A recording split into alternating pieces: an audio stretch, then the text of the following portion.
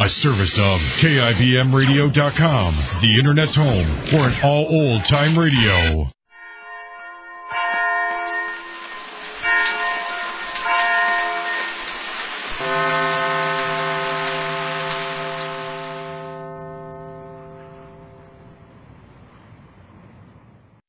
This I believe. A personal philosophy need not be elaborate to be useful. Harry J. Blake is a wool merchant, president of Blake and Company of Boston, and past president of that city's Chamber of Commerce.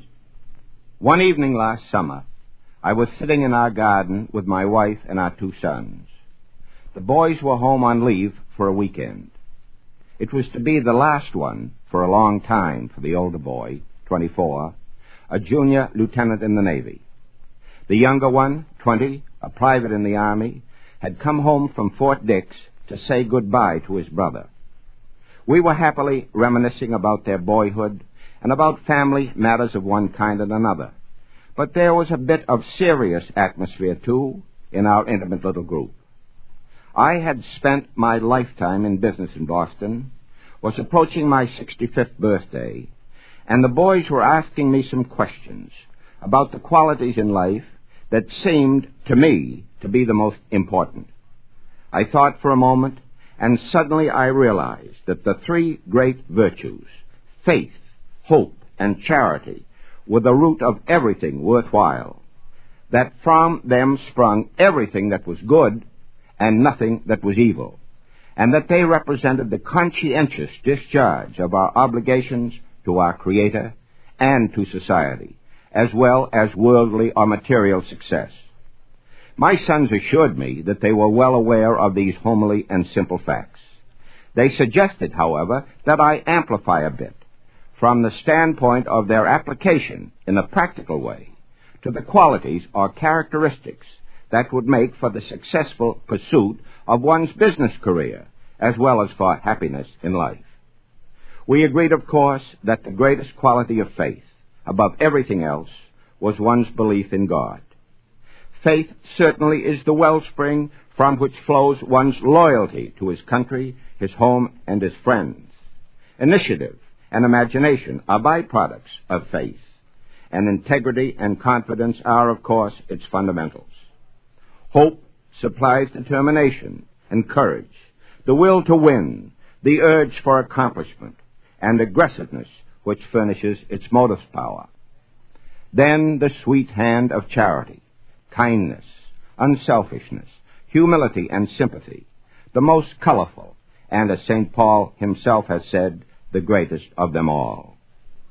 We agreed that the mighty of the earth, or the humblest of men, could attain their goal in life with satisfaction and success by going along with these 3 ageless virtues and their offspring, that they were, in a way, the foundation stones of the great arch of life through which we passed when we were born, that if we should mislay some of them along the way, we could search and find them again, and that their endless resources were certainly available to all of us, providing we were willing to make use of them and take advantage of them. And so, as we ended our evening's talk in that darkening garden, we agreed that faith and hope and charity, virtues as old as the rising and setting of the sun, the ebb and flow of the sea, or the everlasting hills, are as modern as the astounding discoveries of chemistry and science, and as timely in our day as they were centuries ago. That these distinguished virtues of such complete and utter simplicity were the true wonder workers of mankind. This I believe. That was a leading merchant of Boston, Massachusetts, named Harry J. Blake, who lives his beliefs by active support not only of his community's commercial affairs, but of such enterprises as hospitals, schools, and summer camps for boys and girls. The Anchor Hawking Glass Corporation brings you Crime Photographer.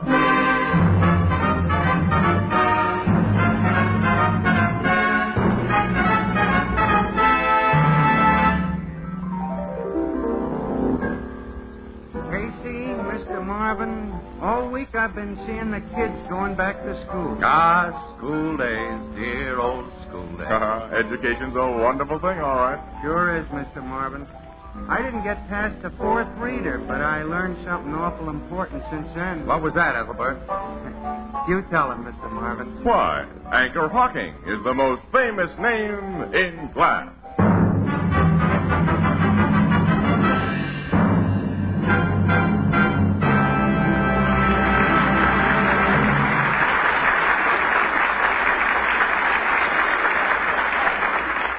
Good evening, ladies and gentlemen. This is Tony Marvin. Every week at this time, the Anchor Hawking Glass Corporation of Lancaster, Ohio, and its more than 10,000 employees bring you another adventure of Casey, crime photographer, ace cameraman who covers the crime news of the great city. Written by Alonzo Dean Cole, our adventure for tonight, Graveyard Gertie.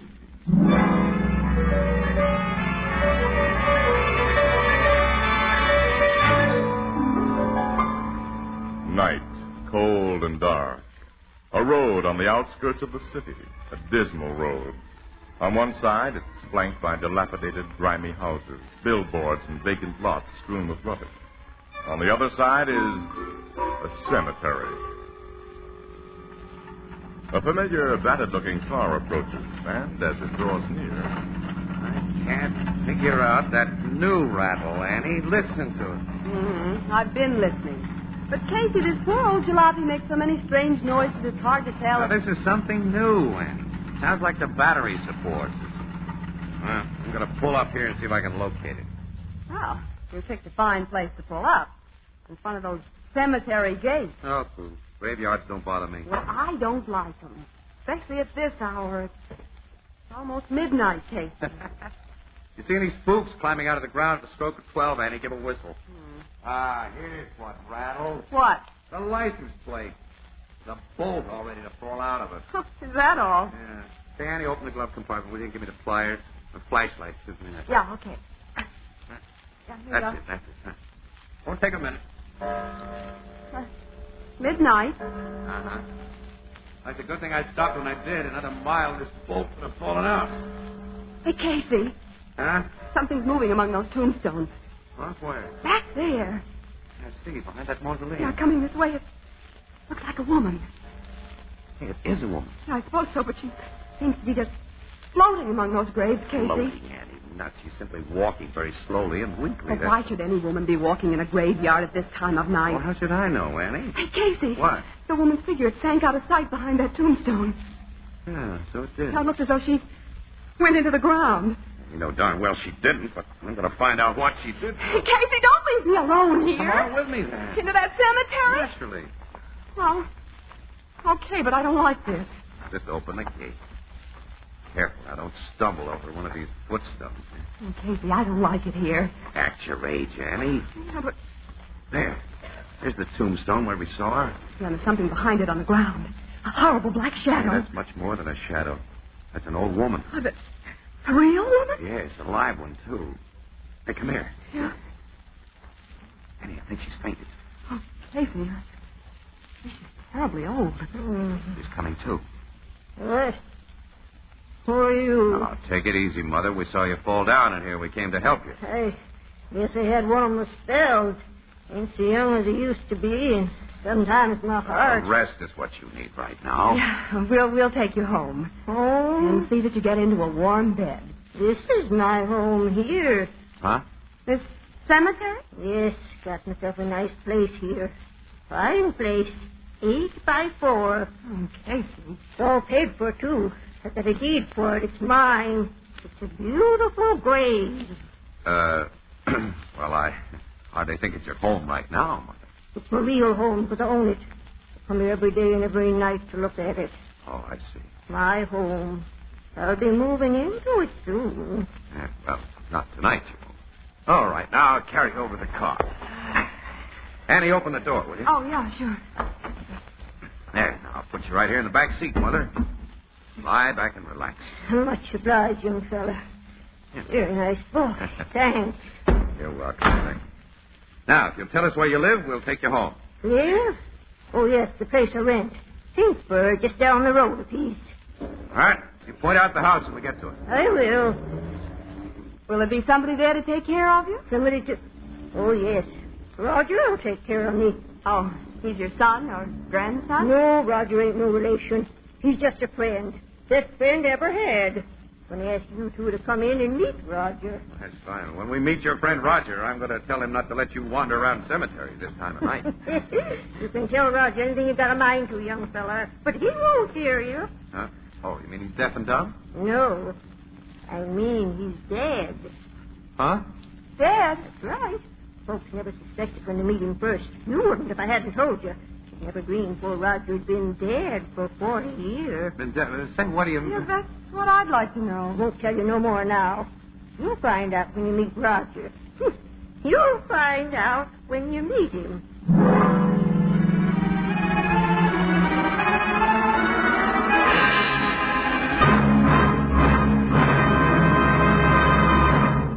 Our story will continue in just a moment. Is that good? Beer right from the bottle. Ah, yes, indeed, Alex. Beer right from the bottle. And that's the only way to serve beer. Beer in glass bottles. For glass and glass alone can bring you beer that's brewery bright. Beer as it's meant to taste. Well, what about this bottle, Tony? It's a new kind of bottle. The Anchor Glass one-way, no-deposit bottle. You mean I don't have to take it back to the store, eh? No, sir. I don't have to pay any deposit. Not a cent. The Anchor Glass one-way, no-deposit bottle is so light, so compact, so inexpensive to produce that you pay no deposit of any kind. Never bother about empties. When it is empty, dispose of it as you would any other food container. And let's not forget, Tony, that this no-deposit container is made of glass. And glass never affects the taste or flavor of beer or ale. No wonder the Anchor Glass one-way bottle is sweeping America. Yes, Alex, for perfect flavor, demand beer in glass bottles. For extra convenience, demand your favorite brand in the new Anchor Glass one-way, no-deposit bottle, a product of Anchor Hocking. The most famous name in glass.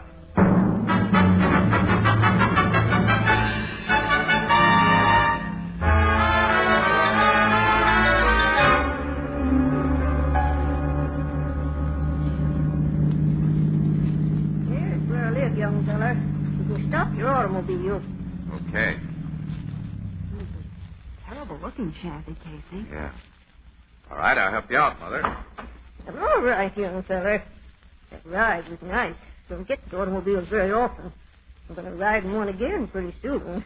When I leave this place I live in and go home. Fine, big, black automobile's going to take me, and I'll be wearing a swell black dress and be resting in a box all lined with satin. We'll take you to your door. Then you're coming in to meet Roger.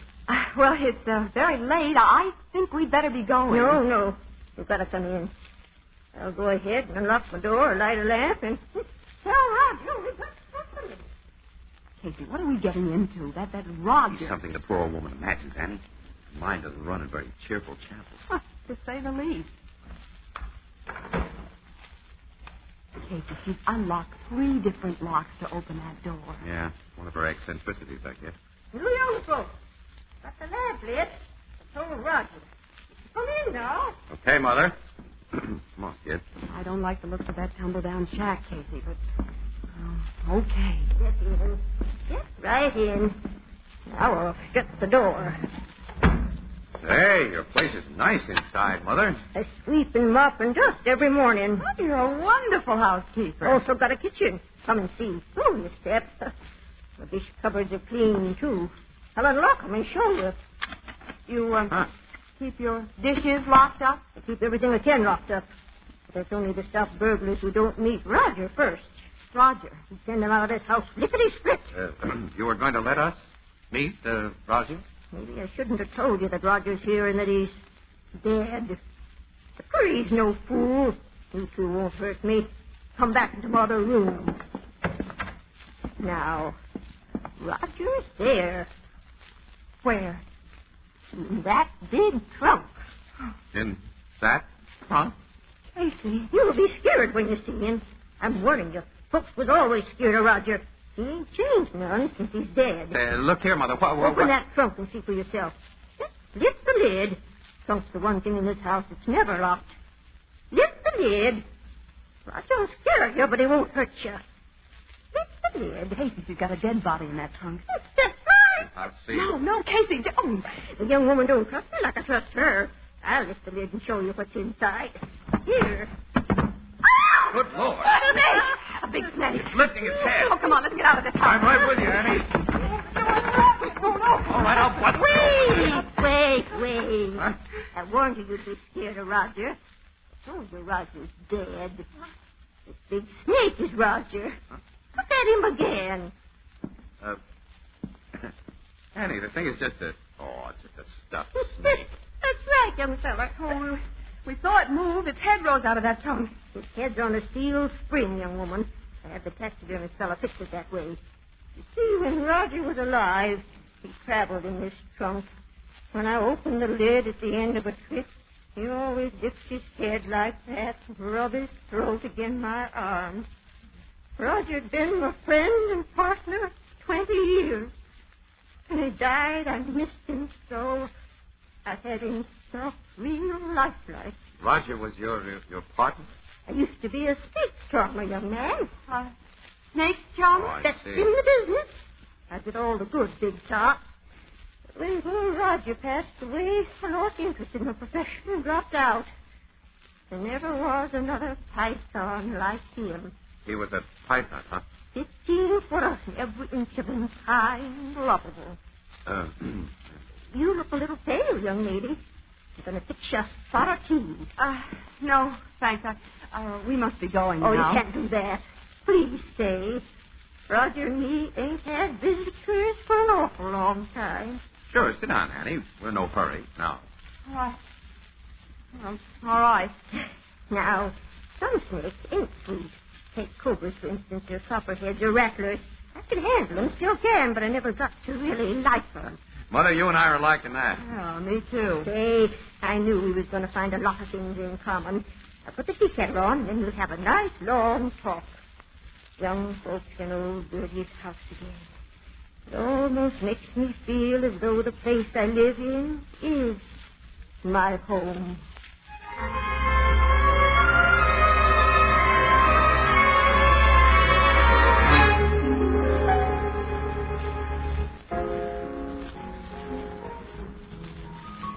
You and Miss Williams stayed up half the night with that old lady, huh, Casey? Sure did. We got a big kick out of it, too, Ethelbert. She had so many interesting things to talk about. Old circus days and the gay 90s. It was a wonderful evening. Outside of Roger. Oh, don't mention him. I'll never get over that shock. That snake.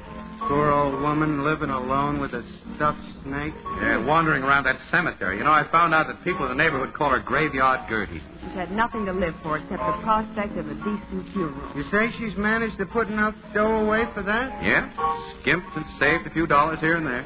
Casey sold Burke, our city editor, on the idea of playing old Gertie up in a Sunday feature for which she'll be paid. Paid? Sure, for letting me take pictures and for giving Miss Williams an exclusive interview. How much will your city editor pay her? Well, the tightwad said $100 was his limit. But Casey got him up to $300. Hey, that'll look like $1 million to the old gal. Mm-hmm. And we're going to call on her with the check tomorrow morning.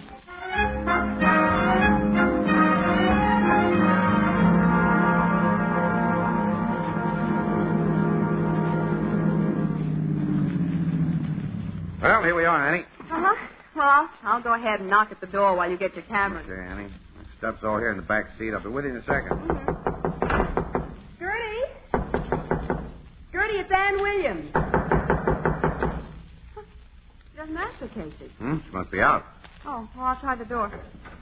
It's not locked. Well, then she's inside. She wouldn't go away without locking up. Push it open. Yell again. Yeah, okay. Casey, Laura. Huh? Hey, somebody's been tearing this place apart. The bureau drawers are all pulled out and those cabinets are open. Stuff strewn all over the floor. And Roger's trunk is open. Ooh, that awful head sticking out. Well, never mind the stuffed snake. Where's the old lady? Well, she's not in this room. Wait, I'll look in the kitchen. Yeah, okay. Well, she's not in here. Annie, these kitchen cupboards have been opened, too. Yeah. Look, everything she kept locked has been unlocked, Annie. Nothing broken open. Oh, she wouldn't give up her keys unless... Yes. Well, I'm afraid of. Oh, Casey. I don't see any blood stains. No sign of us.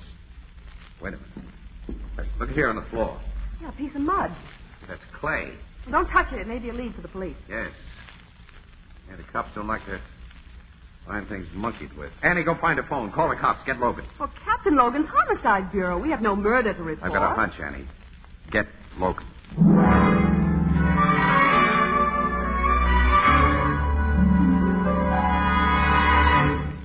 Casey, your hunch has wasted a lot of valuable time for me. My guys have searched every inch of this neighborhood, and there isn't a sign of that old woman or her body. Well, they go over that cemetery, Logan. She walked in there every night. They've looked behind every tree and tombstone. You had no business to call me in on this. Before the homicide squad can go to work, they have to have a dead body. Yeah, sometimes I think they got one. For a cat. Oh, yeah? Look, Logan, that old woman wouldn't have given up her keys without a scrap, and she was too frail to stand a scrap. Well, there's no evidence there was a scrap. This is a case with the precinct cops and Missing Persons Bureau. I'm going back to headquarters. Okay, smart guy, go ahead. But my hunch still says this is a murder case, and I'm going to prove it. Yeah, so long, Miss Williams. Goodbye, Captain. Looks to me as though you've put yourself out on a limb with him, Casey. How are you going to prove this is a murder? Well, maybe I did talk a little too big. He got me sore. Piece of mud must have come off the shoe of whoever ransacked this place. How did it get on his shoe? Well, how does anyone get muddy shoes? The cemetery. Now, Annie, let me think, will you? Old Gertie had so many locks and bars around this place that the neighbors probably figured that she had dough hidden here. So someone in the neighborhood laid for her, huh? Somebody who was familiar with the neighborhood and her habits. He killed her. According to your hunch. Yeah. Be quiet, Annie. Okay. Took her keys. Hid the body. Place unknown. Huh? I didn't say anything. Oh. And he came to this shack and searched for the dough that he thought was here using Gertie's keys. And he didn't find what he was looking for in a locked place, so he lifted the lid of that trunk that wasn't locked. And the head of that stuffed snake popped out. Yeah, the burglar reacted, Annie, just like we did when we first saw Roger. Only he got out the door, slammed it behind him, and kept going. Wait a minute. There's one place it's a cinch that burglar didn't look. And that's inside of Roger's trunk. The burglar thought the snake was the real McCoy and ran out. Annie, let's see. I'm right. Look. Hey, there's a metal box in the bottom of the trunk. Roger's coiled around it. A big cash box with a locked lid. Old Gertie did have money hidden here. If she did, it's in this box. Annie. Yeah? I think I see a way to prove that Gertie was murdered and to get whoever did it. How? Whoever used that old woman's keys still has them. And still wants the dough that he didn't find. Well, I don't see how... Annie, go back to the office and tell him I won't be in for quite a while. Well, what are you going to do? First, I'm going to pay a visit to the sexton of that cemetery down the road.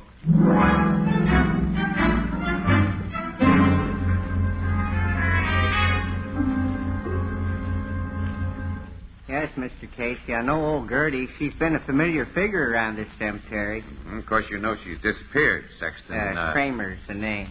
Mr. Kramer. Yes, the policeman who searched the grounds told me what had happened. They found her yet? No, they hadn't. But they figure she's okay. She just wandered away from... I sincerely hope they're right. Yes. My paper was about to publish a story on the old girl. Is there anything that you could tell me, Mr. Kramer? That, I've already told the police all I know, which is really nothing. Well, maybe some of your workmen, the grave diggers, for instance. Maybe they could give me some dope on it. Well, you might talk to them. You'll find most of them working at the northeast end today. Oh, well, I'll look them up and get acquainted. Oh, was there a burial this morning? 3 of them. 3? Yes. Why do you ask? Oh, I just wondered how business was. Matter of speaking. I'll tell you a funny one. If a burglar killed that old lady, he didn't find her money. Didn't?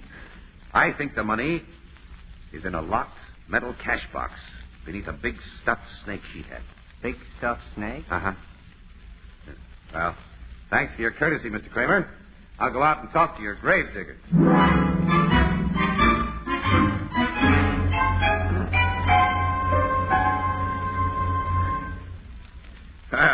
You fellas have really been swell, letting me interrupt your work and telling all you know about old Gertie. Thanks a million. Grave diggers are not such bad fellows when you get to know us, Mr. Casey? That's right, Tony. Sorry I couldn't give you no hints about where to look for the old girl, Mr. Casey. I sure hope she turns up in good health. Yes, so do I, Pat. Yeah, so do I. I didn't know the old dame, but I'd like her to be okay. Me too, Joe. Me too. Yeah, well, thanks again. I'll be running along, I guess. Oh, since you knew old Gertie, that is all except Joe here, I'll tell you a funny one. If a burglar did kill Gertie, which the cops don't believe, he missed the place where I think she kept her dough. He did? Yeah. In a locked metal box beneath a big stuffed snake she had. Stuffed snake? Stuffed snake, you say? Stuffed snake? Yeah. Stuffed, Joe.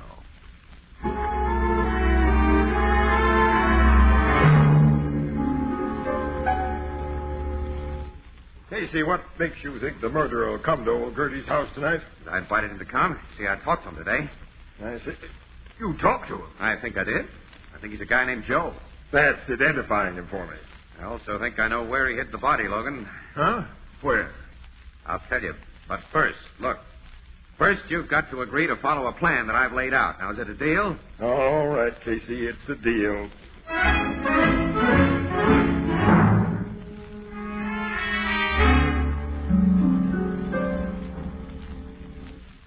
Your big scheme has worked out swell so far, Casey. We've now been enjoying the discomforts of old Gertie's 2-before kitchen just 4 hours. And in the dark. I don't think he'll show up at all. All right. Wait for him again tomorrow night. Oh, that's a pleasant prospect. Yeah. Standing in the dark. Yeah. Doing nothing. Yeah. Yeah. We can listen to Logan's sparkling conversation. Yeah. Nuts. Casey, what do you suppose is in that box of Gertie's? We'll find out, Annie, when it's open. Well, I'm surprised you didn't have a locksmith open it, Captain Logan. Why should I? Hey, shh, quiet, listen. Now, key's turning in the lock. Who do you think is using that key, Logan? Shut up. Hey, the door's opening. It's a man. Yeah, he's turned on a flashlight. Comes back. He's heading for that trunk. He's opened it. Do yourself, Logan. Put him up, you. Put him up, I said. Don't shoot. Where did you get that bunch of keys, Joe? Yeah, All right. You can run me in for entering this house just now, but that's all you can pin on me, that's all. You think it'll be all when we find old Gertie's body where you buried it? I didn't bury no body. You killed that old woman. No. You killed her and buried her in one of the new graves that were dug yesterday. You dug one of those graves a little deeper last night, put Gertie's body in, and covered it to the grave's normal depth. I don't know what you're talking about. You tracked fresh clay into this house last night from the graveyard. Try to prove it was me, mister. I guess there's nothing to do but take him in, Logan. Come on, you. Wait a minute. He's got the keys, Logan, to that box we haven't opened. We might as well see what's in it. Yeah, that's right. Open it up, Joe. Me? That's what you came here to do. All right. So you got an attempted burglary rap against me. So what? So open that box. Okay, anything to oblige you, copper. And I'll open it up and take out what's inside. Okay. What's the matter? A snake's in a box, a live snake. Snake? Yeah, look at my hand, the marks of its fangs. So, Gertie kept a live snake in there, too. Logan, that snake's a copperhead. Copperhead? Oh, they're deadly. Yeah, I know that. Get me to a doctor, will you? Get me to a doctor, quick. We knew the old girl liked snakes, Casey. Hey, for the love of... I didn't know she liked copperheads, though. If a doc don't take care of me in a few hours, I'll be dead. That's right. Mother, do something for me. Not until you tell the truth about old Gertie. I told you the truth. Think it over, Joe. In a few minutes, your hand will begin to swell. The poison will be going through your system. Hey, you can't do this to me. You can't. That snake bite has to be treated quickly, or there's not much hope. Tell us about Gertie, Joe. Your hand's beginning to swell, Joe. Tell us about Gertie. The doc doesn't get to you quick. Tell us about Gertie. All right. I'll tell you to get a doc. Talk fast and tell the truth. I killed the old woman. How? I sneak up behind her and hit her on the head. What grave did you bury her in? One of the new graves. I'll show you. You'll find it there, just like I said. Now get me to a doc. Get me to a doc. Just as soon as we check your story, Joe. After that grave is opened and we know you've told the truth. Hey, this poison won't wait till you open that grave. I'll be dead by then. Confidentially, Joe, we don't really care. You're gonna let me die. You're gonna let me Come die. on, loud. You're going to the cemetery and point out that grave. And I'll take your picture, do Hey, it. wait a minute, Casey. What? Sure, Annie. What is it? Did you and Logan know there was a snake in that box? Confidentially, Annie, we put it there. A copperhead? No. It's a harmless hog-nosed snake that we bought from the zoo. Doesn't even bite. Well, he bit that man's hand. I saw the marks. We had the box rigged so that anybody sticking his hand at it would strike a pair of sharp-pointed nails and scratch himself. Oh, no. Joe won't die of snake bite. He's going to die in a chair.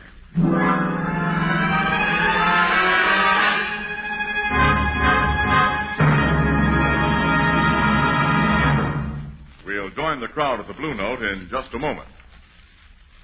Here's an interesting experiment. Take a sunburst crystal pitcher, set it down on a fine linen tablecloth, and then ask anyone to guess what this pitcher should cost. Well, guesses would run up to very large sums of money, many, many times as much as this sunburst crystal pitcher actually costs. Yet, believe it or not, you can buy this beautiful 2-quart sunburst crystal pitcher for only 50 cents, or slightly more in distant cities. It has the same diamond-like sparkle you see in the most costly hand-cut crystal, the kind of crystal that's handed down for generations as a family heirloom. Yes, here is truly an amazing bargain, a really great value. Now, you'll find this sunburst crystal pitcher and other equally great sunburst crystal values at any retail store selling household glass. Ask for sunburst crystal by name. You'll recognize the traditional sunburst pattern immediately. Sunburst crystal is a product of Anchor Hocking, the most famous name in glass.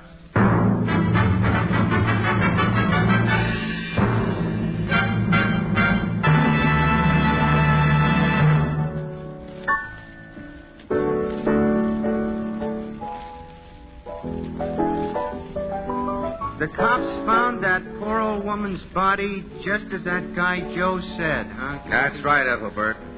Which means that Joe is all washed up. What was in that box before you put the harmless snake in it, Casey? All of old Gertie's wealth. Yep. An old photograph of Roger when he was alive, the deed to Gertie's burial plots, and an undertaker's receipt for the funeral that she'd paid for in advance, and a $10 bill. Gee. And she's getting that proper funeral with trimmings. The $300 check that we weren't able to give her is buying her a nice monument. Well, she'd like that. Yes, she would. Say, Casey, what's going to be done with Roger, that 15-foot python in the trunk? Oh, say, I'm glad you mentioned that, Ethelbert. Oh, we almost forgot. Gertie made a will the day after we met her, which leaves Roger, trunk and all, to Annie and me. What are you going to do with him? Say, bartender, is there a guy around here by the name of Ethelbert Gibson? Oh, yeah, that's me. What's on your mind? I'm from the Express Company. I got a big trunk outside for you. Where do you want me to put it? Come on, Casey. I think we'd better go. So long, pal. Huh? Wait, you mean a trunk? Well, what am I going to do with... Hey, you can't do this to me.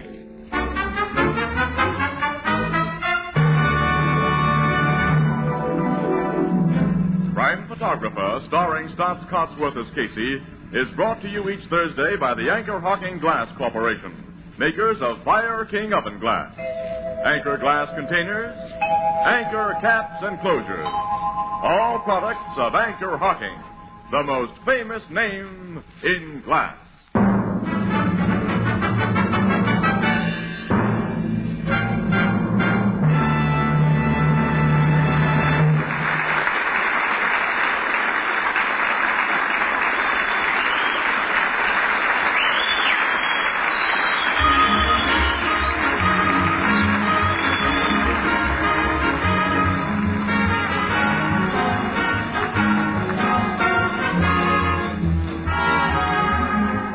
Photographer is directed by John Dietz. The original music is by Archie Blyer, and the program features Miss Jan Miner as Anne and John Gibson as Ethelbert.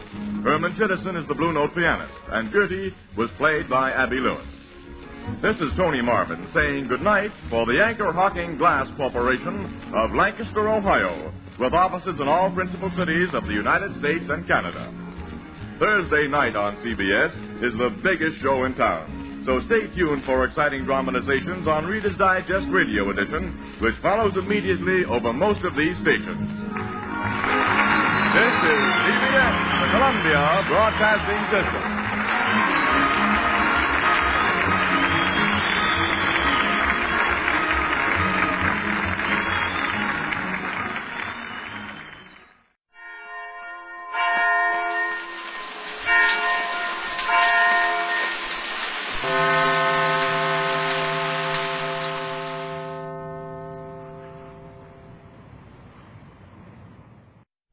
This I believe. Harry D. MacDonald was born in Missouri, but went west to Idaho and Colorado. As a boy, he worked in a print shop. and later became in turn a journeyman printer, banker, insurance man, and for the last 25 years an automobile dealer. He heads the Strang Garage, the Chippewa Park Company, and the First Federal Savings and Loan Association, all in Colorado Springs, Colorado. Out of this varied experience comes Harry MacDonald's balanced creed. Personal experience and environment have had much to do with the shaping of my philosophy of life. It has been my rare privilege to have lived through some of the empire-building days of the Great West, and I have enjoyed the friendship of many of the dominant leaders of that pioneering period. My early years were spent in the great mining camps of this western country, where comforts were few and living conditions were most primitive. Each mining camp largely made its own rules of conduct, with enforcement of only those laws which followed the prevailing popular sentiment. I once lived in a mining town that was in a matter of hours transformed from a peaceful community into an armed camp. No women or children on the streets, every man carrying on his shoulder a high-powered rifle. For many months, mob violence ruled supreme as one side or the other gained the ascendancy. Human rights and property rights were alike disregarded.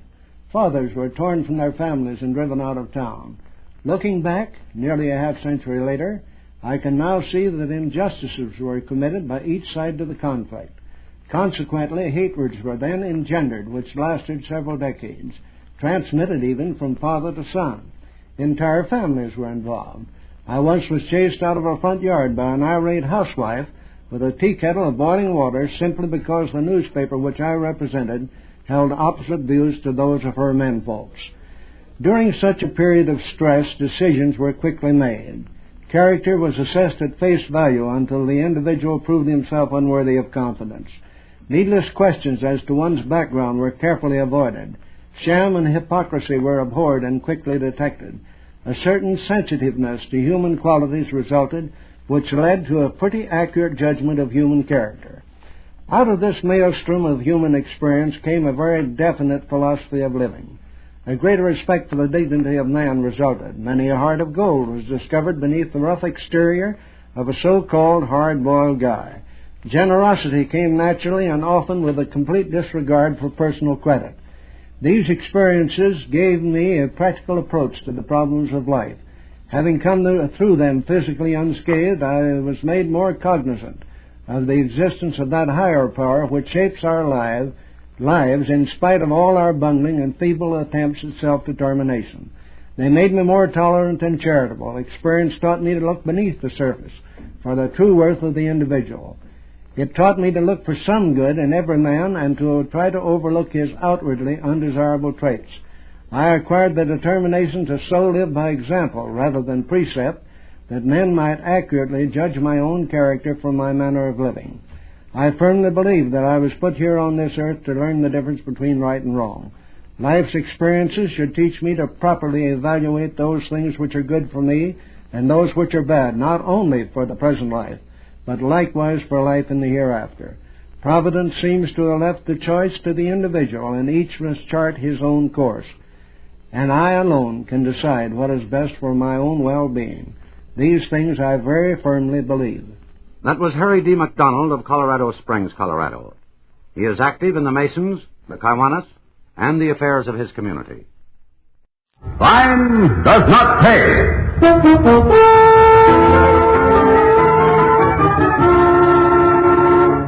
All right, what's your specialty, Chicago? Chicago piano. The chopper, you know. Yes, I know. And you, Sykes? I pinpoint 'em, Miss Roberts, with a rifle. Telescope sight drills 'em neat like. Well, so I have a choice of weapons. You boys ever met the Duke? Never set eyes on him. Me neither. Practically perfect. I think we have a good beginning. From here on in, we'll do all right. The plan's good. You got a finger man for the job?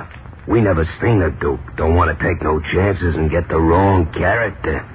There'll be no finger man. For what, then? There'll be a finger woman. Me.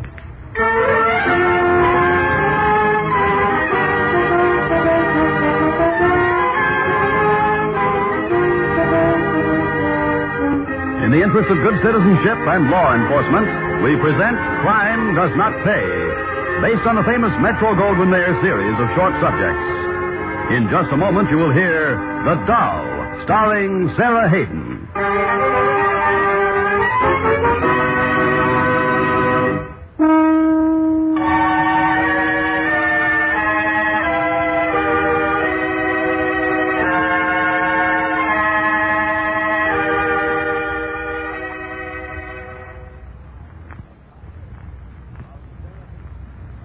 Now, Crime Does Not Pay, starring Sarah Hayden as Diane Roberts in The Doll.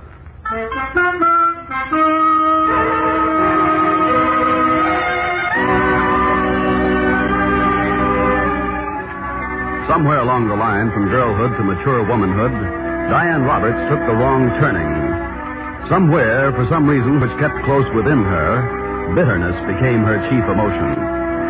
At some moment, that bitterness curdled, and Diane shut everything out of her mind and her life except the passion for power. Power she would have, even the power of life and death. Diane reached her goal. The nightclub she controlled, with their associated rackets, gave her wealth and made her a member of the National Combination, the dreaded syndicate which ruled organized crime. Diane, known as the Doll, was sophisticated, sharp-witted, and dangerous. So you think you want to work for me? Yes, Miss Roberts. Good figure. Attractive face. You certainly don't look hard. Why do you want to work for me? Well, I want to make some money. I've got to support myself. A man let you down? Do I have to answer that? You have. Who told you to come to me? I just came. People don't just come to me.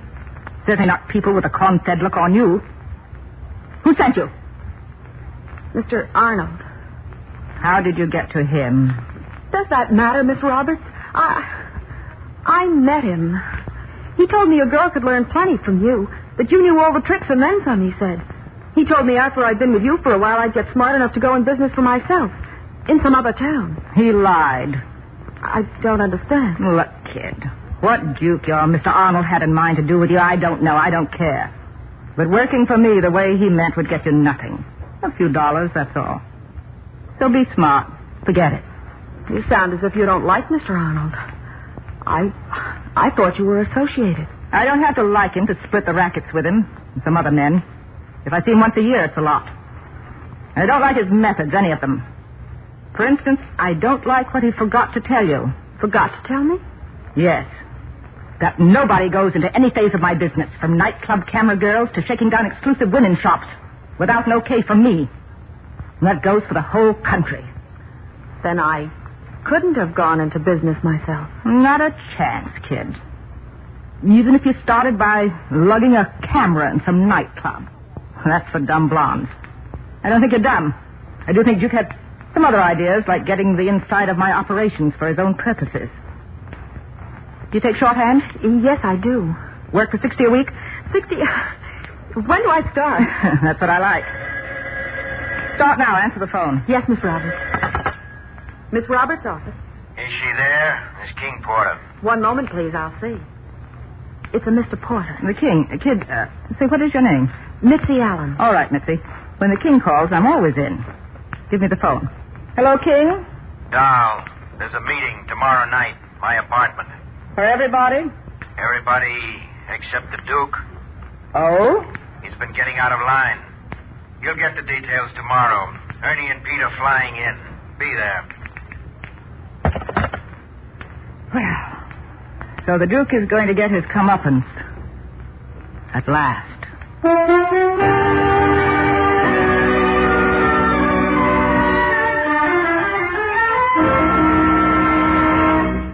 I want the Duke.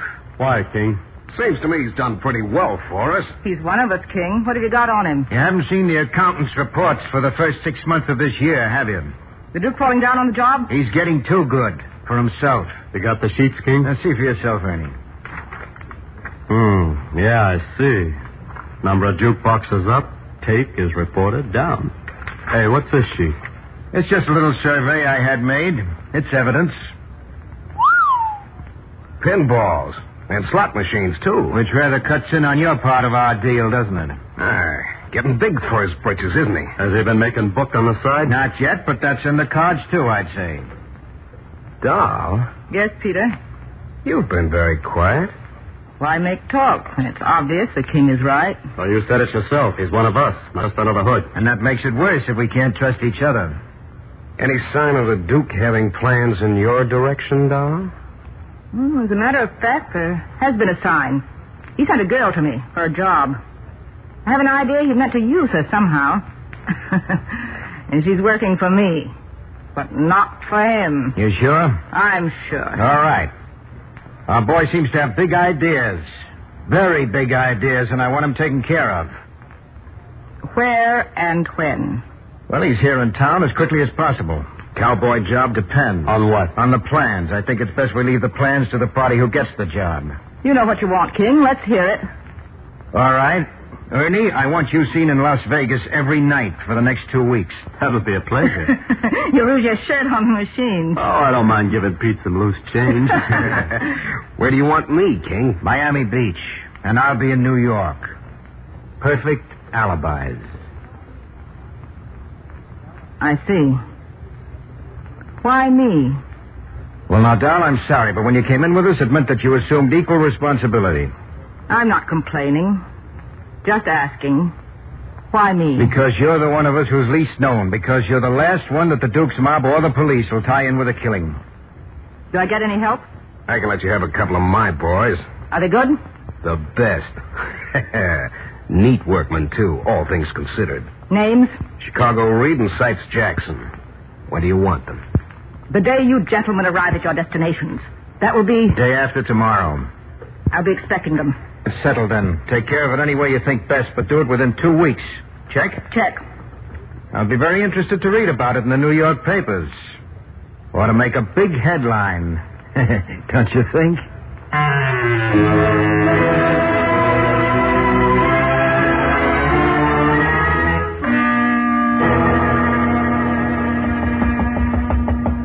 Come in. Yes, Mitzi? 2 men are outside. Nice looking? Not very. They want to see you. Names? No. One of them said to tell you they want to give you regards from Mr. Vincent. Well, right on schedule.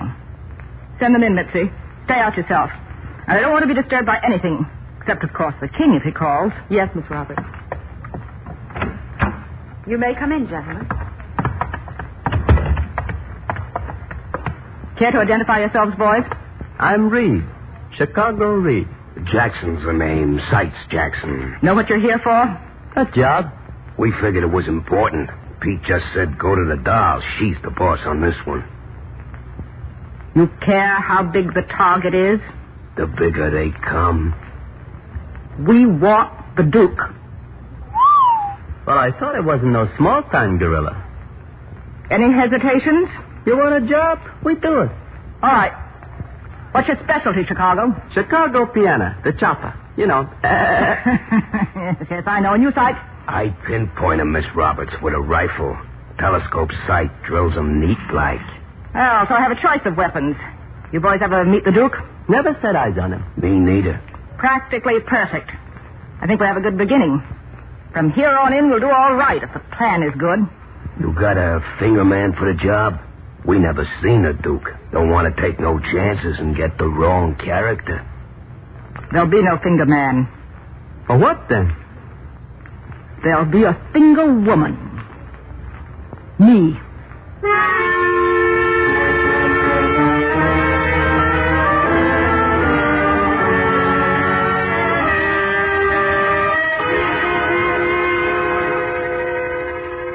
Mitzi? Yes, Miss Roberts. Get me this number. On this phone, not through the switchboard. Yes. Oh, Something surprise you? it's Mr. Arnold's number. This surprises you? Why should you call him? Purely a matter of business. Of course, Miss Roberts. You recognize his private number. He gave it to me. Wouldn't let me write it down, made me memorize it. Apparently he expected you to use it. I guess so. But since I've been with you, I haven't. I know that. Yeah? Mr. Arnold. Baby, where you been? Miss Roberts calling, Mr. Arnold. Here he is, Miss Roberts. Thank you. Hello, Duke. The doll. Well. Miracles do happen. Looking for a date, doll? I want to talk business with you, Duke. I get it. The king's in the big town, Ernie's in Las Vegas, and Pete's in Miami, or so the papers say. And while the cat's away, the mice can play.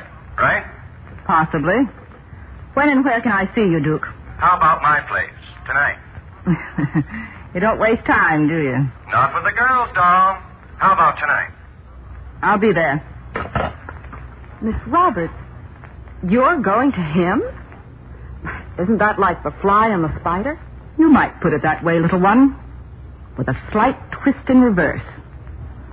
This time, the spider is going to walk into the parlor. The Black Widow spider.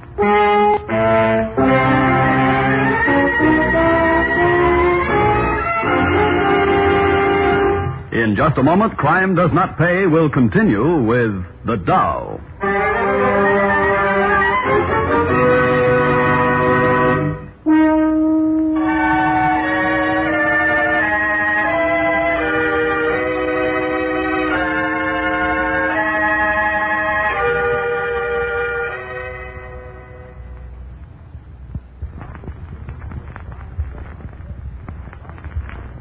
Now we continue with Crime Does Not Pay, starring Sarah Hayden as Diane Roberts in The Doll.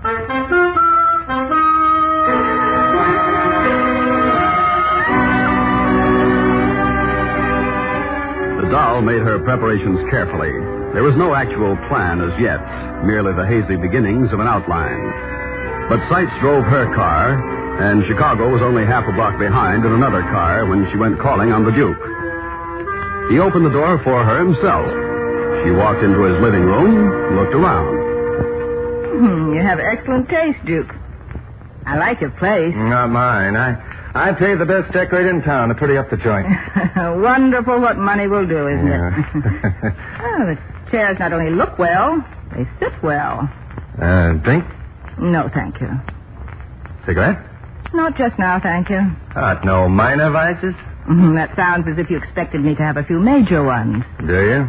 Well, a smart woman never admits to such things. She expects a man to find out for himself. This is the first chance to find out anything about you. Didn't you try? With the Allen girl? I had some such idea. Mitzi's smarter than I thought. She's bright. She's bright enough to know that loyalty pays off in the racket. To a point. To a point. You interest me, Diane. What did you call me? Diane. Why? That's the first time in years. Why? Because for some reason, you're not the doll tonight. You ought to be as hard as the diamonds you're wearing, but you're not. Why did you expect me to be hard? And the few times I've seen you across the table at our meetings, it was just as if a man was sitting in your place. Tonight, you're all woman. Well, that'll be enough of that. Why, Diane? Afraid to be a woman? I came here to talk business. Wearing that perfume? Oh, stop it, Duke. I'm 10 years older. Not tonight, honey. Tonight, you're Diane, who's surprised at herself and a little afraid of herself. That's a line, Duke. I'm old enough to know. Ah, but you love it, don't you? Duke, how about a deal? You'd like to cut in on my business. I'd like to expand into yours. We might pick up some of Ernie's and Pete's as we go along. We could even get the king out of the way. You're not making much sense, Diane.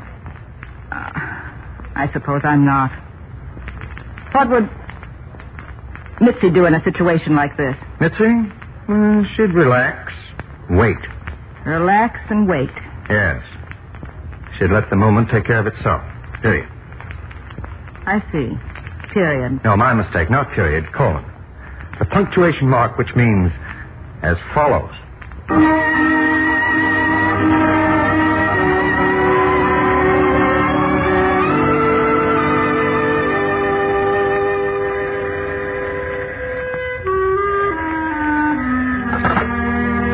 Morning.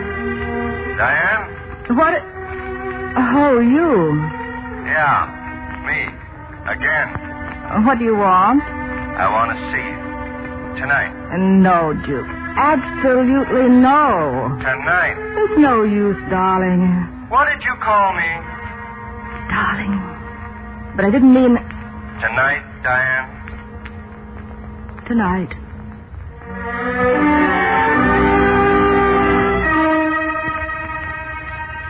It's taking a little time, King. I've got to soften him up first. Now, look, doll, it's 3 days past your 2 weeks. I want the Duke. And I want him in 48 hours, you understand? I may not be able to deliver. Cut that out. You want me to believe you're making a deal with him? Oh, you know I'm not. All right, but I'm beginning to need proof. Proof from me? Yes, I want the Duke. 2 days. Now make up your mind, doll. It's him or both of you.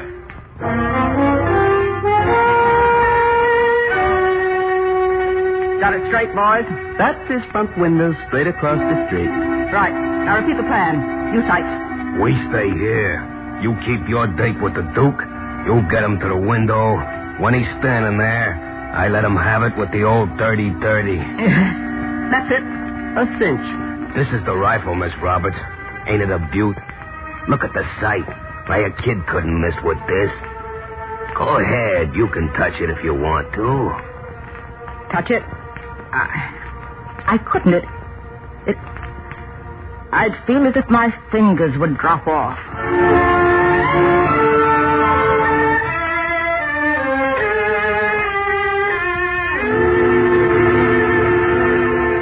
You know, Di, I used to go for all the young babes.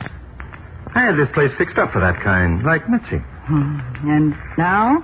You spoil me, Di. Their kind looks like exactly nothing to me. I wish you hadn't said that. It's not that either. Well, what's the matter? You sick or something? No, I'll be all right. You feel faint? It's awful stuffy in here. It's all right, I said. I can open a window anyway. No, Duke. Leave the window alone. Di. I mean, it's not stuffy in here at all. I like it just the way it is. Now, suit yourself. Hey. Stop pacing like that. Sit down, relax. And let the moment take care of itself.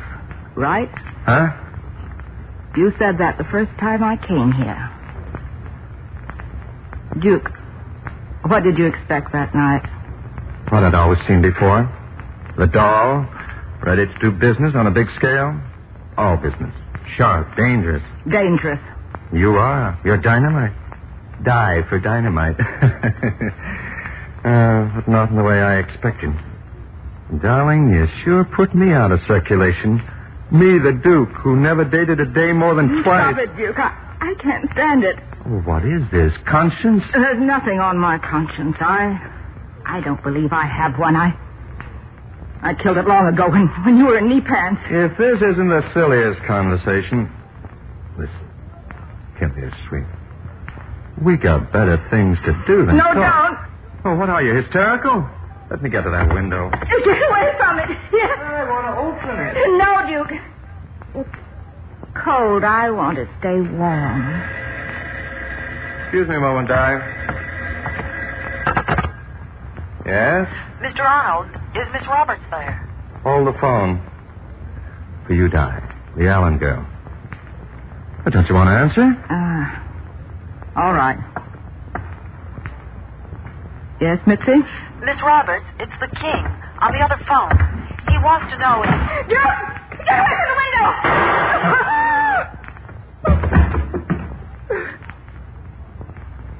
Mitzi, tell the King what he called about it. Just been taken care of.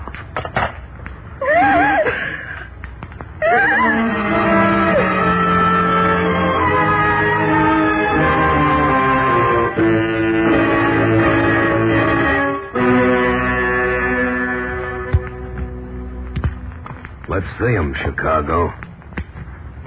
Full house. Any arguments? No arguments. Another hand, Miss Roberts? No, thanks. Poker's dull tonight, Sykes. Yeah, it always is after a job. Did you look at him, Miss Roberts? Was it a neat job? Practically perfect. It's a swell club you got here, Miss Roberts. It's real class. Best thing about it, now the doorman and the head waiter. They'll swear on a stack of Bibles we've been playing poker here all night. You think of everything, Miss Roberts. You sure do. Do I? How about a little excitement, a real game? Give me a chance to win back what Chicago took from me. Not tonight. I'm hot tonight. No. A different game. Look. Hey, that's no lady's gun. Police positive. 38 special. My own. The king gave it to me when I joined the National Combination. You boys game? For Russian roulette? I don't like to play with guns. One chamber is loaded. You know the game. Spin the cylinder, hold the muzzle to your head, pull the trigger. 5 chances to 1, you'll live. Well, Afraid to take a dare? Who, me? Give me that gun. No, sir. Shut up. Here goes nothing. He got it. He got it. Like he gave it to Duke. In the head. You next, Chai? I ain't so sure only one chamber was loaded. I want to see that gun. See it, Chai. Look down its muzzle. Look carefully. You were right. All 6 chambers were loaded. You're nuts. You're a crazy, nutsy Dave. You're crawling, Chicago. You're so scared of dying, you're crawling. Both of them. Okay, Duke. Now myself. You're a fool. That's not the way. It leaves the king and the other 2 behind.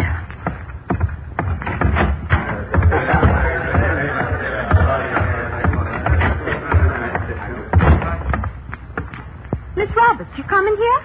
I've got to use the phone, Mary. The phone in here? I don't have a phone in my office here. When I come here, I don't want to be disturbed. Give me a nickel, Mary. Yes, Miss Roberts. The phone's right there. No booth here. No privacy for the girls, is there?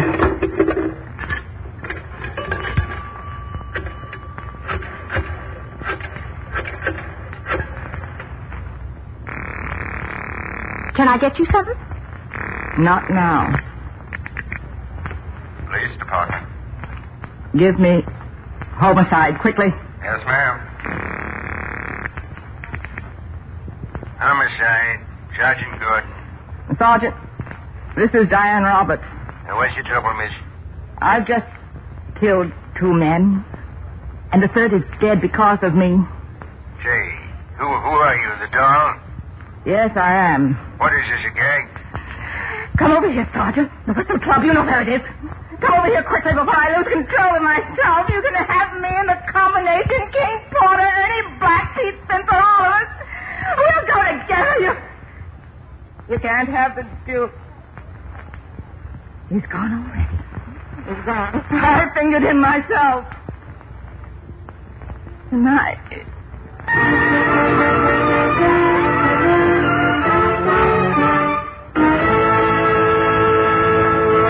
Crime does not pay.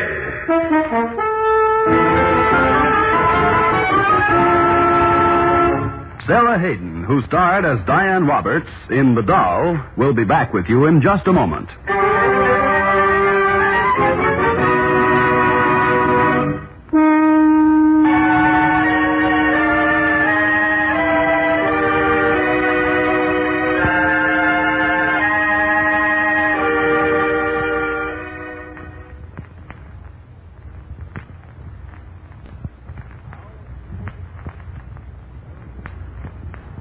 Now, here in person is Sarah Hayden. Diane Roberts bore a grudge against the world. She chose the way of violence and crime to work out that grudge. And like most people of this type, she came to the point where she found the violence had turned upon herself. That her way of life was unbearable. That nothing was left to look forward to except the end.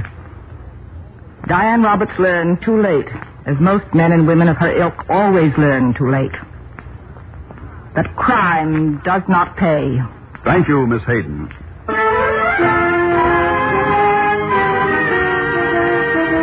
Crime Does Not Pay is written by Ira Marion and directed by Marks B. Loeb, with music composed and conducted by John Gart. Technical advisor is Burton B. Curtis. The events, characters, and names used in the story you've just heard are fictitious. Any similarity is purely coincidental. This is Bob Williams speaking.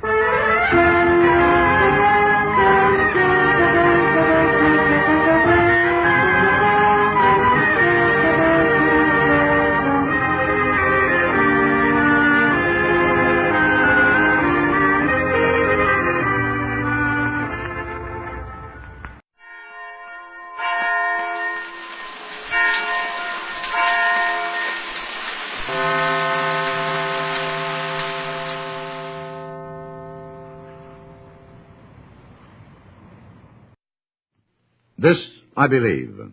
Harry F. Dietrich is a doctor, and his is an American doctor's creed. His background is not unlike that of many other physicians.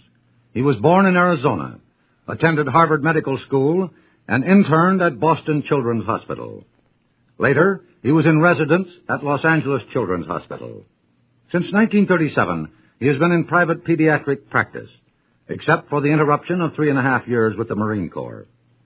In addition to this practice, he is senior attending physician at the Division of Pediatrics of the Beverly Hills Clinic and a professor at the UCLA Medical School. This is Dr. Harry Dietrich's creed. My father and his father gave me some genes dipped in the art and science of medicine. The cells my mother gave me were tinted with the skills and compassion of nursing. My wife was a most wondrous nurse. My father gave me the example of a life dedicated to medicine and intellectual honesty. My teachers, how thrilling now are the names I once so casually mouthed. Bobby Green, Foline, Cannon, Zinsser, Wolbach, Rosenau, Christian Blackfan Cushing, Brenneman and Little, gave me of their knowledge, wisdom, and philosophy. They and many others gave that I might know. And before and after them, hundreds of other doctors gave me the tools with which to study disease and health. The stethoscope, ophthalmoscope, electrocardiograph, and microscope, the X-ray and electroencephalograph, and even the Geiger counter were given me for my considered use. Always there have been teachers to give me knowledge, because others before them gave to find the truth about man and disease. And in our time, men and women of medicine have given me unbelievably effective means of preventing and curing most of our most awful diseases. Many of the fearsome names and fevers will soon be only in the textbooks on medical history. Dedicated workers have given me techniques of anesthesia, surgery, postoperative care that ensure safe operations on young and old.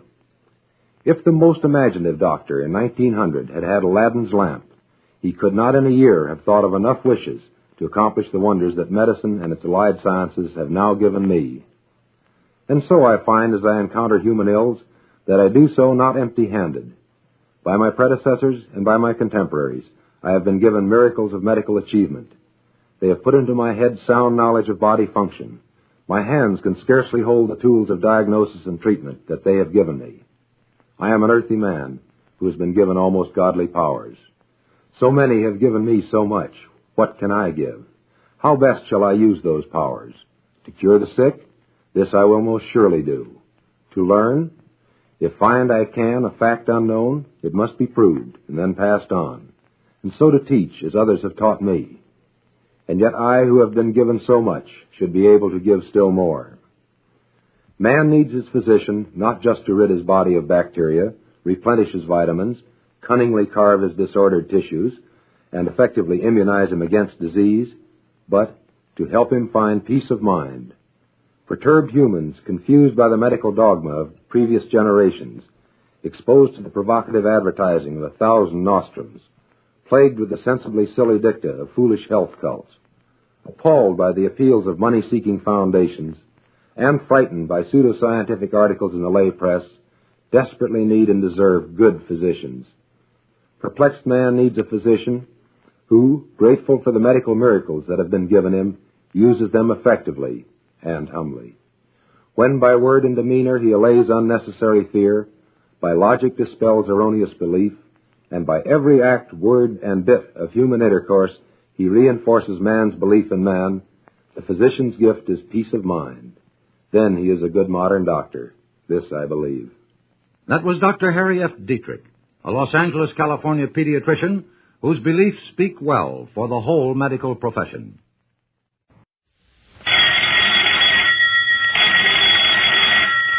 Calling all detectives.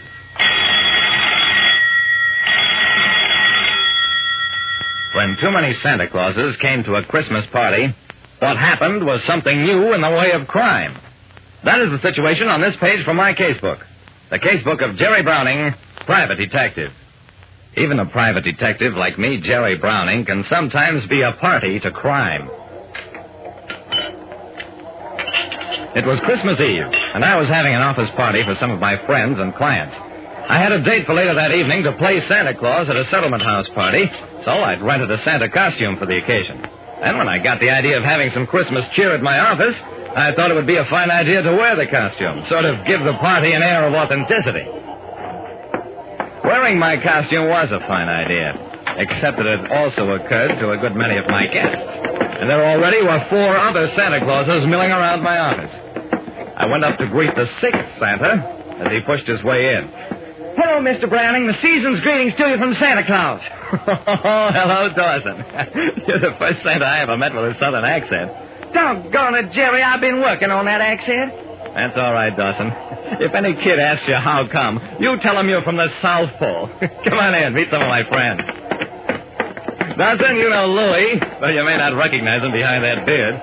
Hello, Lieutenant. Sure is nice to meet a cop and not worry what's he got on you. You're so right, Louie. Dawson, I want you to meet Mr. Wilbur Norris, Vice President of the Great Valley Railroad. Lieutenant Dawson of Homicide. Pleased to meet you, Mr. Norris. So you're Santa Claus, too? I am Santa Claus. At the party in the terminal tonight. I'll come in on a special train direct from the North Pole. No reindeer, Mr. Norris? Reindeer? Lieutenant, I ask you. Did children demand electric trains or electric reindeer? I steered Dawson away from Norris, took him over to meet the leanest Santa Claus in the room. Lieutenant Dawson, meet Mr. John Cooley, head of the Investigations Department of Consolidated Insurance. Pleased to meet you, Mr. Cooley. I've heard a lot about you. It's not true. I'm just as easygoing as the next man if I find anything to be easygoing about, which I seldom do. I left them to welcome a few more guests. None of them in costume. It looked like 6 Santas would be par for the course. Circulating among my guests, I noticed with amusement that the other Santas had gradually drifted together, like people all of one kind usually do. Then, about an hour later... Hello, Jerry Browning speaking. Who'd you say this was? Mr. Standish at the Veterans Hospital? Is there some trouble at the hospital, Mr. Standish? What? You're counting on me to come out there this evening as Santa Claus. Oh, there must be some mistake, Mr. Standish. I have a date at the Sarah Jennings Settlement House as Santa. Well, no, sir. I never got any message from you last week. I'm very sorry, Mr. Standish. I just can't disappoint the kids. Well, I'm sure you'll be able to get somebody else. It was just one of those things. A message I didn't get. But I felt terrible all the same, thinking of those guys at the Veterans Hospital. Well, if I couldn't be there, at least I could pay for the price of a professional Santa. I reached into my pocket for my wallet and felt nothing. My wallet was gone. And only a second later... I've been robbed. My wallet's been stolen. John Cooley grabbed his own pocket. Lock the door. My wallet has also been stolen. We locked the doors all right, and then took inventory. My wallet was gone, so were those of Wilbur Norris, John Cooley, Lieutenant Dawson, and Louie. Every man in a Santa costume had been robbed, and nobody else. Just a minute, Jerry. There was one more Santa Claus in this room than there are now. Who was the 6th Santa? I thought about that for a while. Why, I don't know. I just assumed he was somebody I knew. Didn't anybody get his name? It developed that nobody got the strange Santa's name, and that the Santas in conversation had referred to one another as Santa or Mr. Claus.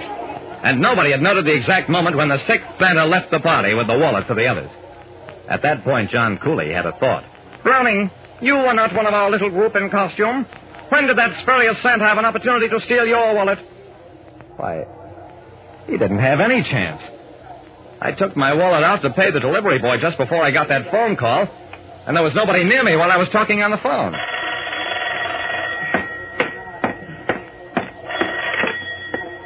Hello, Jerry Browning speaking. Lieutenant Dawson? Yeah, he's here. Dawson walked over, took the phone. Lieutenant Dawson, homicide. Wilton's department store burglarized? But Commissioner, I'm homicide, not burglary. Well, no, Mr. Commissioner, I wasn't arguing with you. I was just explaining that I... Yes, sir, I'll go right over there. I'm sorry, Jerry. I've got to go over to Wilton's, find out who'd steal a flock of stuff, and then leave the money to pay for it on a cashier's counter. Wait a second, Dawson. Somebody broke into Wilton's after it was closed, took a lot of things, and left the money to pay for them?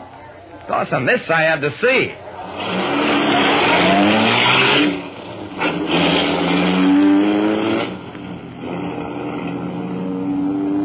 Norris, Cooley, and Louie insisted on coming along, too. On the way, we took inventory of our losses. They came to $900.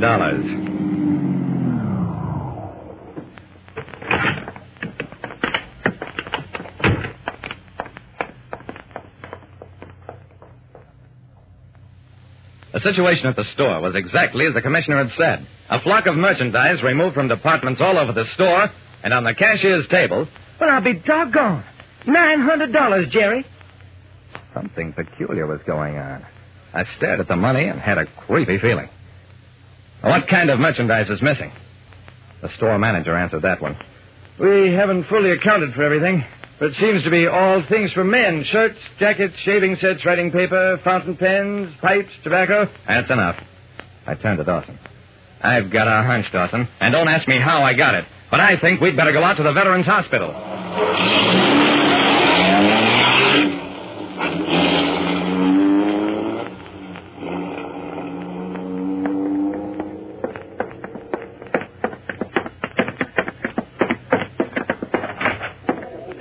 Mr. Standish, the hospital superintendent, met us at the door. I'm delighted to see you, Mr. Browning, but it wasn't necessary for you to break your date. We got a Santa Claus after all.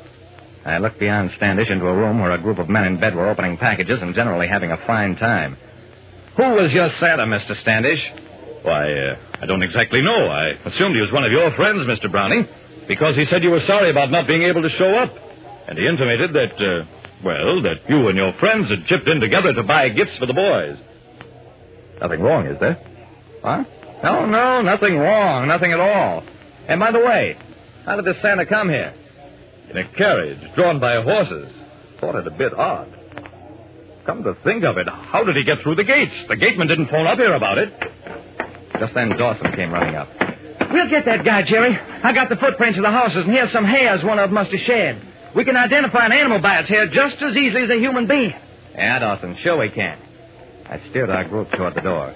Sorry we bothered you, Mr. Standish, and tell the boys Merry Christmas from all of us. Norris, Cooley, and Louie exchanged looks. Then... Jerry, me and Mr. Norris and Mr. Cooley decided if it's all the same to us, we just as soon forget about that dough. And we got to get going. Very busy night ahead.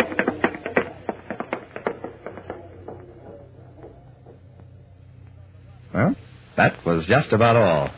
We never did recover the money, though each of us got his wallet back by mail. Nothing missing except the money. We never learned the identity of the sixth Santa Claus either. But the day after Christmas at the crime lab, where Dawson insisted on taking the horse hairs for examination... Jerry, the lab man says these are reindeer hair. What do you think about that? I smiled at him. Dawson, I haven't got a thought in my mind. And that was absolutely all.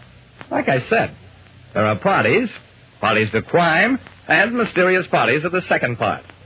And for my part, my sole comment is, Merry Christmas to all, and to all a good night.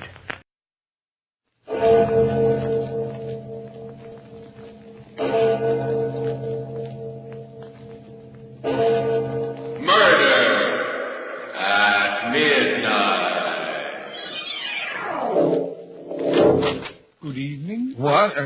Who are you? I beg your pardon? I said, who are you? What are you doing here? My name is Gabriel. I am butler to the Holloways. Gabriel? But you can't be. Well, you're dead.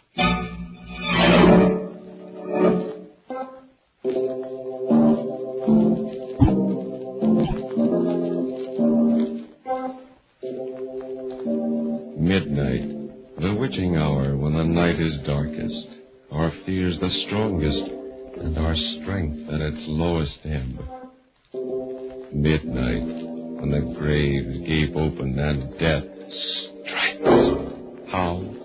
You'll learn the answer in just a minute in The House That Time Forgot.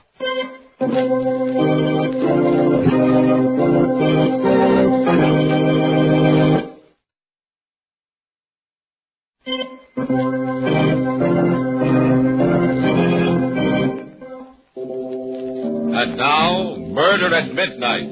Tales of mystery and terror by radio's masters of the macabre. Our story by Sigmund Miller is The House That Time Forgot. Early evening on a desolate part of the Virginia coast. Along a road near the beach comes a car with two people in it.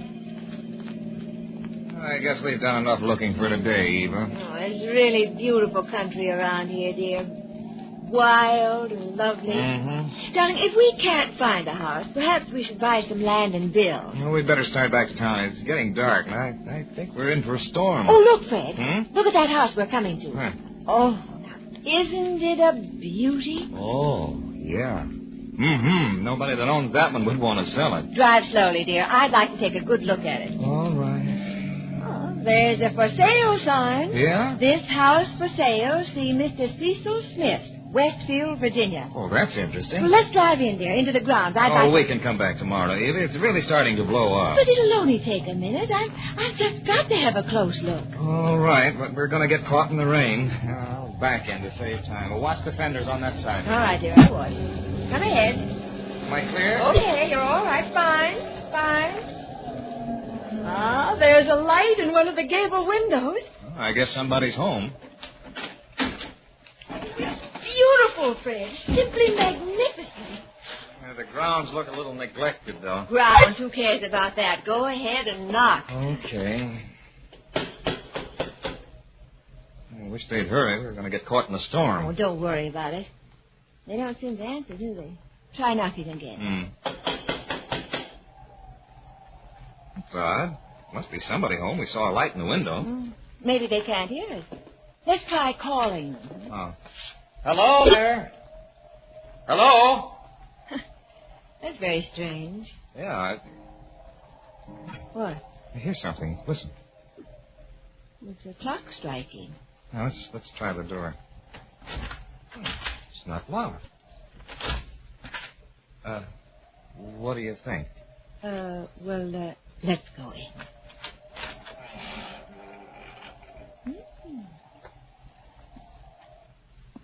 It's a big place, but lovely. Wait a minute, dear. Anybody home? Well, if there is, they can't hear us or don't want to.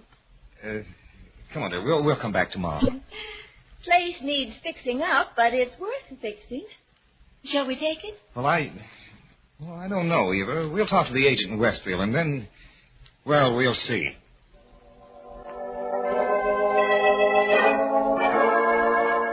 So you're interested in buying the Holloway house? Yes, Mr. Smith. It's just the kind of house we've been looking for. It's a fine place, all right. Even got a private inlet to moor a large-sized boat. It's got everything except... Except what, sir? Well, it's only fair that I tell you all its defects. What defects, Mr. Smith? Well, you see, Mrs. Jordan, it's kind of hard to put your finger on it. There's something very queer about the house. Huh? Oh. You mean it's haunted? Well, I don't know exactly, Mr. Jordan.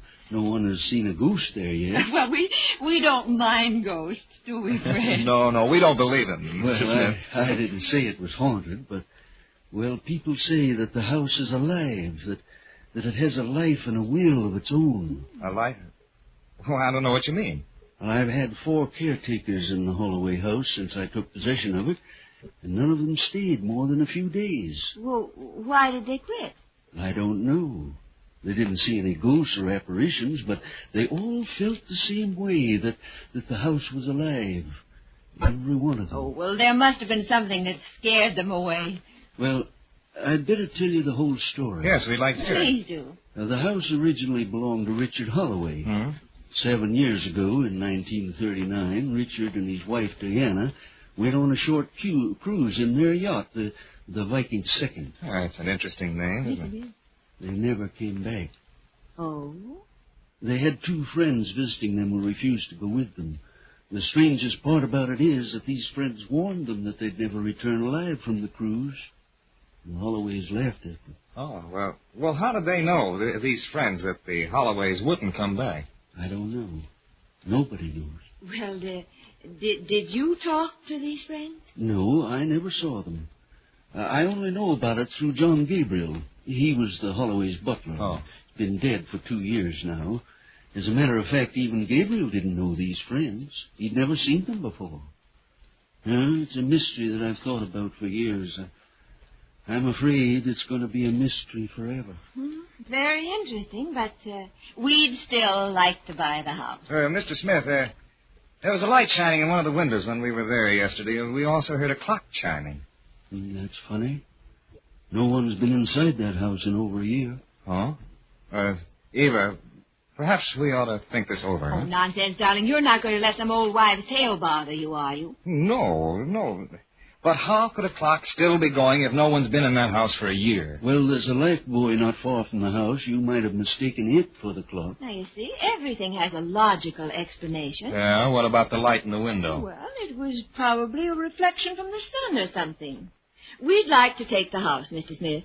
Well, if you wanted, I'd be glad to sell it to you. I just thought it fair to tell you all about it, so if anything happens, you can't blame me.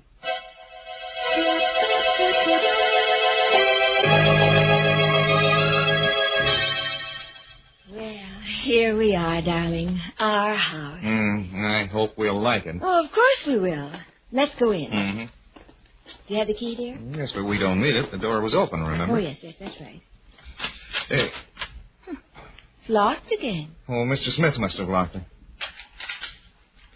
There we go. There you go, dear.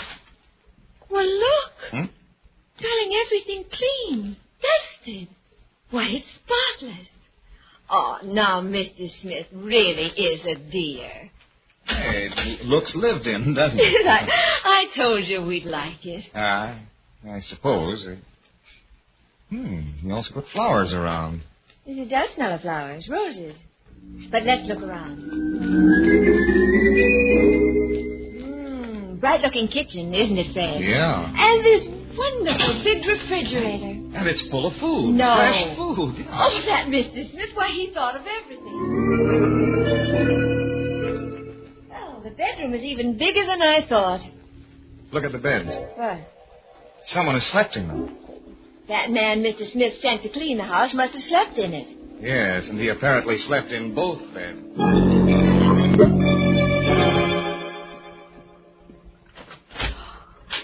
This library. Darling, look at that paneling. Yeah, it's a very lovely room. Everything's charming. But what? Look at the fireplace. Well, what's wrong with the fireplace? There's just some half-burnt logs in it. Yes, just some half-burnt logs. Still smoldering. Well, it was the cleaning man. I don't think there was a cleaning man. Now, don't be absurd, Fred. The clock we heard the first time we were here. Eva, I just can't shake off the feeling that someone is still living here. You're being ridiculous. Well, maybe I am, but I feel like an intruder. Darling, it's that story Mr. Smith told us about the Holloways and their mysterious friends. It's got you all keyed up. Yeah, well, I'm going to call Mr. Smith and find out about that cleaning man you think he sent here. Operator. Oh, operator, give me Westfield 403. You're really being a pusspot, Fred. Yeah, we'll see. I'll tell you. Oh, hello, Mr. Smith? Yes? This is Fred Jordan. Oh, hello, Mr. Jordan. How's everything up at Holloway? Oh, everything seems fine. Thanks for having the house cleaned up. Cleaned up? I don't understand you. Didn't you send a cleaning man to straighten up the house? No, Mr. Jordan. The house was sold as is. I never sent anyone over. Might interest you to know we found the house in a spotless condition. Cleaned and ready for occupancy. Oh. Thank you, Mr. Smith. I'll be in touch with you later.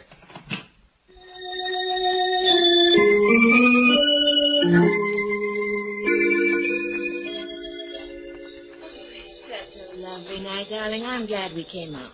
We'd better go back to the house. Oh, now, please don't be upset. There must be some logical explanation.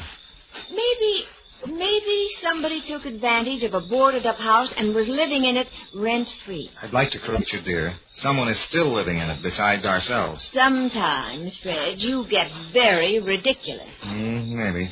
Let's go back inside. Look. What? There's a fire burning in the fireplace. Well, now, what's wrong with that? I haven't touched this fireplace since we got here. You didn't. Look. The table is set for tea. Did you do this? No, I didn't. Ooh, the teapot is hot. Somebody must be here, hiding. If they are, I'll find them. Come on.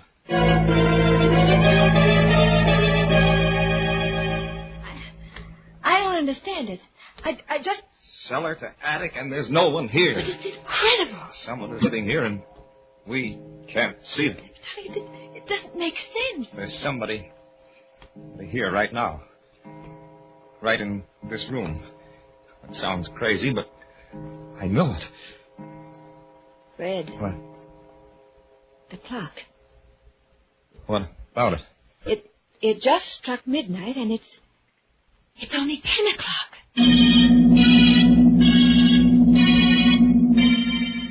A house that is deserted, except for invisible tenants, and a clock that is running backwards. Has it just struck 12 for... Murder at midnight.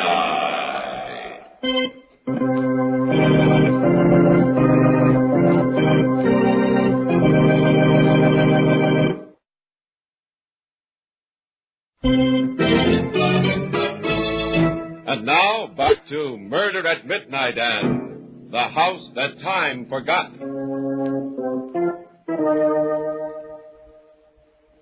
Fred. Fred, wake up. Huh? Get up. Huh? What? What is it, dear? What's the matter?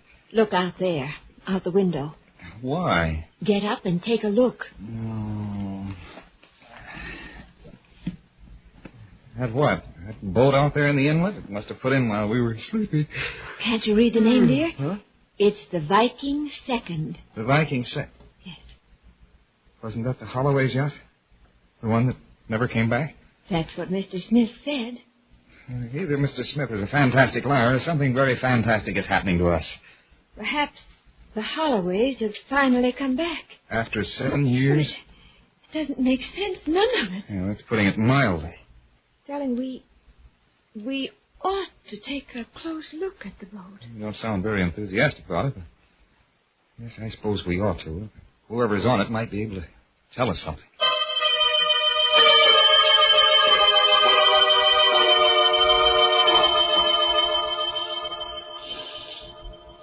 The gangplank is down. Somebody must have come off the boat. They couldn't have, dear. At least they didn't come up to the house. Well, let's go up and see. All right.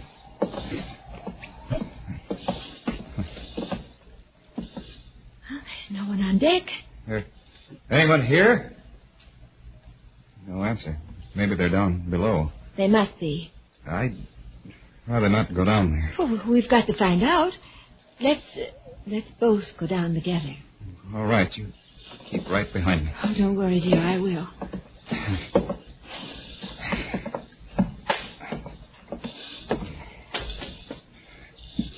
Here's the stateroom. Oh, there's nobody here either. Anybody here? No one.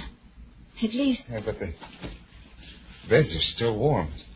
Somebody just left the stateroom a little while ago. It seems so. Let's get out of here, Eva. I've got a peculiar feeling down my spine. It is chilly. We'd better go back to the house.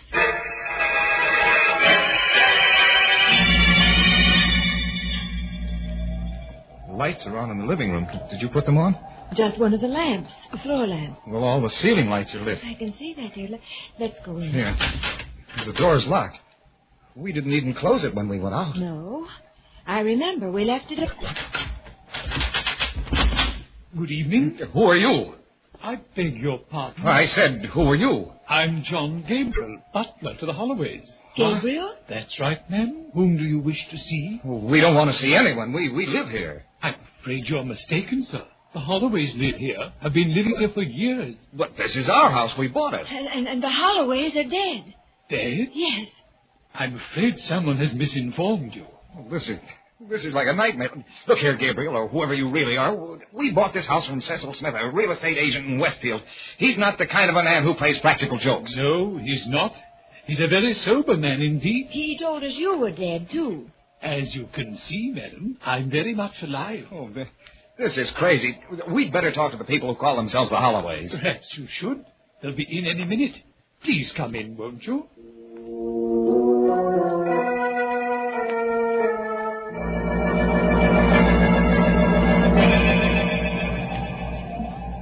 Will you excuse me if I close the windows? We're going to have a storm. Perfectly all right. Would you care for some tea? Look here, Gabriel. We've been waiting an hour for Mr. Holloway and his wife. They haven't shown up, and I don't think they will. Now, just what is your game? Would you care for some tea, Mrs. Jordan? No, thank you. Did you hear what I said? Yes, sir, I did. As soon as Mr. and Mrs. Holloway arrive, I'm sure you'll be convinced of your error. They should be here any minute since they plan to leave tonight on a cruise. This is mad. Fantastic. They've come. Just missed the storm, Gabriel.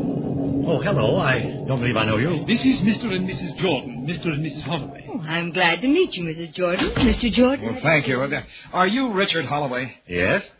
I can't believe it. It's all terribly confusing, Mr. Holloway. These people claim that this is their house. What? That they bought it from Cecil Smith. They also claim that you, Mrs. Holloway, and myself are dead. Somebody's playing some kind of a joke on them. I'd say it was a very unpleasant joke, Dick. We've been living here for years and years, Mr. and Mrs. Jordan. Oh, before I forget, Gabriel, get our suitcases aboard the yacht, will you? We'll be leaving in a few minutes. Yes, sir, right away. Fred, do you suppose that maybe we're dreaming this? Well, if we are, we're dreaming it together. I'm sorry. I don't know how this happened to you. Perhaps you'd better stay here for the night. There's plenty of room. And we're delighted to have you. Would you mind if I called Mr. Smith? Oh, please do. The phone's right there on the table. I know, thanks. Operator, let me have Westfield 403. Never. Hello, Mr. Smith? That's right. This is Mr. Jordan. Who? Fred Jordan. Remember, you sold me the Holloway house? The Holloway house? Yes. You must be mistaken. I never sold it. That property's not for sale. What are you talking about? Who is this? Listen, Mr. Smith, you know very well who I am. You won't get away with this. I'll have you brought into court now. I never heard of you in my life. You must be crazy. Goodbye. Hello. Hello. He hung up. What did he say? He said he never sold the house and he'd never even heard of me. You must have been taken in by someone who posed as Mr. Smith. That's really a shame. You have to be very careful these days. We'd be glad to have you stay here till you find other quarters. Well, As a matter of fact, you can stay for a few days until we get back. We're taking a trip on our boat. Perhaps you'll be able to get it all straightened out in the morning. I just don't understand it. The Mr. Smith we had dealings with wasn't a crook. I know he wasn't. Well, that was my feeling, too, but You're not going out to sea in this kind of weather. Oh, we don't mind a little rain. My husband's a very good sailor, Mrs. Jordan. He can handle the Viking second in any kind of weather. It sounds like a gale coming up. Well, we like them. Exciting. Well, it's dangerous to set out in this weather. It's very dangerous. Oh, now, don't worry about us. We don't drown easily. Oh, darling, we'd better get started. Oh, yes. I'm all set. Are the suitcases aboard? Yes, Gabriel took them. Something's wrong with your grandfather clock. It only struck 8 times. Yes, it's correct. Now, my watch says 8 o'clock, too. Well, how can that be? It's after midnight. You really are mixed up, Mr. Jordan. It's only 8 o'clock. Well, my watch says 1:30. Well, so does mine. I'm afraid ours is right, Mrs. Jordan. It's very old, but very accurate. Of course, there's a legend about it. The story is that it will sometimes go backwards in time. Has that ever happened? No, it's only a story. It's never gone anything but forward, like any other clock. But it's a nice story, isn't it? Yes, delightful. Might even be true. Mrs. Holloway. Yes? What is today's date? Why, I believe it's September 10th. What year? 1939, of course. 19. 39. Yes, of course, Fred. Mrs. Holloway, I'd like to ask you and Mr. Holloway something. Yes? Please, don't go out on this trip you're planning. Why not? Because if you do, I don't think you'll ever come back. What a terrible thing to say. Please, Mrs. Holloway, please. I don't know what's wrong with you two. You came in here with a strange story about owning my house, and now you tell us we're never going to come back. She's right. You won't come back. You'll pardon me for saying so, Mr. Jordan, but I think you're both crazy. I don't care what you think, but please don't go. Why, Mrs. Jordan? I have a hunch about it. We don't believe in hunches. Oh, it's more than a hunch, Mr. Holloway. I know you're not coming back. If you'll excuse us, I think we'd better get started. Come along, darling. I'm ready. I've put everything on board. Is there anything else, sir? Yes, just take care of our guests, so that they're comfortable. Goodbye, Gabriel. Goodbye. A pleasant voyage. Make yourself at home, and we'll be back, despite your hunches. Oh, you must go, please.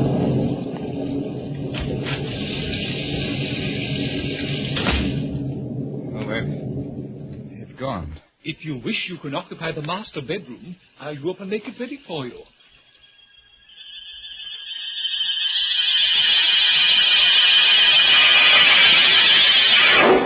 Was there anything else you wished, Mr. Jordan? Ma'am? No, Gabriel. Just go to bed. We'll sit here for a while. It's rather late, sir. Nearly midnight. By your clock, Gabriel, but it seems to have stopped. So it has. It needs rewinding.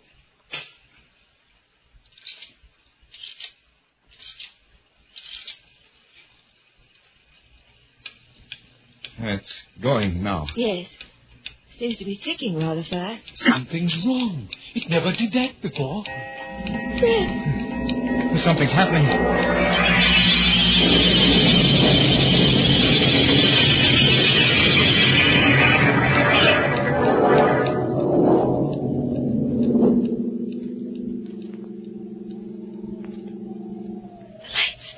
Switch them on, Fred. As soon as I find the switch.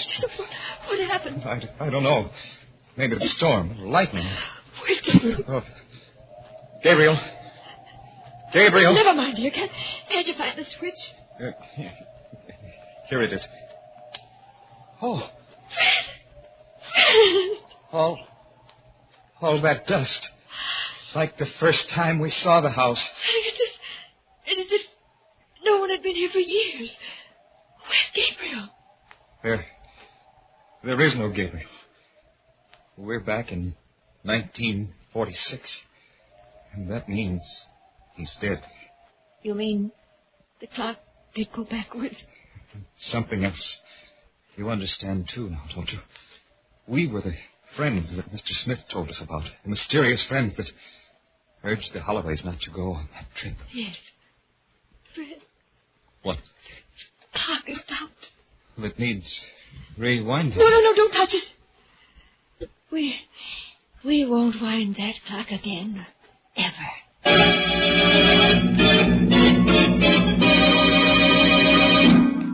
A house without tenants, except for the dead, and a clock that runs backward in time. If it was your clock, would you wind it? Or are you afraid it would keep you up nights while you waited for it to strike 12 for... Murder at midnight.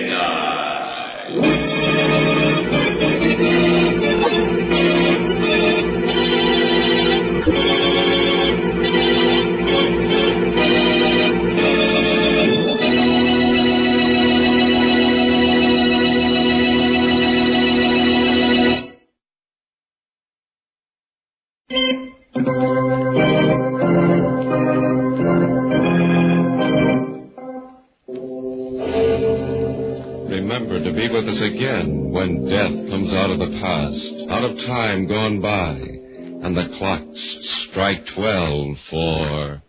Murder at midnight.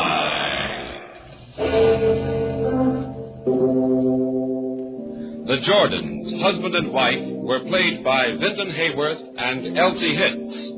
With music by Bert Berman, Murder at Midnight was directed by Anton M. Leader.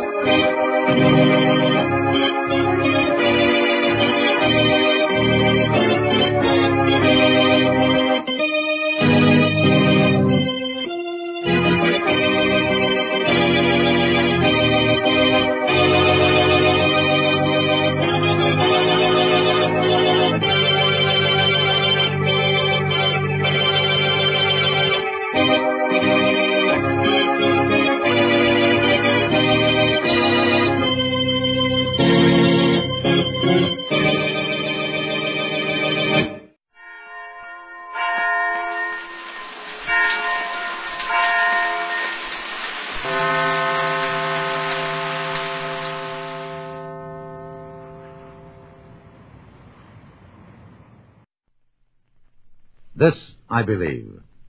Harry Levinson is a musician.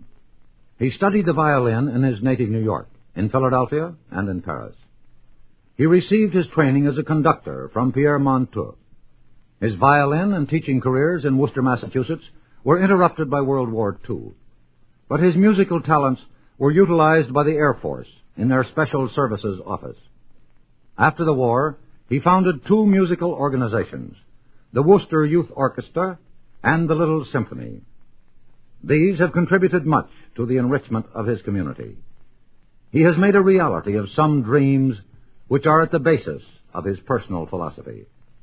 This is what Harry Levinson believes. My life and experience are those of a professional musician. As a natural consequence, I believe in the value of art.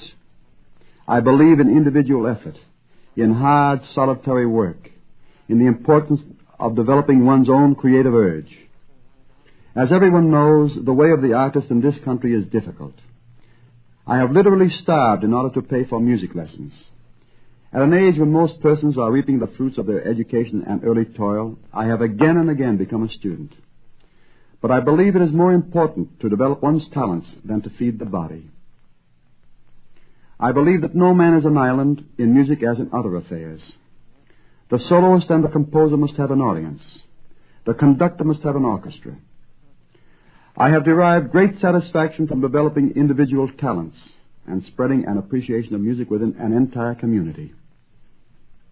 As a son of immigrant parents, raised in the slums, rich only in family affection and devotion, I believe that America offers limitless opportunities to anyone with sufficient desire and ability to contribute to his country. To cite one example, in my youth orchestra, one needy lad was recently given a $4,000 a year scholarship to Yale University. I believe in cultivating your own garden, in the noble sense of developing my own talents and encouraging those around me to do the same. Few of us can ever become presidents or even appear as soloists at Carnegie Hall.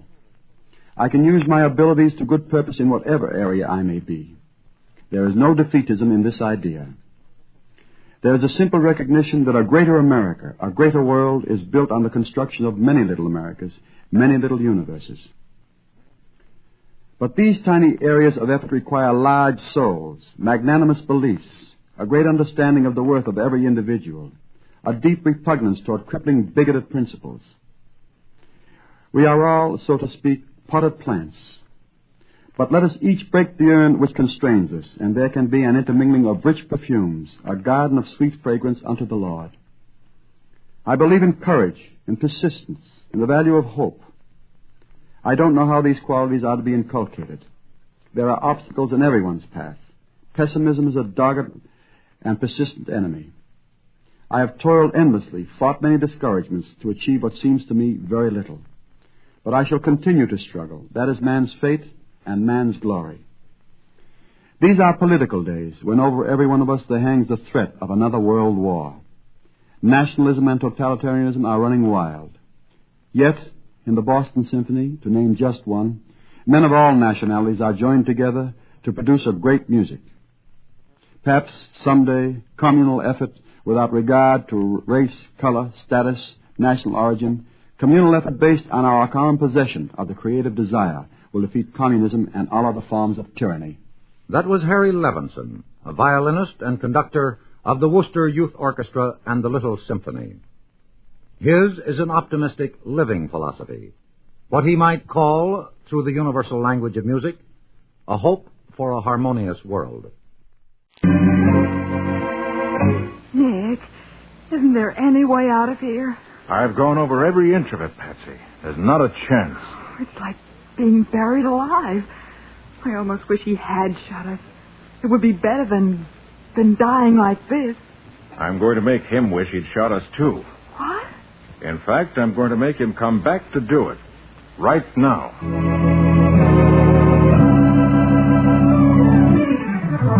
And now, the case of the Bearded Queen. Today's adventure with Nick Carter, brought to you by new post-war Old Dutch Cleanser. Today, Scubby Wilson, reporter on the Globe Gazette, finally got delivery on his new car, and is preparing to give Nick's secretary, Patsy Bowen, his one and only girlfriend, the first ride. Wait till we turn this corner and you get a look at it, Patsy. The slickest, smoothest little convertible that ever came out of Detroit. No more riding the elevated, eh, Scubby? No, ma'am. When Scubby Wilson drives by, strong men will turn green with envy and fair ladies will swoon with delight. Oh, you going to let me drive? Well, I might let my wife drive if I ever get one. So if you care to qualify. For the umpteenth time, Scubby, no thanks. Oh, I mean it, Patsy. With a car like that, think of what a honeymoon we could have. Canada, maybe, or the Rockies. Thanks, Scubby, but I think I'll stay single and a pedestrian. That's only because you haven't seen the car yet. Oh, and now before we turn the corner, maybe you'd better shade your eyes. It may prove a bit dazzling at first. Well, let's turn the corner and see. Okay, I'm a good woman, but don't say I didn't warn you. Now, behold the pride of the motor car industry, the glory of... Well? Holy cats! My new car is gone. Somebody's stolen it.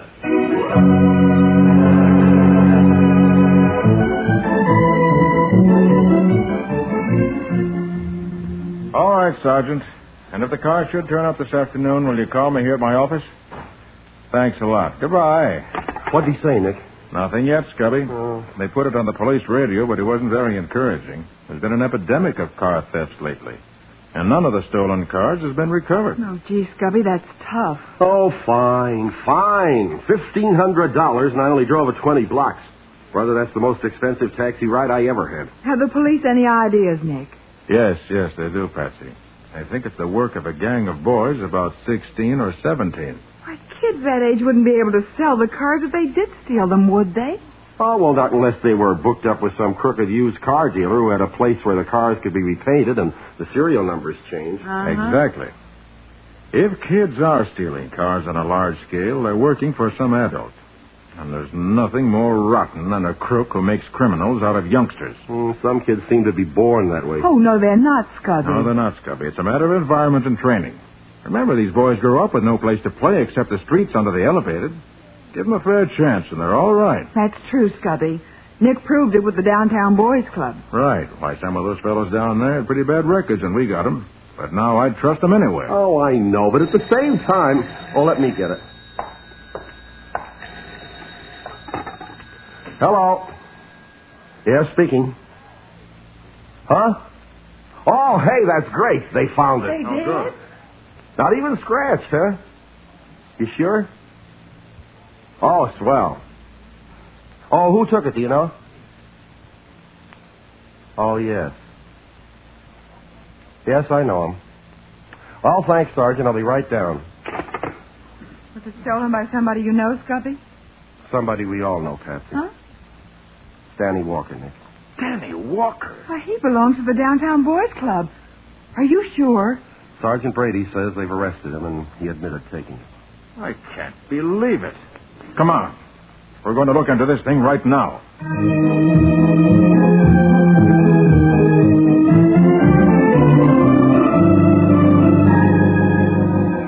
Oh, lay off, will you, Nick? I told you if I'd known the car belonged to a friend of yours, I wouldn't have took it. It's you I'm interested in, Danny, not the car. I don't like to see you here in jail. You're the first member of the club who's got into trouble in more than a year. I want to find out why and help you if I can. I don't belong to your club no more. I quit a month ago when my folks moved over to the west side. Oh, is that so? I knew you hadn't been around lately, but I didn't know you'd quit. Oh, them clubs is kid stuff. I'm 18 years old. Danny, listen. We've been pretty good friends. Oh, look, Nick, you're a good Joe, see, even if you are a private eye, but let me alone, will you? No, Danny, I won't. When you came out of reform school, you gave me your word to go straight. And until now, you have. What's changed you, Danny? What's happened to you? Well, I lost that job you got me, and I had to get some money quick, see? It was kind of a debt. Of honor, like. So I swiped the car to get the dough, and I got caught, and that's that. You stole that car for somebody else, didn't you? No, I didn't. I stole it for me. Danny, look, I came here to go your bail because we're friends, and because I thought you honestly wanted to go straight. Now, you can help me protect other boys from getting into trouble the same way you did. If you'll only tell me If I'll turn stool pigeon, huh? Well, I won't do it. No, sir, I tried going straight, and it didn't work. I'll take this rap. But I'll make up for it when I get out. I'll make up for it plenty.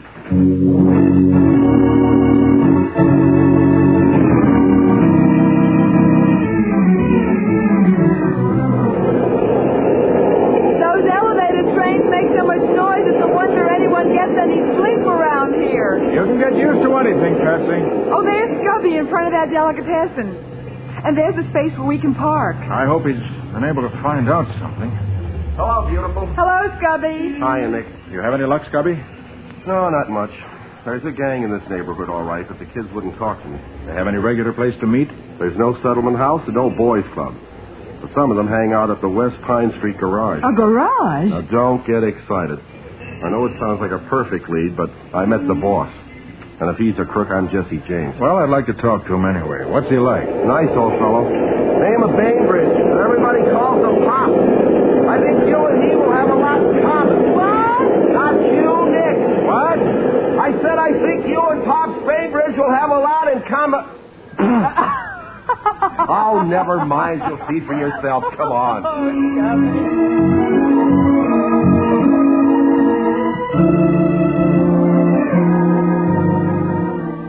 I just don't know what to think, Mr. Carter. Why, Danny used to mind the gasoline pumps for when I'd go out to eat.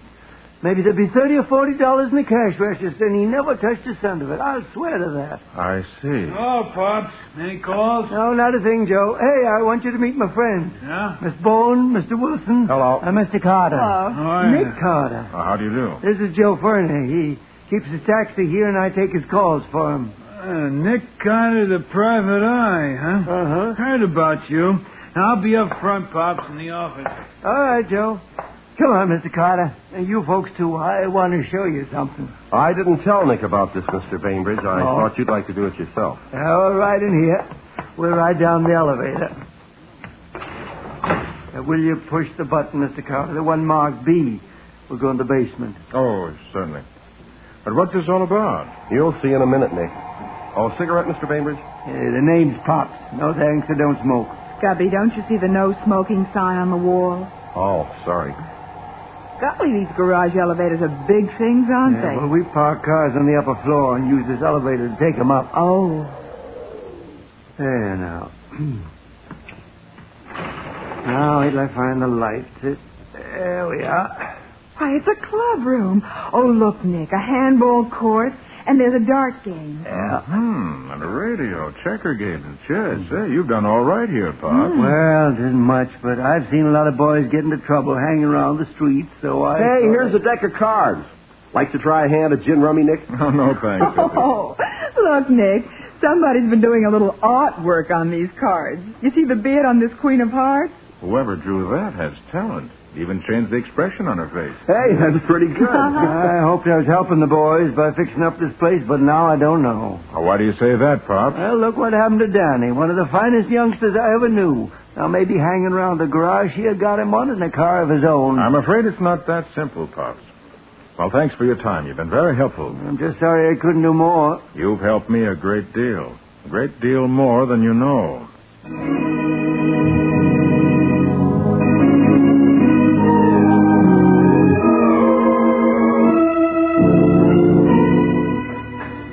What's the gag, Nick? You didn't come to the jail just to play cards with me. Oh, yes, I did, Danny. Let me deal your hand. Okay. You know how to play poker, don't you? Sure, but I ain't got no money. I'm playing for higher stakes than money. Wait. Huh? Never mind picking up your cards. I have you beaten. How do you know? We ain't looked at the hands yet. I have 3 aces, and you're holding a pair of 6s.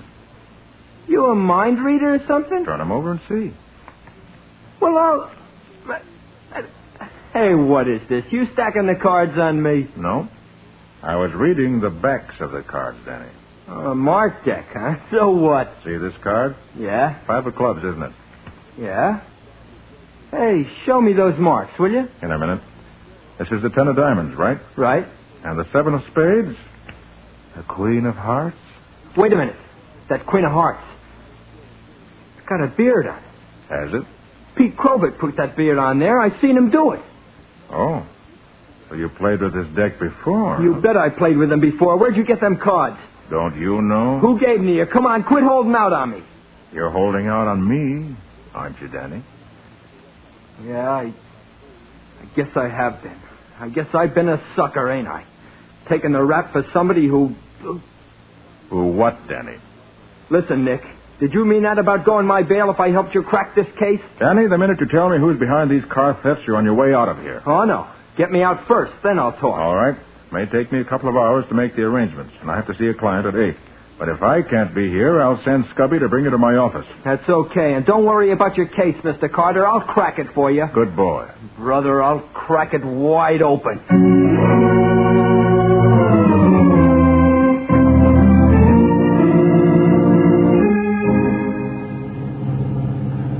That's Nick's house over there, Danny. Okay. You better park on this side, Scubby. Nick's car's in front of the house. Sure. Only be here a few minutes anyway. Got to meet a guy for an interview pretty soon. Oh, come on. Nick's waiting for us. Gee, I feel like the mayor or something with two of you bringing me here. Well, Nick didn't want to take any chances. On me running out, huh? No, on anything happening to you. We're your bodyguards. But guarding me from what? Nobody even knows Nick sprung me. Maybe not, but I still think that green sedan was following us. That green sedan must have been your imagination, Patsy. Either that or we lost him in the last block or two. I hope so. We're here, Nick. Oh, hello. Is everything all right? Yeah, hi, Nick. Everything's fine. You bring the reports on the other car thefts, Patsy? Well, oh, Nick, I'm sorry. I left them in the car. Oh, I'll get them for you, Miss Bowen. It won't take a... No, Danny. Let Scubby do it. Danny, look out! Good grief! He ran into him on purpose. Come on. It was that green sedan I saw following us before. Patsy, call an ambulance. Right. Scubby, head off any traffic. Sure, Nick. Here, Danny. Let me put my coat under your head. Danny, can you hear me? It's Nick. Nick. It was him, Nick. I know, Danny. Don't try to talk. Got to tell you about those cars. All right, son. What about them? The eye. What eye? What do you mean, Danny? Look for the eye in the L. Danny. Oh, the poor kid. He's fainted. No, Scubby. He's dead.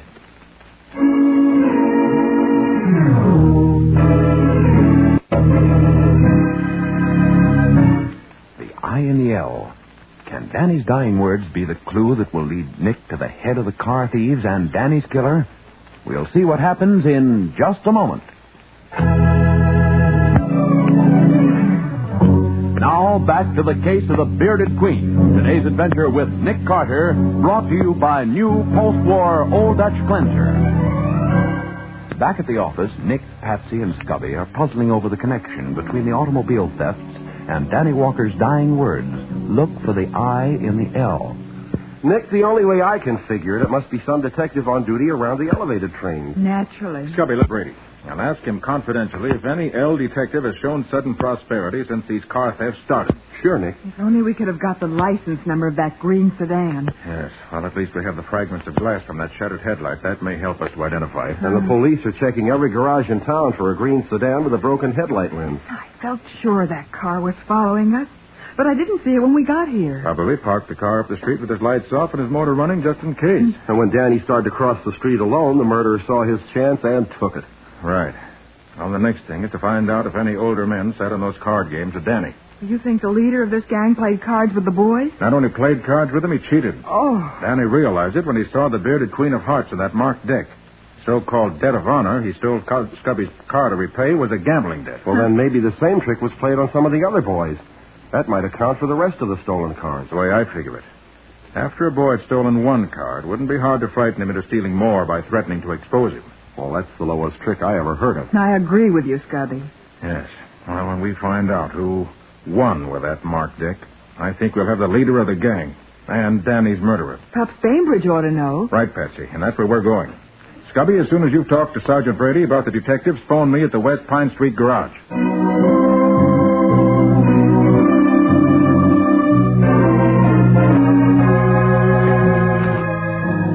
Well, there are a couple of older fellas who sometimes used to play down there, Mr. Carter, but I don't... Pops. Oh, Joe. What's the matter? No gas tonight? Oh, I didn't hear you drive up. Been here 2 or 3 minutes.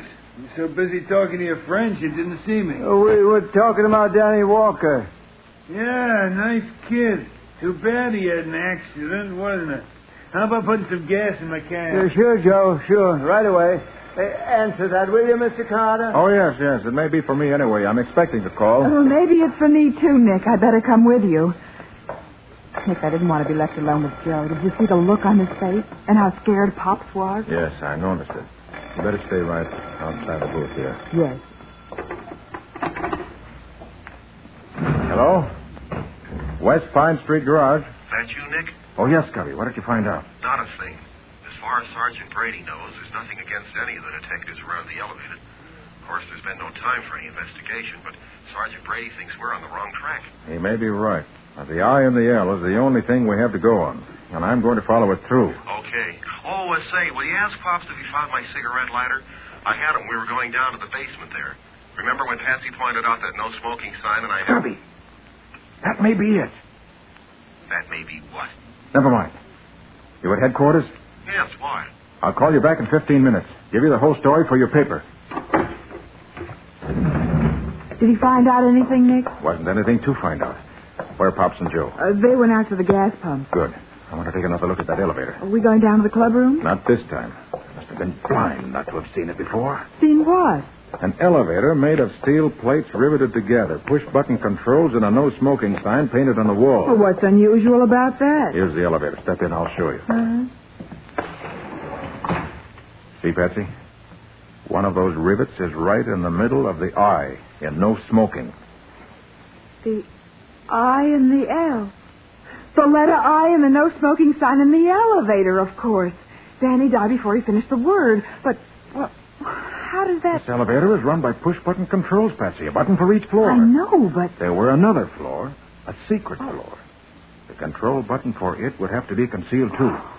And that rivet in the letter I may be it. Push it, Nick. Let's find out if we're going down to the boys' clubroom. Think you'll find we're going past the clubroom, Patsy. But we can't go past the basement. No? Ever hear of a sub-basement? Huh?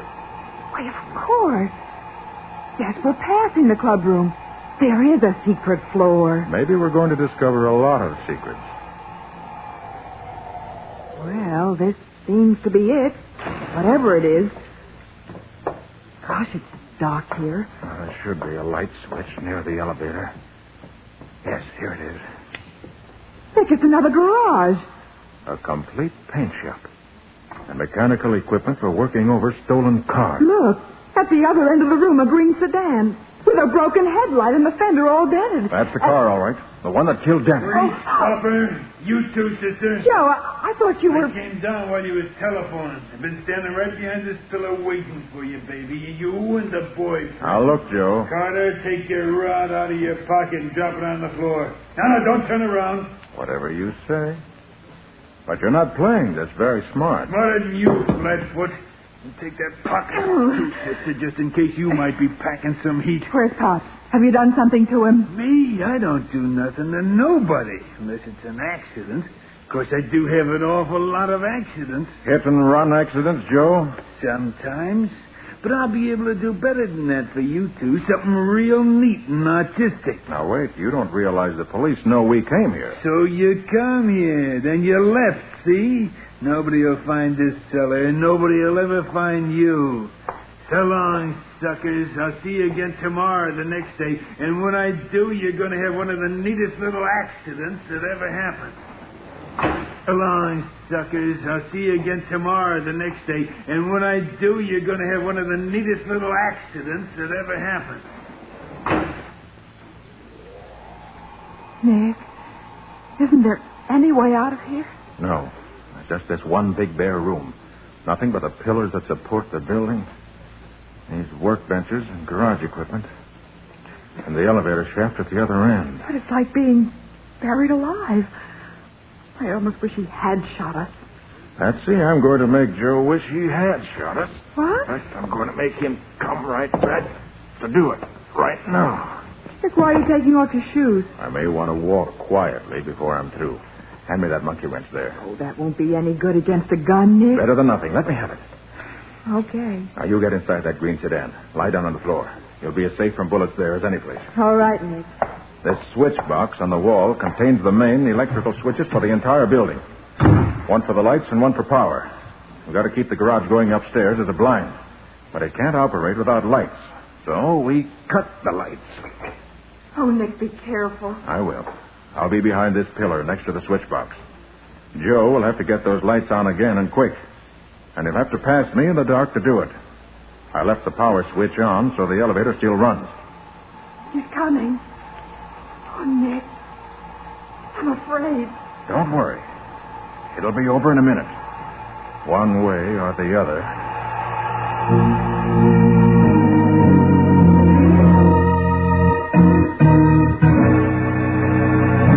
Nick and Patsy wait tensely in the darkness, unarmed, as the elevator descends, bearing a killer with a gun in his hand and murder in his heart.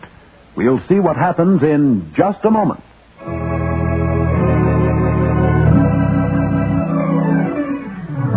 Now for the conclusion of the case of the Bearded Queen. Today's Nick Carter adventure brought to you by new post-war Old Dutch Cleanser.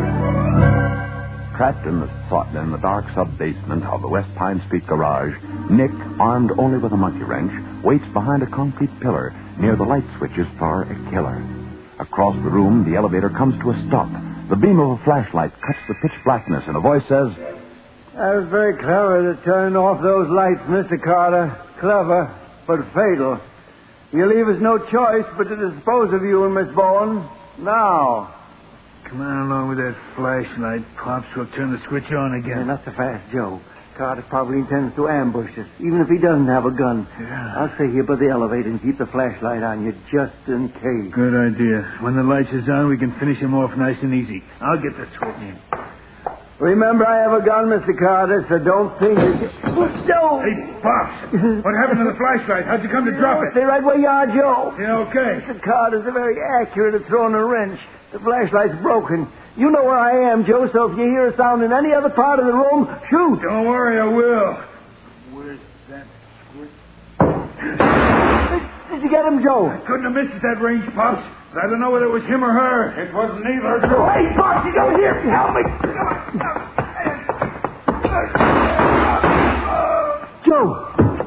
Joe, you all right? Joe, why don't you answer me? This is Joe's gun on your back, Bainbridge. He doesn't have any more use for it. You better drop the one you're holding. Yeah. I will. All right, Patsy. Find that light switch. We're taking these two crooks to headquarters.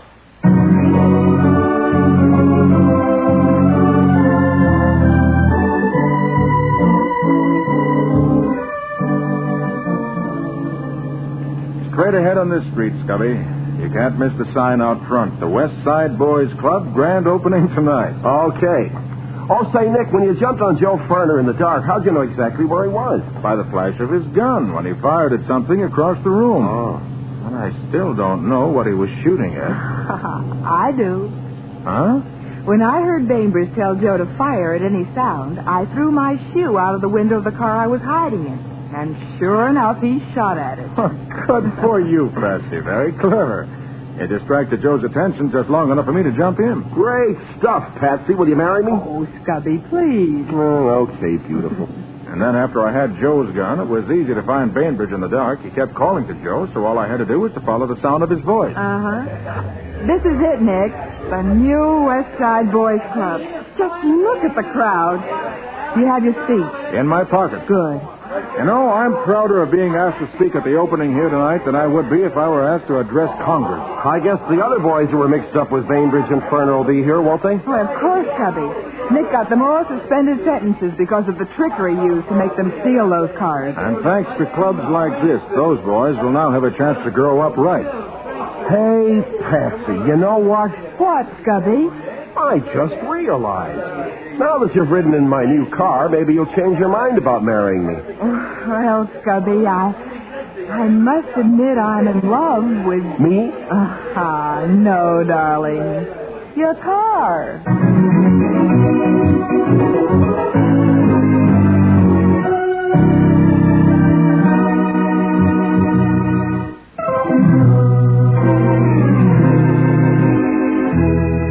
Nick Carter, Master Detective, is presented each week at this time and over these same stations by the Cudahy Packing Company, makers of new post-war Old Dutch Cleanser.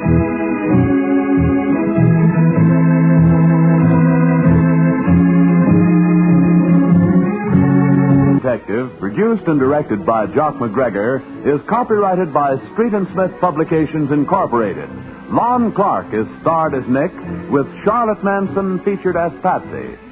Scubby is played by John Kane. Today's script was written by Jim Parsons. Original music is played by George Wright. This program is fictional, and any resemblance to actual persons living or dead is purely coincidental. This is Bob Martin saying, when minutes count, use new post-war Old Dutch cleanser.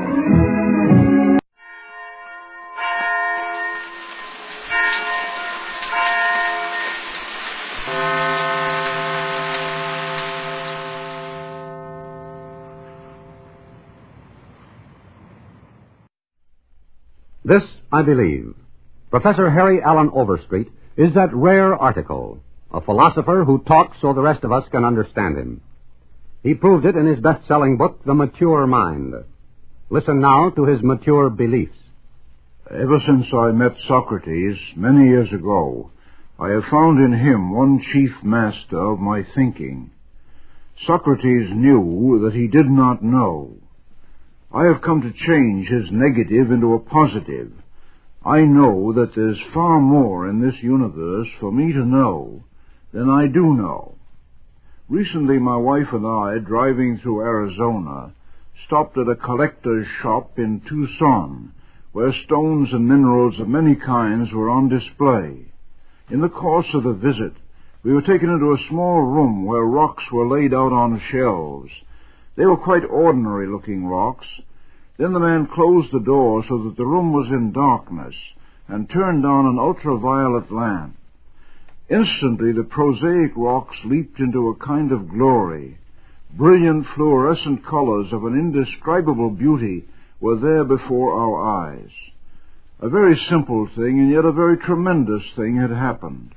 A certain power had been snapped on, and a hidden world had leaped into life. I believe that my chief job in life is to snap on an extra power so that I can see what my naked eyes or my naked mind cannot now see. I believe that I have to do this particularly with my human fellows. My ordinary eyes stop short at those opaque envelopes we call human bodies. But we have learned that by turning on a certain power we possess, we can penetrate to the inside of these envelopes. We call this extra power imagination. At its highest, we call it empathy, the power to feel through to the inner life of other human beings. It's a kind of ultraviolet lamp of our psychological life. When we turn on this lamp of imaginative sensitivity, we make the prosaic human beings around us come excitingly alive. Zona Gale once gave as the first article of her creed of life, I believe in expanding the areas of my awareness. This I too believe. If I expand the areas of my awareness, I move understandingly into realities beyond me.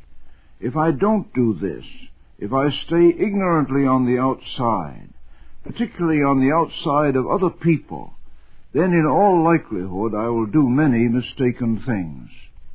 This is what love means. He who loves another moves into the inner life of the other. We can reverse this. He who moves into the inner life of another is not likely to hate that other. Socrates gave no finished catalogue of the truths of the world. He gave rather the impulse to search. This is far better, I feel, than dogmatic certainty. When we are aware that there are glories of life still hidden from us, we walk humbly before the great unknown. But we do more than this.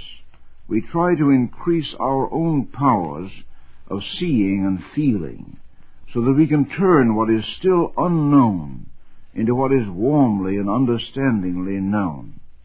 This, I believe, is our great human privilege and our great human adventure.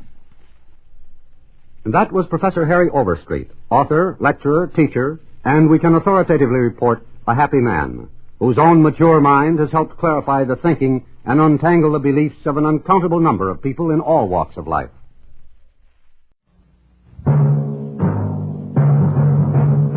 Night Beat.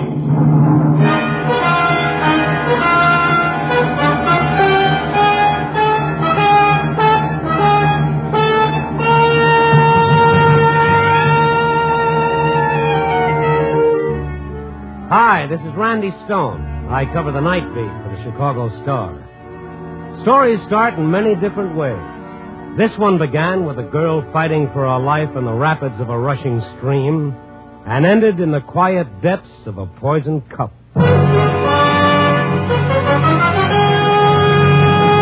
Night Beat, starring Frank Lovejoy as Randy Stone.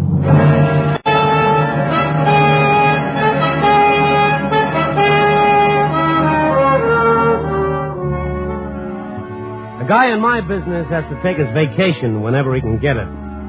And the best I could get was a string of short weekends at a little resort town called Paradise Lake. It's only a few hours' drive from Chicago with lots of woods and streams.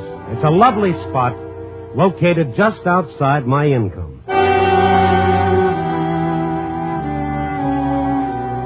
It was after one of these weekend, if you'll pardon the expression, vacations, that I was heading for Chicago in time to get back on the job that night. I checked out of my rented cabin and had just crossed the bridge over Rocky Creek when suddenly I saw her. I jammed on the brakes. The girl lay on the edge of the road unconscious, my front wheels almost touching her. Hey, you, what's the matter? I got out of the car and ran over to her. The late afternoon sun gleamed on her wet, disheveled hair, and she was soaking wet. I could see tracks where she'd climbed up from the rapids below to the edge of the road. I chafed her wrists and slapped her hands a little. Hey, wake up. Can you hear me? What happened? Come on, baby. Snap out of it. Oh. That's the girl. You look like you've been half drowned, beautiful. Well, she's still out. Well, better get you into my chariot before you catch pneumonia. Some other car finishes you off.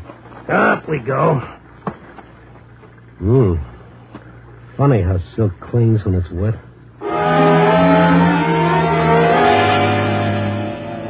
I went back to my cabin, I got her inside and put her on the sofa.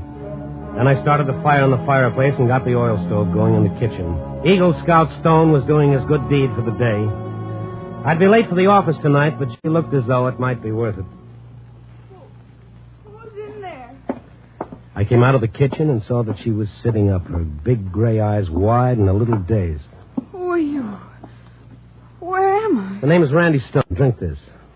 What? Go on. St. Bernard would have brandy, but on my salary you'll have to settle for this. Drink it down. How did I get here? We'll exchange questions later. All right, now, down the hatch. That's the girl. I'm soaked. Better pull this blanket around you. There. I'll be warm in a minute. Well, you're shivering. You better wrap it a little tighter. You can let go. Oh. Oh, yeah. I'll put some more wood in the fire.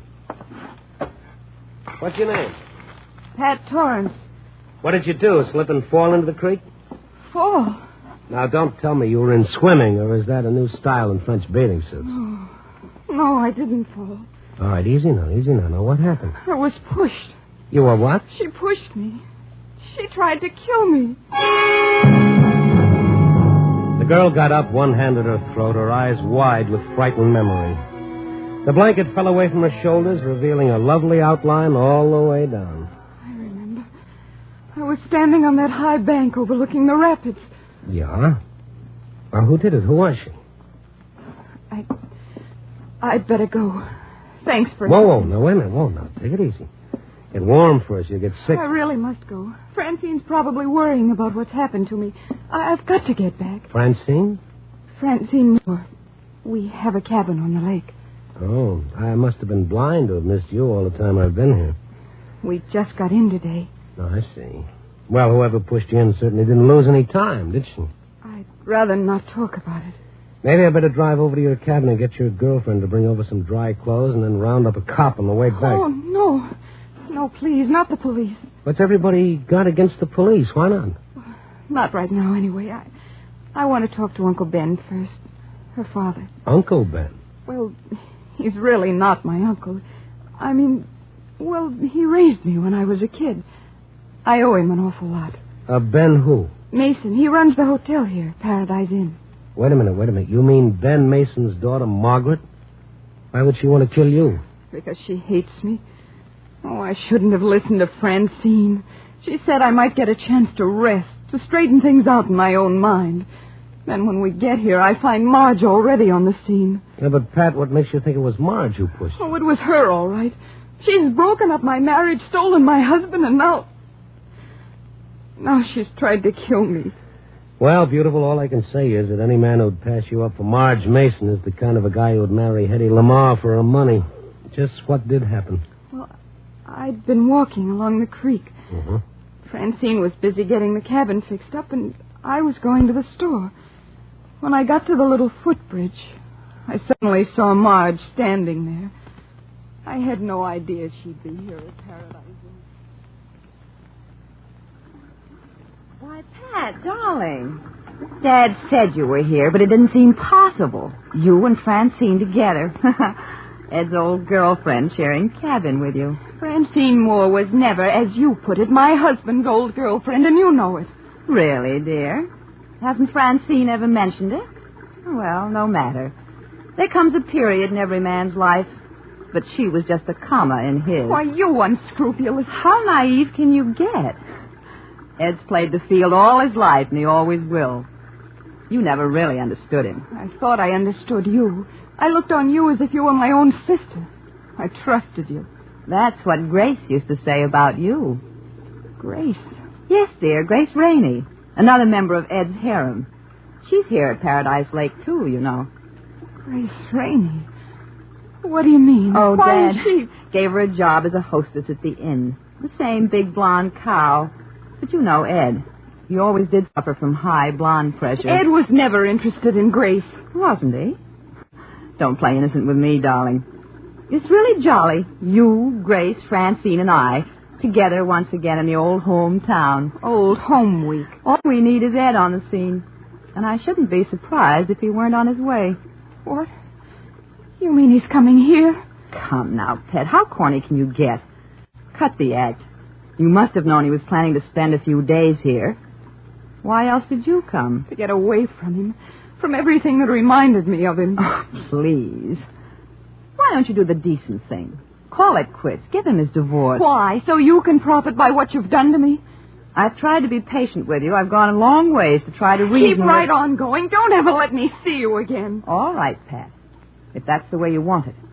But if you insist on clinging to him like a spider just to spite me, you've only yourself to blame if anything happens. What do you mean? Is that a threat? Take it any way you wish. Any way you wish.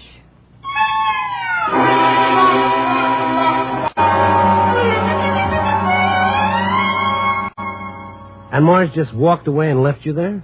Yes. Then how could she have pushed you? Well, I don't know. She must have come back. There was no one else around. Well, she had the motive, I suppose, but still. It's like a bad dream. To think Marge could do a thing like that. We used to be so close. We were even brought up together when we were kids. All right. Everything will be all right. Use my shoulder if you want. You want a handkerchief? Thanks. What did you say your name was? Randy Stone. Oh, you've been very sweet, Randy. I must be a sight to behold. Well, on the contrary, you're a sight to be held. Oh, I'll bet. Oh, that's a lousy pun, anyway. Anyway, this fire's nice and pleasant. Yeah. Say, maybe I better fix up something to keep you from catching cold. Oh, I'll be all right. No. I got some stuff left in the kitchen and in this bottle. I'll fix you a hot toddy. Oh, don't bother, Randy. It's no bother at all. After you drink this, I'll drive over to your cabin and get your friend Francine. All right. Where is your cabin? Just past the inn across the road. I'll have this ready in just a few seconds. Well.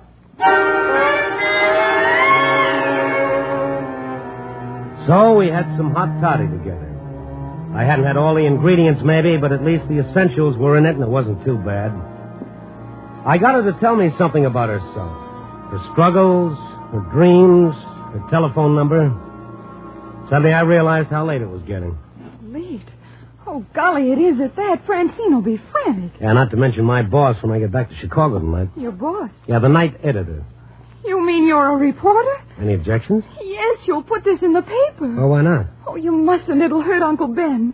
If he finds out what's happened between Marge and me, he'd be terribly upset. Yeah, well, now look, dollface, you just watch your step and make sure you don't get any free publicity yourself in the obituary column. That'd really upset dear old Uncle Ben.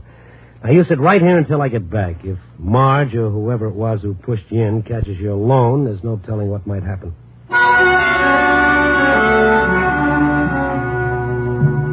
I guess I just never could understand the feminine psychology. Bunch of dames trying to bump each other off over a guy who was never any good to begin with. Give me a nice, clean, masculine murder any time. At least it makes some sense. I drove back toward the inn, following the road along the course of the stream. And then suddenly ahead of me, I saw a couple of flares burning in a car parked across the road with its headlights focusing on the rushing stream below. I pulled up. A big white sheriff's star was painted on the car's side. Some men were working along the edge of the stream, and a small crowd was watching. I got out, walked down the bank toward the edge of the creek. There were two girls standing at the edge of the crowd. One was a tall blonde who was crying softly, and the other was Marge Mason. Hiya, Marge. Oh, Randy Stone. What's going on? They're dragging the creek. Dragging it what for? They're trying to recover the body. The body? Whose body? A friend of ours. A girl named Pat Torrance. I see. What happened? Grace says she jumped in. Yes. Yes, I saw her. Oh, you did? When was this? Just a short time ago. I was on my way back to the inn from the store when I heard her cry out. For a moment, I could see her face through the trees as she fell in. It was Pat. Randy, this is Grace Rainey. She acts. Yeah, I noticed. Randy Stone, a reporter from Chicago, Gracie. Oh? A reporter? Couldn't you get help? Wasn't there anyone else around? No. It was so dark. I didn't see anyone. And she couldn't swim. I knew she couldn't swim. She couldn't swim. Grace can't either. Well, can't act either. What makes you think she jumped? This wasn't the first time she tried to commit suicide. That's right. How do you know that, Marge? Why, her husband told me, Ed. Just a week ago, he tried to persuade her to go to a sanitarium and take treatment. When did he tell you that? Why, just this afternoon. This afternoon? Well, I was talking to him on the phone. I ran in and told her what had happened. It was awful. You mean talking to him long distance to Chicago? Why, no, Mr. Stone. Ed Torrance got here this morning. He's right here in Paradise Lake.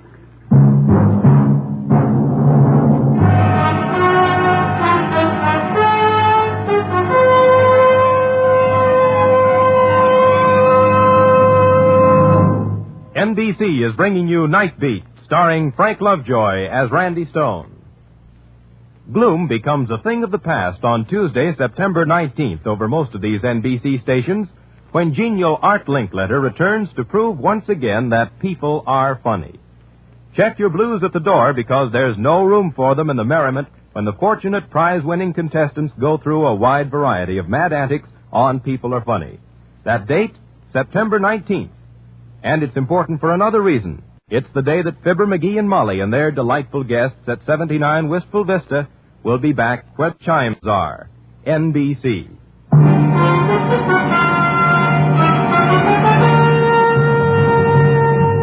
And now back to Night Beat and Randy Stone. Well, the police started dredging the creek at Paradise Lake for the body of Pat Torrance after her friend Grace Rainey said she'd seen her jump in. We stood around watching them search for the body, Grace and another of Pat's one-time gal friends, Marge Mason. So many girls involved in this mix-up, I was beginning to feel like a lone male at a ladies' seminary tea. I wondered if I should tell the gals that at this very moment Pat was sitting in my cabin alive and kicking. Marge kept talking as we watched them drag the stream. Complex. Ed said she even thought drivers were trying to run her down in the streets. Well, why isn't Pat's husband here? Ed knows what's happened, doesn't he? Yes, Marge told him on the phone. I don't know why he isn't. Say, which one of those officers is the sheriff? You'll probably find the sheriff in their car up there, Mr. Stone, with the white star on the door, see? Oh, yes. Thank you, Grace. Promise or no promise, I figured it was time to bring the law in on Pat's story that Marge or someone had tried to murder her. There was a solitary figure sitting in the sheriff's car, a heavy-set old dame built like a battleship and a voice to match. Yeah, what is it? I'm looking for the sheriff. Have you seen... I'm the sheriff. You? Pick up your chin, mister. What do you want? Well, I beg your pardon. Yeah, I know. Well, I'm not the only woman sheriff in the world, Buster. There have been others. You're a stranger here, I take it. Well, yes. My name is Stone from the Chicago Star. Chicago Star, eh? Yeah. By thunder, every time you turn up a wet rock, you find a Chicago Star reporter underneath. I don't understand what you mean. Oh, you don't, eh? Now, look, Bub. I don't know how you got here so quick, or why you think a suicide in this county is important enough for the high and mighty Chicago Star to send a reporter. Well, it's Pat. But I don't care, see? And what's more, as far as I'm concerned, you can skedaddle right back to Chicago. Yes, sir. What's that? I'm sorry, I'm just confused. Oh, you get no cooperation from my office, you understand? Well, frankly, no. I haven't forgotten those stories your paper printed about me during my campaign for office. Well... So I was a joke, eh? I didn't have a chance, did I? Well, now, look, I'm sorry, but I personally didn't have a thing to do... Go back and tell those morons who run your paper that Dolly Maynard was elected, in case they haven't found out yet. Well, maybe it's caught up with them. I'm their machine politician, and as long as I'm in office, none of their hack reporters will get a single story out of me. Yeah, and well, I can't... Go back.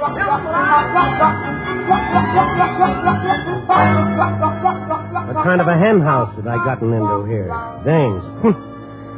Well, I left her there sputtering, her fuse still burning.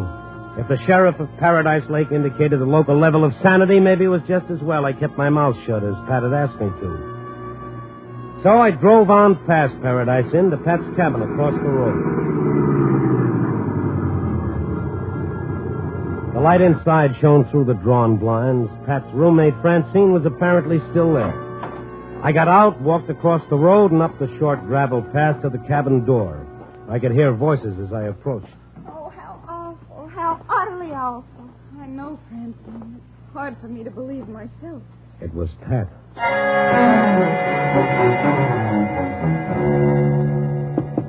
Well, I'll get it. Randy. I thought you said you'd stay put at my cabin. Oh, forgive me, Randy. I just couldn't. I got so nervous there all by myself. Come in, won't you? Oh, Francine, this is the man who rescued me, Randy Stone. Oh?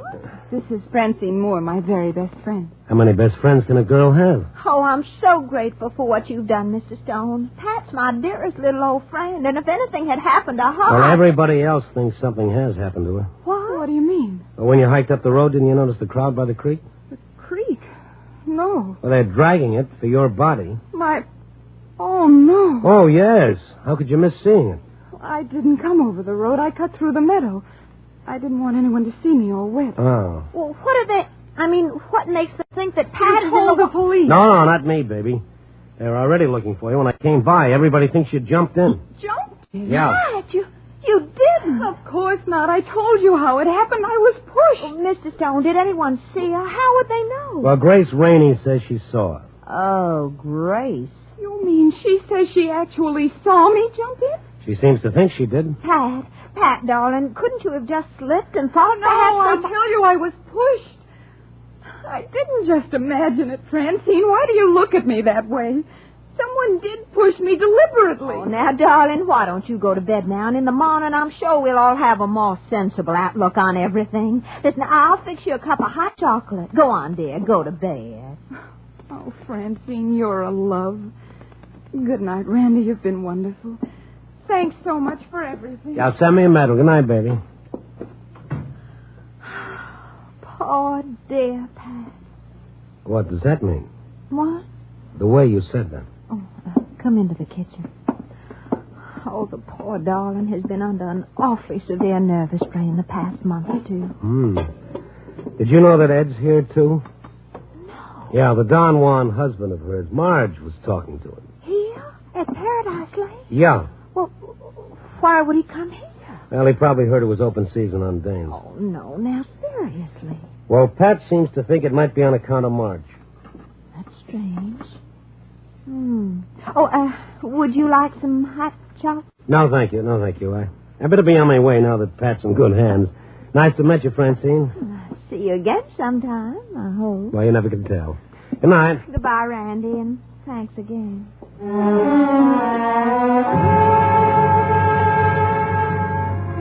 I went back to my car. I got in. I lit a cigarette.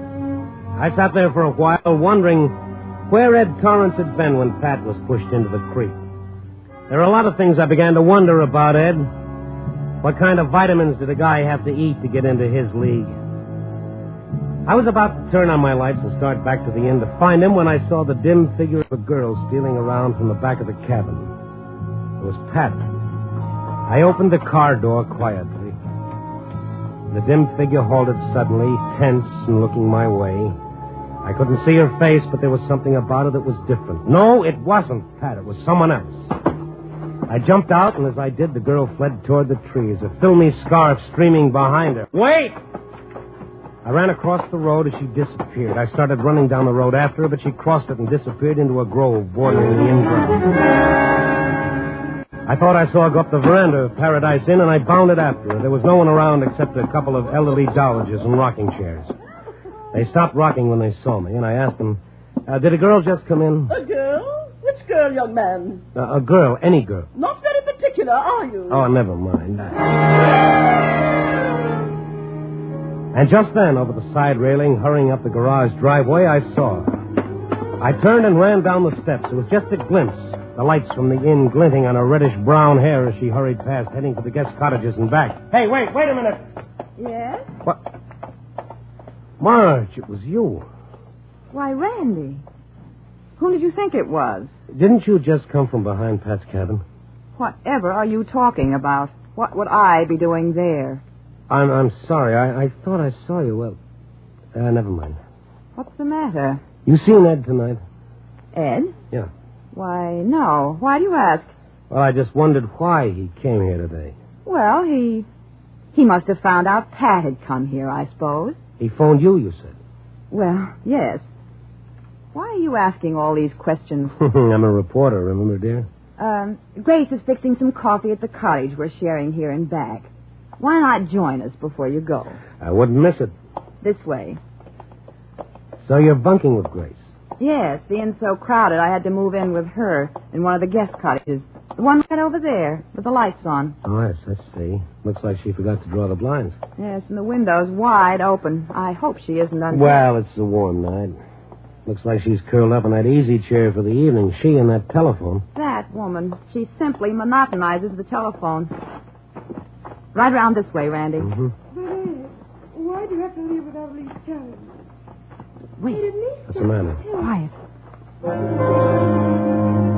Marge put her fingers on my lips, and we stood there by the cottage door motionless. You're on your way back. Grace Rainey's voice came through the open window clearly, and with every word, Margaret Mason grew more tense and strained, and her eyes more stormy. Dear darling. This Ed again, this Superman.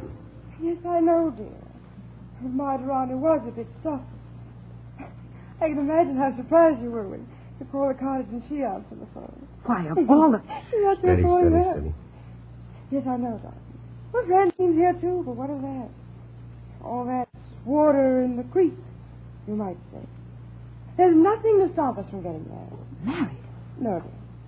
And they haven't found the body. But Pat's dead. How do I know? Well, you see, darling, I saw her pushed in. Yes, that's right. Pushed. She did it. Well, let's face it, darling. We both wanted her dead. So, now our wish is granted. We're free to marry. Free, is she? So, you're free, are you? Not for long you won't be, you two-timing, double-crossing she-Judy. Easy. You'll be in jail within 24 hours for murder. Just again, dearie. You see, I know who killed Pat Torrance. Oh, goodness. What's all the commotion? Francine Moore. Little Miss Dixie stood in the doorway that opened on the little back porch. When I saw her standing there, a long silk scarf trailing over one shoulder, I knew at once it had been she who'd come from around back of the cabin, hoping not to be seen. What are you doing here, Francine? Oh, I thought I'd drop in to straighten out a few little things for both of you and Marge. Francine, what do you mean? If you thought Ed had any intention of marrying either of you, I'm terribly sorry. Because you're wrong. What? Ed and I are being married as soon as his divorce is final. Oh, you are you? Yes, Grace, we are. Well, congratulations. How many of you is he marrying? I'd say those congrats if I were you, Randy, because she isn't marrying anybody. Little Miss Moore is going to the electric chair for murder. Grace. Now, wait a minute. I saw Francine push Pat in the creek. How very amusing. So I murdered Pat. Well, do you know where she is? At our cabin, asleep in her own bed. How long do you think that story will stand up? Ask Randy. Well, I left Pat at their cabin all right just a few minutes ago. She's got you to lie for her, has she? Well, I shouldn't have left Pat alone, Randy. She's not well. No telling what she's liable to do, but I felt I owed it to these ladies to set their minds at rest, if they have any minds left. You're not getting away with it, Francine. I'm going to the police right now. Come back here. Grace, come back. I'm warning you. Francine, drop that gun. Drop it. Do I have to break your arm? So you came here to find out how much Grace really knew? Now you know the game's up. Killing won't do you any good. You're finished. You're through. All right, drop it. The gun exploded as it hit the floor. Francine's soulful brown eyes widened in an instant of horror, and then suddenly she slumped. And I know that little Francine had caught one of her own bullets. Marge and I bent over her. Randy, is she... Get on the phone quick. Get a doctor. Yes. Francine. Francine, do you hear me? Randy.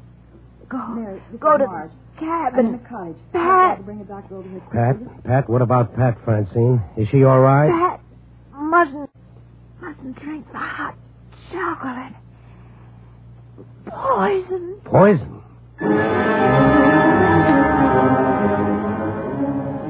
I didn't bother with a car, but covered the 100-plus yards between the inn and Pat's cabin in an unofficial world speed record.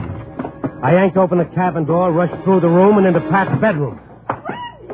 Oh, I'm sorry, honey. I came for some hot chocolate. Did you drink any? Hot chocolate? Have you gone crazy? Of course not. Can't you see I've just come out of the tub? Yeah, I didn't mean... I'll wait outside. Get your clothes on, beautiful. You're having more company. What? Who? Well, the sheriff. She'll want some of that hot chocolate, too, so don't touch it until she gets here. You understand?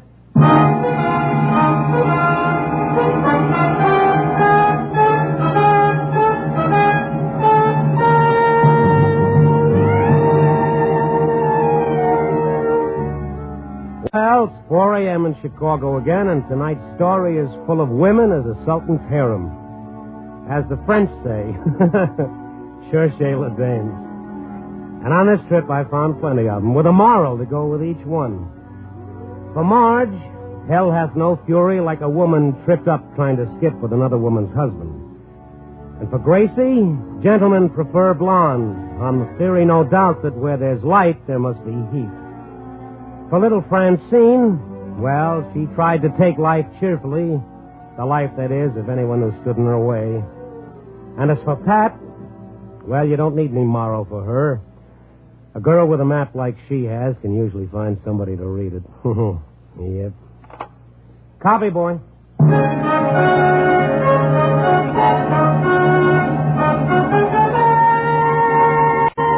Night Beat, starring Frank Lovejoy, is produced and directed by Warren Lewis and edited by Larry Marcus. Tonight's story was written by Irvin Ashkenazi with music by Frank Worth. In tonight's cast were Barbara Fuller, Rose Hobart, Shirley Mitchell, Eileen Prince, and Martha Wentworth. Frank Lovejoy will next be seen in Milton Sperling's production Three Secrets, released by Warner Brothers.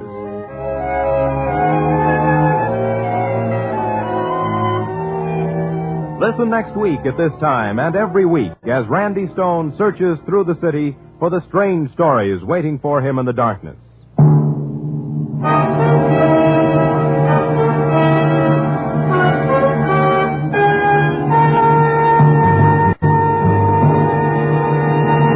Night Beat came to you from Hollywood.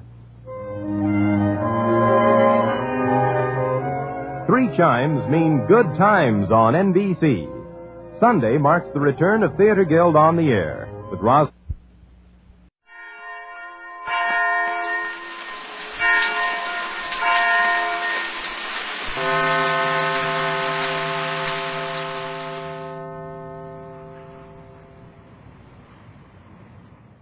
This I Believe. Harry S. McAlpin is a Louisville, Kentucky attorney. He turned to the practice of law from a distinguished career as a journalist and government official, in the course of which he served as White House correspondent, Navy War correspondent, and Director of Information for the Department of Agriculture's sugar rationing program. This is Harry McAlpin's creed. Basic in my life have been these beliefs, that there are some things for which I am not responsible, some I cannot change, some I can. Around recognition and acceptance of these facts, I have tried to build a philosophy by which to live in our complex society. 46 years ago, I was born a Negro in America. For this, of course, I was not responsible, though I am proud of it.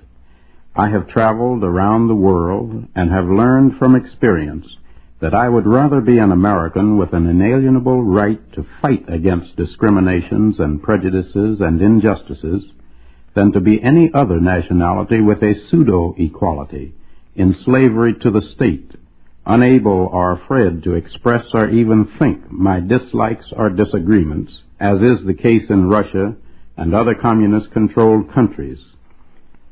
I had a father who regrettably died when I was 15 years old and a senior in high school. He was a man of great principle. He abhorred injustice. He believed, in spite of the handicaps he suffered because of his color, that all men were created equal in the sight of God, and that included him and me. He instilled me with his beliefs. To live by these beliefs, I have found it necessary to develop patience, to build courage, to pray for wisdom. But despite my fervent prayers, I find it is not always easy to live up to my creed. The complexities of modern-day living, particularly as I must face them day to day as a Negro in America, often put my creed to test. It takes a great deal of patience to accept the customs of some sections and communities, to try to fit into the crossword puzzle of living the illogic of a practice that will permit me to ride on the public buses without segregation in seating, but deny me the right to rent a private room to myself in a hotel, or the illogic of a practice which will accept me as a chauffeur for the rich who can afford it, but deny me the opportunity of driving one of the public buses I may ride indiscriminately, or the illogic of a practice which will accept me and require me to fight on the same battlefield, but deny me the right to ride in the same coach on a train. It takes a great deal of courage to put principles of right and justice ahead of economic welfare and well-being, to stand up and challenge established and accepted practices which amount to arbitrary exercise of power by petty politicians in office or by the police. Trying to live up to my beliefs often has subjected me to both praise and criticism. How wise I have been in my choices may be known only to God. I firmly believe, however, that as an American, as a man, and as a Christian I have been strengthened and life about me has been made better by the steel-hardening fires through which my creed and my faith have carried me. I shall continue to pray, therefore, a prayer I learned in the distant past which I now count as my own. God, give me serenity to accept the things I cannot change, courage to change the things I can, and wisdom to know the difference. They're the beliefs of Harry S. McAlpin.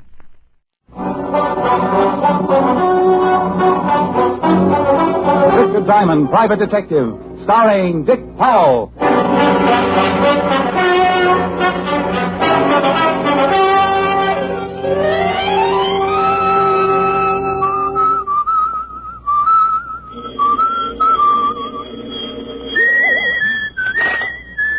Just a moment.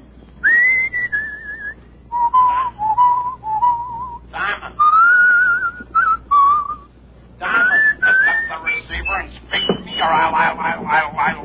Walt, is that your blood pressure I hear bubbling, or are you calling from Niagara Falls? What's the big idea? Keep me waiting like that. The big idea is that it's a beautiful day and I'm happy. When I'm happy, I whistle. And when I'm happy and whistling, I don't like to be interrupted. I'll remember that the next time you're unhappy and you ask a favor from me. You can whistle then, too. Oh, the great, big, important police lieutenant wants a favor from poor little old Richard Diamond.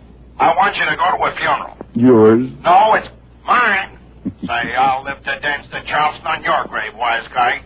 No, they're burying Bigfoot Grafton this afternoon. How do you know? How do I know? How do I know what? That it's Bigfoot Grafton they're tucking in. The way it read in my paper, the Harbor Patrol fished out a guy presumed to be Bigfoot Grafton, boy racketeer. We're satisfied with the identification. Huh? Fingerprints? Fingerprints. Look, the body was in the Hudson River for nearly a week. Oh. Then tell me, what makes you so sure the guy they're putting in the ground today is Grafton? Look, Diamond, you're beginning to exasperate me. Will you or won't you go with us to Bigfoot Grafton's funeral this afternoon? Why me? Maybe you can show the boys how to dig the grave. Oh, Walt, that's silly. I don't know a grave from a hole in the ground. So why me? Because you once told me about a little business matter you had with some of Grafton's gang out west.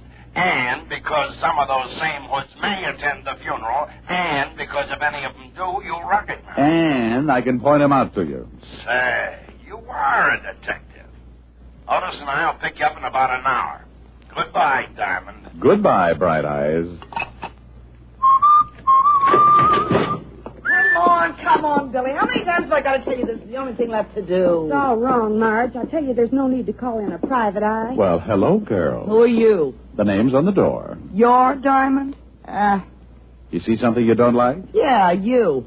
Oh, you'll never be lovely, be engaged, or get to use puns with an attitude like that. It's a waste of time, Marge, a waste of time. Lay off it, Billy. I know what's right. We came a long way to see you, Diamond. All the way from West Frampton we came.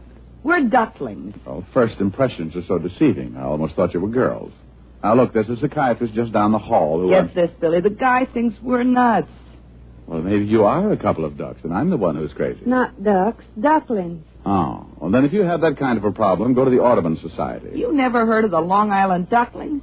All we done was win the pennant last year. Pennant? Oh, baseball? Now it's coming. We're a girls' softball team. We got our own park out in West Frampton. I play third base. Who's on first? Me. Come on, let's get out here, Marge. We'll stay. We gotta find Lottie, and he's gotta help us. Lottie? Lottie Wyrachek, our second baseman. She's been missing almost a week now. We can't win without our second baseman. Oh, yes. I can see where it must leave quite a gap between first base and shortstop. We ain't gonna win the pennant again unless we get Lottie back, Diamond. We gotta have her. You're elected. Elected? I'm not even sure I accept the nomination. See? Let's go, Marge. You don't want the job, Diamond? Well, I've never looked for a missing second baseman before. I wouldn't know where to begin. A fine detective. Here, you begin by looking at her snapshot. Oh, no, girls. Really, I'm terribly busy right now. I've got to go to a funeral and help the police department with it. Look at her picture. But I tell you,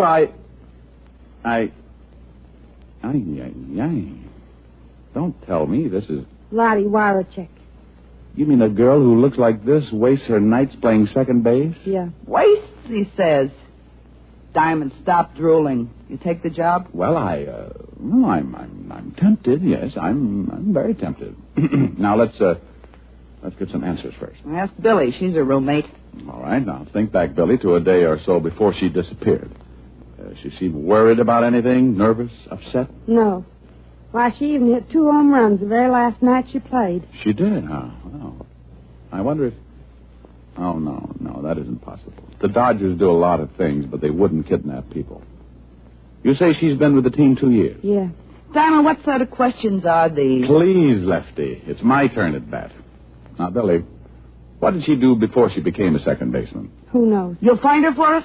For you? Oh, no. For me. They gave me a pass for the game that night with the Amagansett Amazons, informed me how to get out to West Frampton the quickest way as the E-train flies, then exploded themselves out, leaving me with a snapshot of a second baseman who looked like Jane Russell, only more so. I wasn't able to dream too long because soon the door opened and I looked up to find the most beautiful gabardine suit I'd ever seen walking toward my desk on the frame of the ugliest hoodlum I'd ever seen. Hey, you Diamond? To some people. To others, I'm Mr. Diamond. Diamond. Mr. Diamond. The late Mr. Diamond. Yeah, that's the one I like the best. All right, parrot puss. Who's been eating your crackers? All right, comic. I'm just a boy with a message. Well, spill it. You have visitors, huh? Yeah? Yeah. A couple of overgrown tomatoes. A couple of tomatoes that look more like they belong to the Russian infantry than to the human race. Well, you're not very much to look at yourself, Ugly. Get on with the message. The message is lay off. Don't go looking for no missing girl. You don't wake up with no bullet holes where your eyes ought to be. Huh? That's the message. The whole message. No signature? You don't need no signature, friend. Goodbye, Mr. Diamond. Just a minute, Repulsive. Yeah?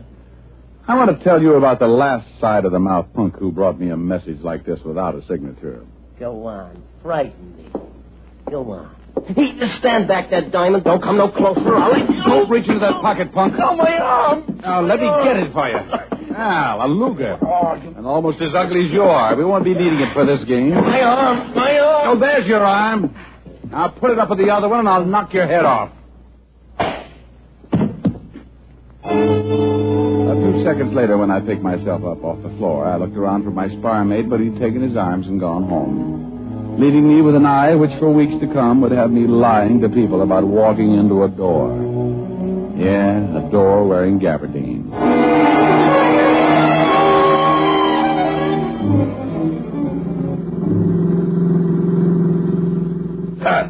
How'd you get that shiner, Diamond? I walked into a door, Walt. A door with a fist at the end of it. Where is this cemetery? South Carolina? We'll be there soon. Bigfoot Grafton won't mind waiting a little longer. Assuming, Sergeant Otis, that it is Bigfoot Grafton they're planting. Oh, no, you're not going to start that again. I told you on the phone. We're satisfied with the identification. What identification? Laundry marks on Grafton's shirt, cleaning marks on Grafton's suit. Go on. What do you mean, go on? Look, Walt, suppose you're wanted for murder. 2 murder raps. You don't have a chance of beating. And suppose that next to the mailman with the income tax refunds, you're the most looked-for guy in the country. Yeah, I know what you're going to say, Diamond. You think maybe Grafton finds a sucker with his same general build, shoots him in the spine, changes clothes with him, and then dumps him in the big bathtub. That's right, Walt. Well, us silly, confused homicide cops figured that way, too, until we checked up on what gave Grafton his nickname. His nickname? Bigfoot. Yeah. 14 and a half. We found his shoemaker. He verified the size. So? So it's possible that Grafton can find a guy that fits his general physique. It's even possible that the guy he finds not only is built the same way body-wise, but wears exactly size 14 and a half brogans, too. Yeah, it's possible, but highly improbable. Yeah, maybe you're right at that. Well, on behalf of myself and all the other simple-minded fellas known as cops, thank you, Diamond, for saying what you just did. Thank you. There's the cemetery. It was just a simple little funeral, except that the coffin cost maybe $10,000 more than mine will ever cost, and excluding the fact that there were enough flowers to make a couple of dozen floats for the Turnip of Roses parade. Yes, it was just a simple little funeral with maybe 1,000 simple little mourners. Good conservative people, like safe blowers, burglars, con men, petty thieves, and some not so petty. Big wheels, little wheels, chiselers, grifters, grafters, gyp artists. Well, Diamond, you see anyone who used to run with Grafton's mob? No, not yet. Hey, look. Now, what's he doing here? Oh. The parrot nose in the stylish gabardine suit. I've been admiring that suit. Gabardine, huh? Too bad a poor little gabardine had to go give up its life just so a mug like that could have a suit. Where you going, Diamond? Who is that guy? He's a messenger boy. I'll be right back.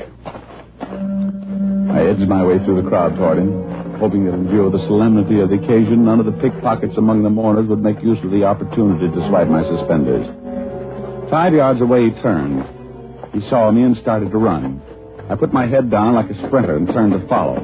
There's nothing like a merry chase in a merry place like a cemetery. And just when I thought I had him... Diamond, what are you doing running into tombstones? Oh, well, I suddenly remembered it's been years since I had a collision with a tombstone. Oh, what were you chasing that guy with a fancy suit for? I wanted to find out who his tailor is. Look, Otis got a good look at that twerp I was chasing.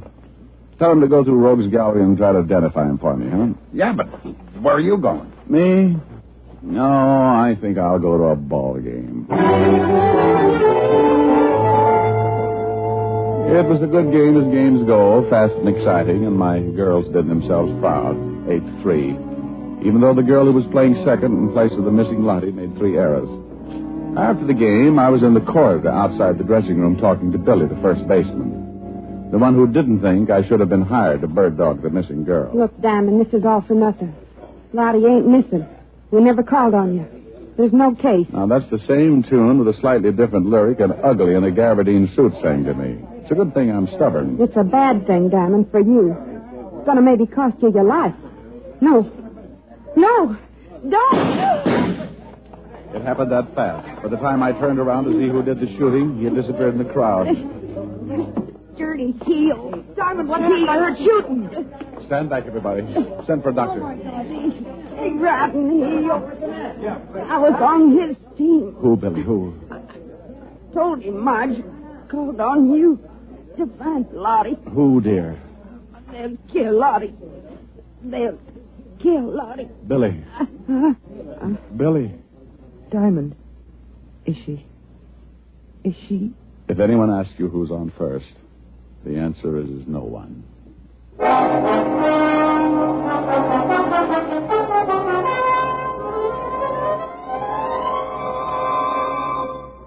Diamond, this department isn't in operation so that you can find girls. I don't care how she looks in her baseball uniform. Oh, but this is business, Walt. I tell you, she's been kidnapped. Another girl on the team was just murdered. Another murder? Where? West Frampton. West who? Frampton, out on Long Island. City limits? No. That's the quickest case I ever marked closed. What do you want to waste my time with imported homicides for? Don't I have enough to do right here? Oh, but Walt... Don't butt me. They've been knocking each other off like flies this week. We're so jammed up, I got 3 stiffs that don't even have a place to lie down. 4, if you include Otis. Oh, just for that wise guy, I ain't talking. Oh, if I could only be sure of that. I mean, I ain't talking about the guy you played tag with in the cemetery. I found him in the picture book, all right, Diamond. It took me 2 hours. And just for making cracks at me, I ain't telling you his name. Whose name? Joe Gabardine's, that's whose. And I ain't telling you what else I found out about him in the picture book either. Why not? Because you think you're smarter than the whole police department put together, that's why not. Oh. And so if I go spill to you that this Joe Gabardine used to work as a gunsel for the late Bigfoot Grafton, you're going to right away say Bigfoot Grafton ain't dead after all, and that I'm a dope. Walt, you hear that? The guy that threatened me if I went looking for Lottie Wirachek, this Joe Gabardine, is one of Grafton's boys.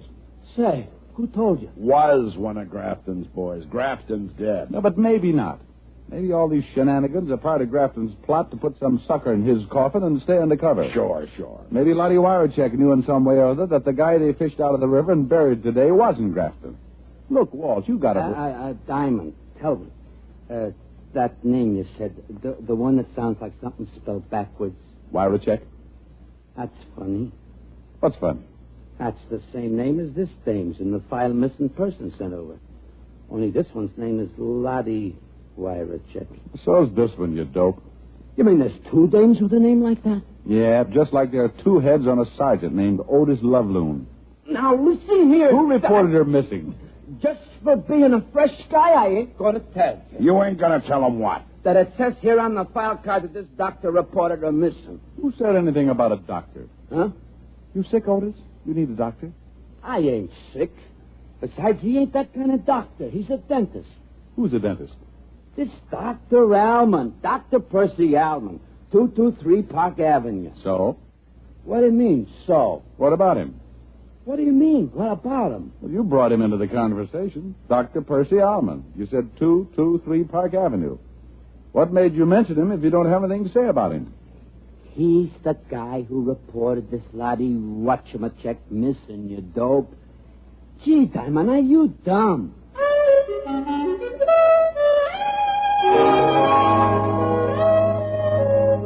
Dr. Percy Allman's home for decrepit teeth at 223 Park Avenue was a fancy schmancy establishment where bad little molars and bicuspids went in for punishment. I could tell even before I met Allman that he was the kind of drill artist who assured the customers there'd be no pain. No pain at all, and there usually wasn't. Until the customers got their bills. The office was a ground floor professional suite that opened directly on the street, and when I pushed open the door and went in, This kind of nice middle-aged guy greeted me with, yes, I'm looking for Dr. Allman. I'm Dr. Allman, but it's after my office hours, young man, unless it's an emergency. Well, it's about Lottie. Lottie Warachek. Lottie? You're from the police. You found her. Well, not yet, no. And I'm not from the police. What? Who are you? My name is Diamond. I'm a private investigator. Oh. You gave me quite a turn for a moment. Well, I'm sorry. Doctor, I'd like you to tell me a few things. What sort of things? Lottie Warachek. What's she to you? Well, presently just a friend. Formerly the best dental assistant I ever had. An extremely nice girl. Yes, I saw her snapshot. A dental assistant, huh? Yeah, lovely girl. I hated to lose her. But this baseball thing had been burning in her for a long time. Look, Diamond, just how much do you know about all this? Oh, I know that Lottie's missing. Maybe in trouble. Well, I do need help. And perhaps I'd better tell you everything. I'm game. But I think I should warn you. The information I'm going to give you is dangerous. It may mean your life.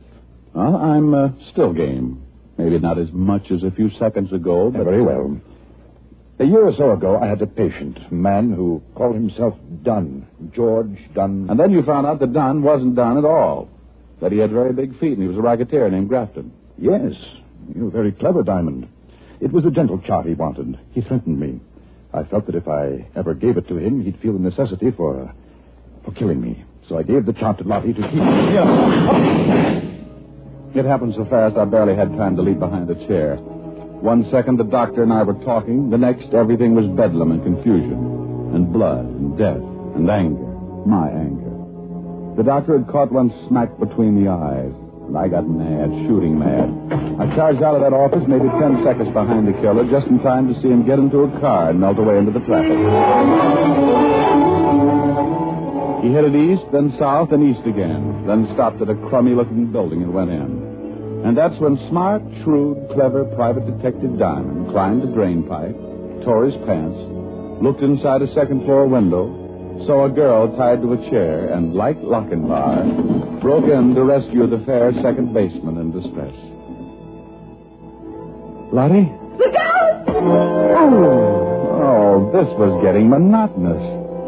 The billy caught me on the back of the neck, and while it didn't knock me out, it didn't make me feel like dancing either. The first thing I was aware of when I oriented myself to my new condition was the biggest pair of feet I'd ever seen. And the next thing I saw was the gabardine suit containing in its bright, clean folds the filthiest little murder artist I'd ever seen.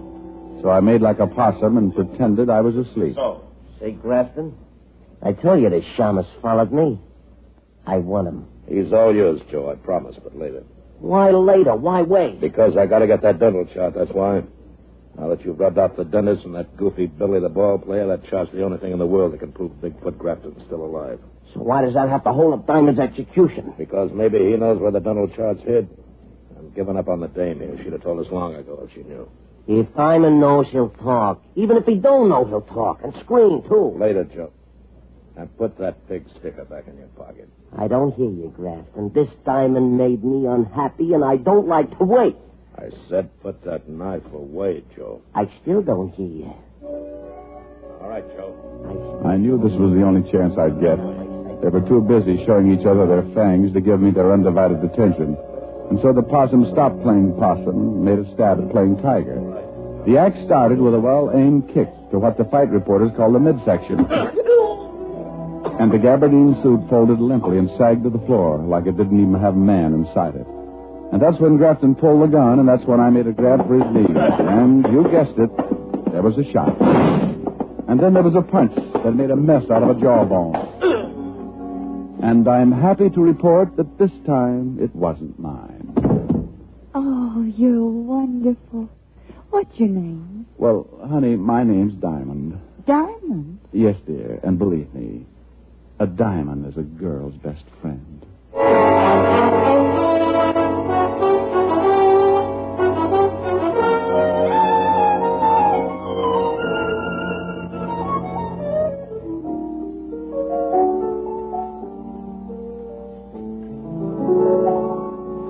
I hadn't anyone tell you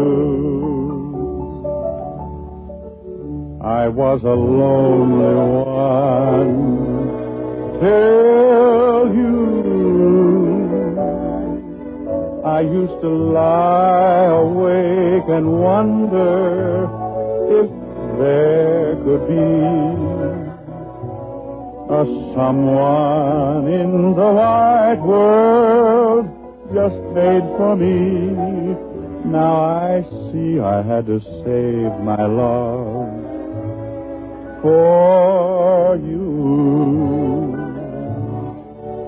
I never gave my love till you. And through my lonely heart demanding it, Cupid took a hand in it. I hadn't anyone till you. You're so romantic, even with a black eye. Oh, thank you, dear. Oh, Ricky, darling, it must have been dreadful. Oh, it had its moments, Helen. Yes, I saw that photograph. A second baseman. What's the matter with a second baseman? Well, Ricky, if you were any good, wouldn't you be a first baseman? Honey, I don't think you understand too much about baseball. Teach me. Oh, it takes years, baby, years. Well? Well, baseball's a game that's divided into innings. 9 innings. Inning? What's an inning? Maybe I better teach you how to play post office. No, Ricky, please. Well, let's see now. An inning is a sort of a division, a stanza, a frame. Yeah, that's right, a frame. A frame? An inning's a frame? Hey, you're digging it. No, I'm not, Ricky, not really. Maybe we'd better forget it. All right. An inning is a frame. That's right, dear. An inning is a frame. Ricky, was she nice? Lottie?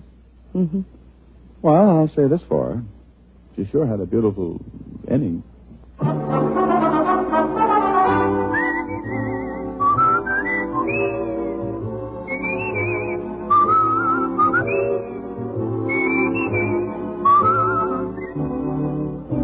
Richard Diamond, Private Detective, stars Dick Powell in the title role and was written by Blake Edwards with music composed and conducted by Frank Worth. This is Bill Foreman speaking. Richard Diamond, Private Detective, is transcribed in Hollywood by Jaime Del Valle.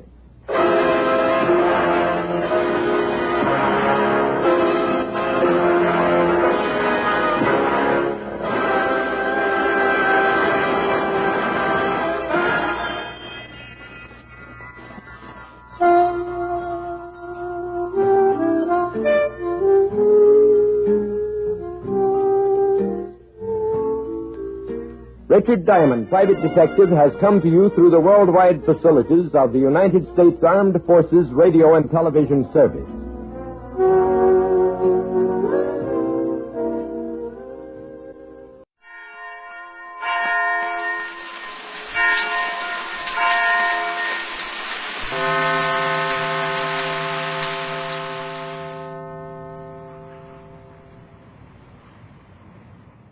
This, I believe. Former President Harry S. Truman has been railroad man, bank clerk, farmer, artillery officer, storekeeper, judge, senator, and vice president. On April 12, 1945, he was thrust into the immense responsibility of guiding his country through to victory in war. For almost 8 years, he was President of the United States, leading the world in efforts to secure peace. It is my privilege to bring you the former President of the United States, Harry S. Truman. I believe in a moral code based on the 10 Commandments found in the 20th chapter of Exodus and on the 5th, 6th, and 7th chapters of the Gospel according to St. Matthew, which is the Sermon on the Mount. I believe that a man ought to live by those precepts, and if followed, it will enable him to do right. I don't know whether I have followed these precepts or not, but I have tried. I believe that the fundamental basis for a happy life with family and friends is to treat others as you would like to be treated, speak truthfully, act honorably, and keep commitments to the letter. In public life, I have always believed that right will prevail.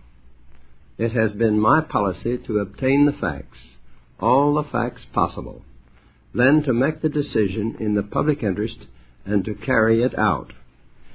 If the facts justify the decision at the time it is made, it will always be right.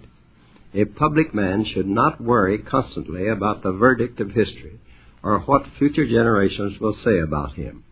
He must live in the present, make his decisions for the right on the facts as he sees them, and history will take care of itself. I believe a public man must know the history and the background of his state and his nation to enable him to come more nearly to a proper decision in the public interest. In my opinion, a man in public life must think always of the public welfare. He must be careful not to mix his private and personal interests with his public actions. The ethics of a public man must be unimpeachable. He must learn to reject unwise or imprudent requests from friends and associates without losing their friendship or loyalty. I believe that our Bill of Rights must be implemented in fact, that it is the duty of every government, state, local, or federal, to preserve the rights of the individual. I believe that a civil rights program, as we must practice it today, involves not so much the protection of the people against the government, but the protection of the people by the government. And for this reason, we must make the federal government a friendly, vigilant defender of the rights and equalities of all Americans, and that every man should be free to live his life as he wishes. He should be limited only by his responsibility to his fellow man. I believe that we should remove the last barriers which stand between millions of our people and their birthright. There can be no justifiable reason for discrimination because of ancestry or religion or race or color. I believe that to inspire the people of the world whose freedom is in jeopardy and to restore hope to those who have already lost their civil liberties, we must correct the remaining imperfections in our own democracy. We know the way. We only need the will.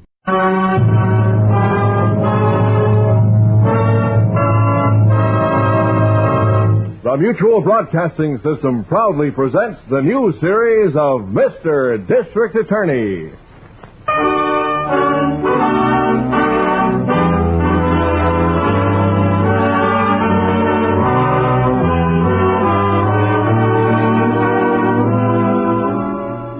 Mr. District Attorney, champion of the people, defender of truth, guardian of our fundamental rights to life, liberty, and the pursuit of happiness.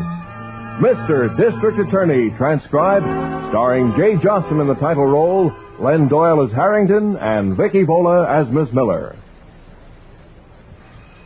And it shall be my duty as District Attorney not only to prosecute to the limit of the law all persons accused of crimes perpetrated within this county, but to defend with equal vigor the rights and privileges of all its citizens.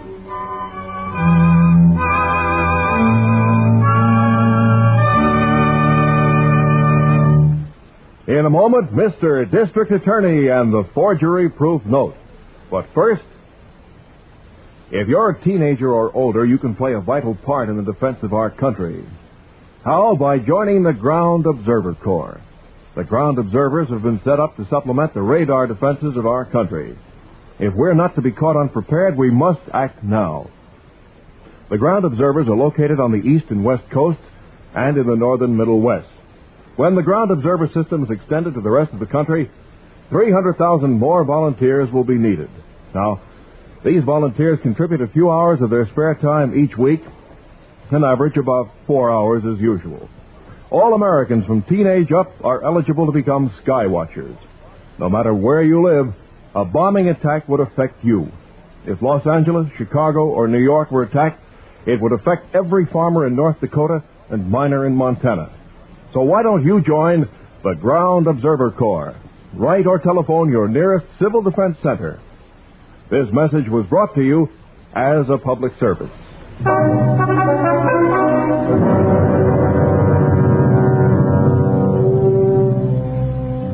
7 floors below the district attorney's office is the police laboratory for the county.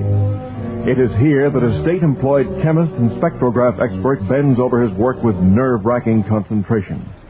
Jake Malmeister is alone with his work. except for the unauthorized person who stands at his elbow watching. Jake, it's sensational. Shut up, Roiger. You'll upset me. Jake Malmeister is working over a highly polished copper plate that has been coated with a thin film of wax. Etched into the wax is a design which appears legally only on the front of $10 bills issued by the United States Treasury. When Jake Malmeister completes the last hair-fine scroll on the picture of Alexander Hamilton, he lays down his engraving tool. There. It's finished, Roiger. If even Rembrandt couldn't do better. What a setup. Right in the police laboratory. Equipment, acid microscopes. I tell you, Jake, it's sensational. The setup? On my work. Jake, don't I always say you're an artist? Not too often. Well, you are. Yes, I know. Did you ever hear of the famous Forgery proof 100-mark note in German? No? It was in 1915. It was my design, too. But this is even finer. You're the best, Jake.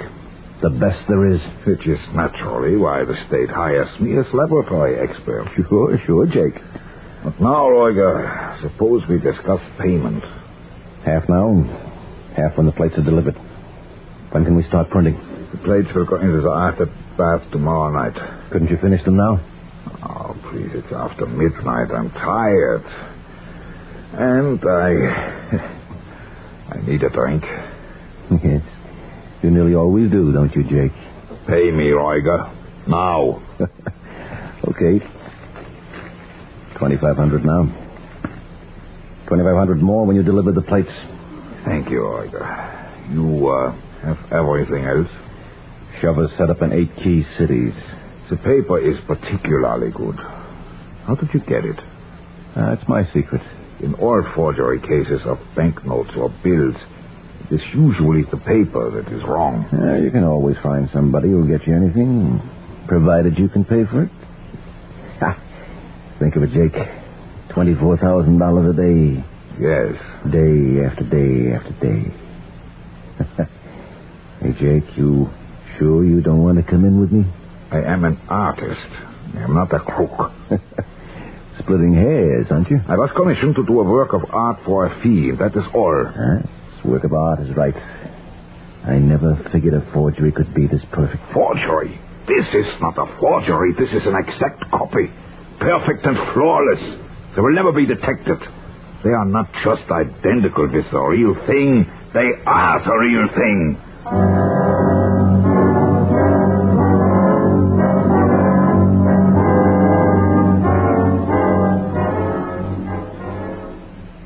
By the way, Chief, what keeps Jake Malmeister here so late? He worked last night until after midnight.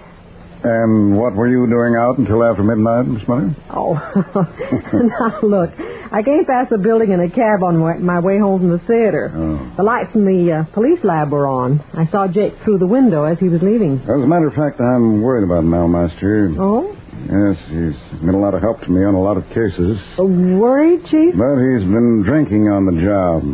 Harrington caught him a couple of times last month. Oh, people who are frustrated sometimes do drink. Yeah, maybe so.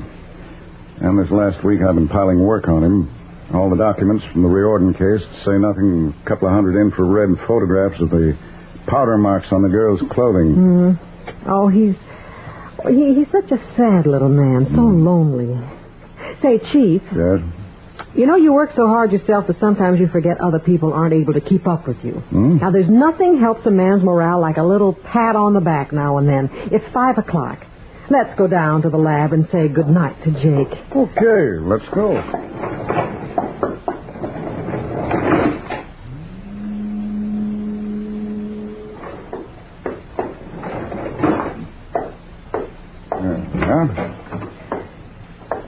Well, Chief, I guess he quit early tonight. I don't see him around anywhere. Fine detective you are, Miss Miller.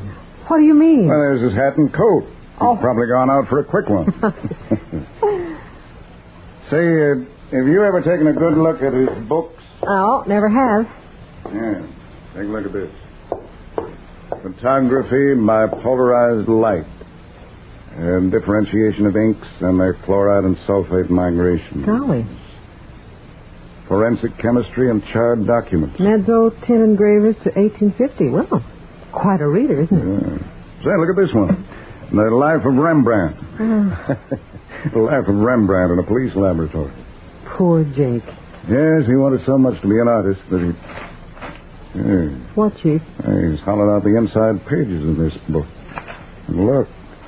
Chief, there's something hidden in here. Yeah, wrapped in cotton. Why, they're plates. Hey, Miss Miller, look at these. Well, what are they? Why, even possessing these things is illegal. They're plates for $10 bills. Chief, you don't mean that Jake... Oh, no. It's incredible. It's fantastic. You mean Jake was... He was going to print them? There's the answer to your overtime. That's why he works late. Oh, I just can't believe it. Why, Jake's our friend. He's a brilliant man, and he's helped us so many times. Yeah, I'm wrap sure these up, Miss Miller, and take them up to my office and lock them in my desk. All right, Quick, Chief. before Jake comes back. Well, what are you going to do? Well, this concerns my own staff. I'm going to try to handle it quietly. Hurry, Miss Miller. Well, Chief, maybe it's just a hobby. Yeah, so was Bluebeard's. Get upstairs with these plates and then go on home. I want to talk to Jake Malmeister alone. Yes, sir. But, Chief... Yes? Please give him a chance to explain. He'll have to explain to the Treasury boys.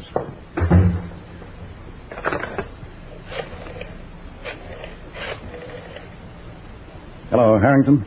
Say, something's happened. Come down to the lab, will you? No, finish that up. About 20 minutes is fine. Wrong? Yes, I think so. Oh, and listen, send your stenographer over to the personnel department and bring down Jake Malmeister's records. Yes, do that, will you? And hurry it up, will you, Harrington? Right. Good evening, sir. Hello, Jake. It's been a long time since I have had a visit from the district attorney. Usually I go to your office, don't I? Yes. Have you been drinking again, Jake? Well, maybe just... I've been looking over your Life of Rembrandt. You what? Relax, Jake. They're gone. Where? Miss Miller has them. Give them to me. They're mine. Mine. Take your hand off me, Jake. Relax, will you? They're mine. What are plates for $10 bills doing in this building? Well, That's a federal offense, Jake, even possessing them, you know. Oh. Like a common thief, you steal. Put that bottle down. Don't be crazy. Do you want to get hurt? You? Don't make things worse than they are.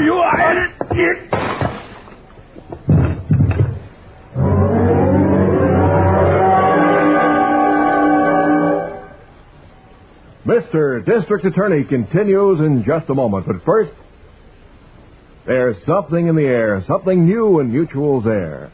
Star names in stellar productions are adding their shine to the glittering roster of outstanding entertainment on your Mutual station.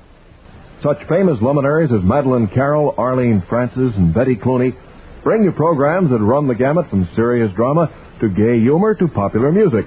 And that's not all, not by far. There are Sir Cedric Hardwicke, Peter Lorre, David Ross, Duncan Hines, Edward Arnold, Jay Justin, and George Sanders as well. So many stars are almost breathtaking. And you'll find the kind of programming they bring you is breathtakingly different, too. Their shows on Mutual are new in many ways. You'll find they add a brand new slant to your concepts of entertainment. But that's not all either.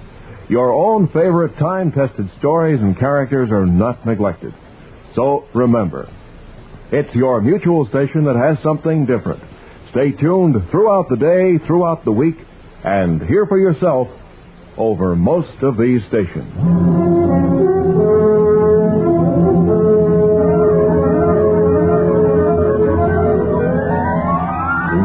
Fool, you drunken, stupid, whizzing little crouch dog. Oh, don't hit me. I came right to your hotel. What did you slug him for? Well, I don't know. You were drunk. No. Well, where are they? Where are those plates? The girl has them. His assistant. Who is she? Her name is Miller. Like, I couldn't help it. When he said the plates were gone, I lost my head. Yes. What did you do with him? I dragged him into the dark room and locked the door. You didn't kill him? No. But they may not find him until morning. Yes, I don't know. I'm so upset. All right. Where does this Miller dame live? Can you take me to her? Yes, she has an apartment. She live alone? Yes. All right. Then let's go see her. I've got ways of making people talk, especially women who live alone.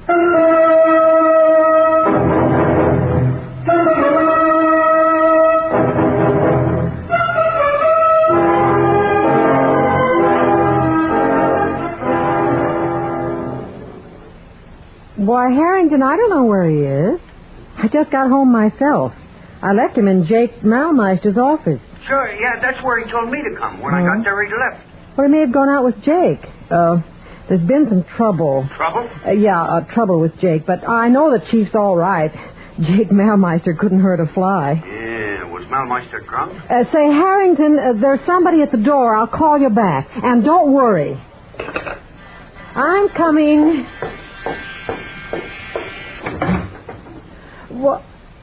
Why, Jake. Miss Miller, I'm in terrible trouble. Have you heard from the chief? Why, no, Jake. I thought he was with you. This is a friend of mine, Miss Miller, Mr. Euger. How do you do? Hello. Well, Jake, what is it? Can I help you? Miss Miller, please, could we talk to you for a minute, please? We have both worked for him for such a long time, and I'm in terrible trouble. Why, of course, Jake. Come in. Thank you. Okay, Jake, lock it. Lock it? Say, Jake, what is this? Who are you? Now, look here. You unlock that door this instant or I'll... Miller, you make one move, you'll get a bullet through your beautiful blue eyes. I want those plates. Euger, you said... Shut up, Jake. But you promised you wouldn't hurt her. Miss Miller, and I want those plates. Don't hit. Shut up, Jake. All right, Miss Miller, where are they? I haven't got them. Miss Miller, I'm not... Fooling you! Don't hit her. She's my friend. Well, she'll be dead if she doesn't talk. Now, listen, Miss Miller, I'm what's known as a con man. All my born days, I've needed money. And at last I figured a way to make it quick. $24,000 a day, you understand? I haven't got those plates. That's all I have to say. Jake, you said the DA told you she'd taken them. He did.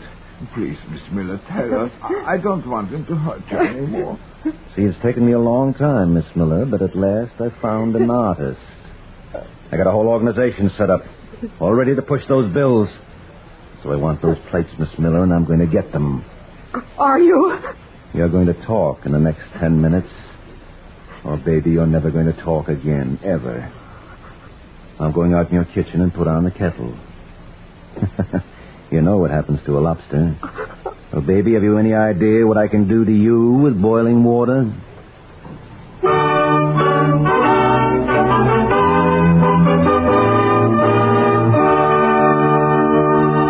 We'll return to Mr. District Attorney in just a moment. Some like it hot with the fierce clash of man's war against crime, and some like it cold with the dedicated purpose of a vigilant fight against evil. And some like it with the touch of the unknown.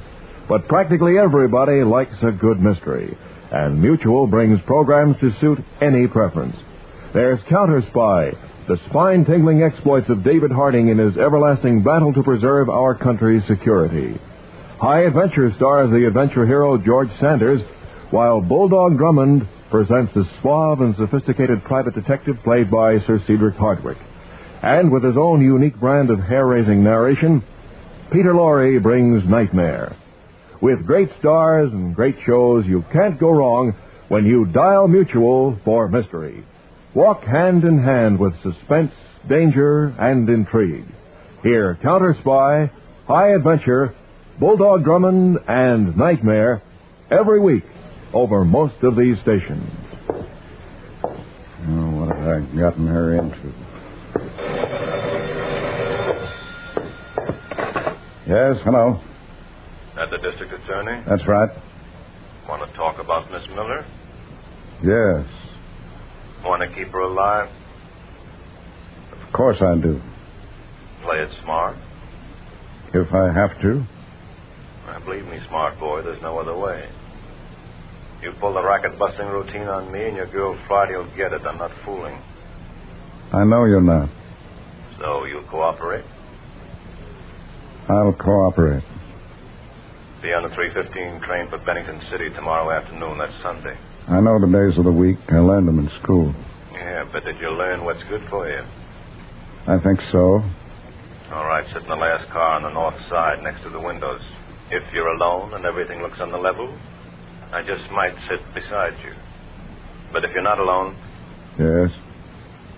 Well, let's put it this way, Mr. D.A. You double-cross me, and your girlfriend will be of no use to anybody except an undertaker. Hello. Hello.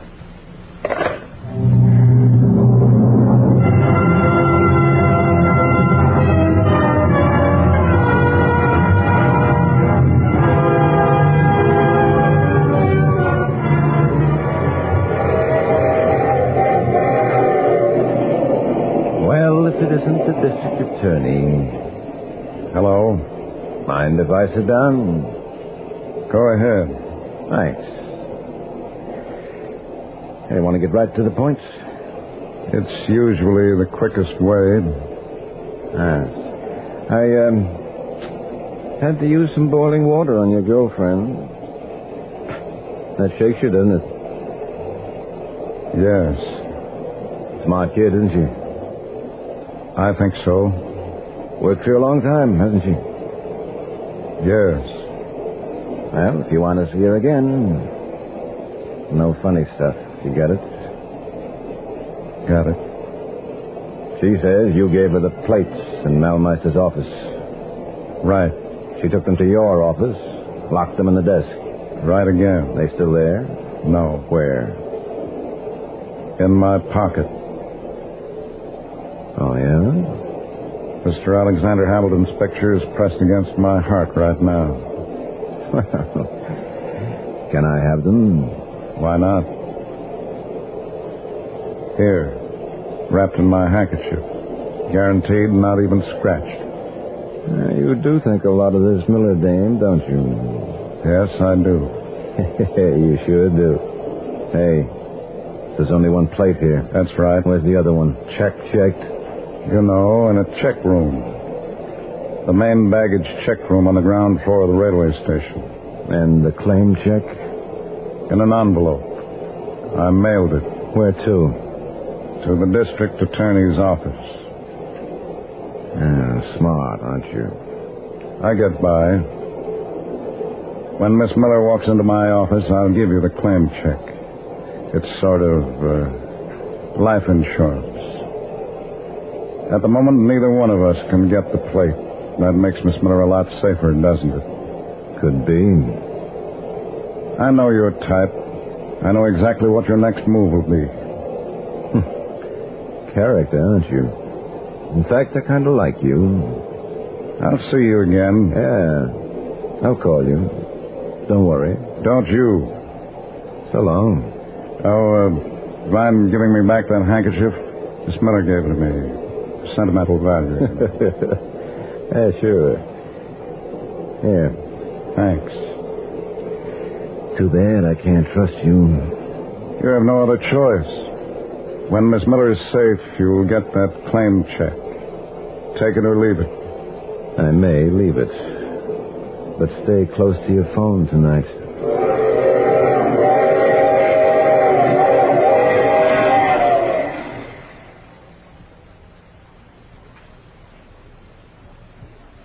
Harrington, I haven't much time. I've got to do this my way. Okay, Chief, you're the boss. This man's smart and ruthless. He may not fall for it. He may kill Miss Miller anyway. But, Harrington, Yeah? I'm not taking any chances. When I'm ready for help, I'll ask for it. Okay. Now, rush that handkerchief through fingerprinting. It'll show fine traces of copper filings. If they use a 10% solution of silver nitrate, dry it in the dark room, and photograph it, they should get a good print. Now, get with it, will you? Right, Chief. I have to go. I don't want to be beaten to the kill.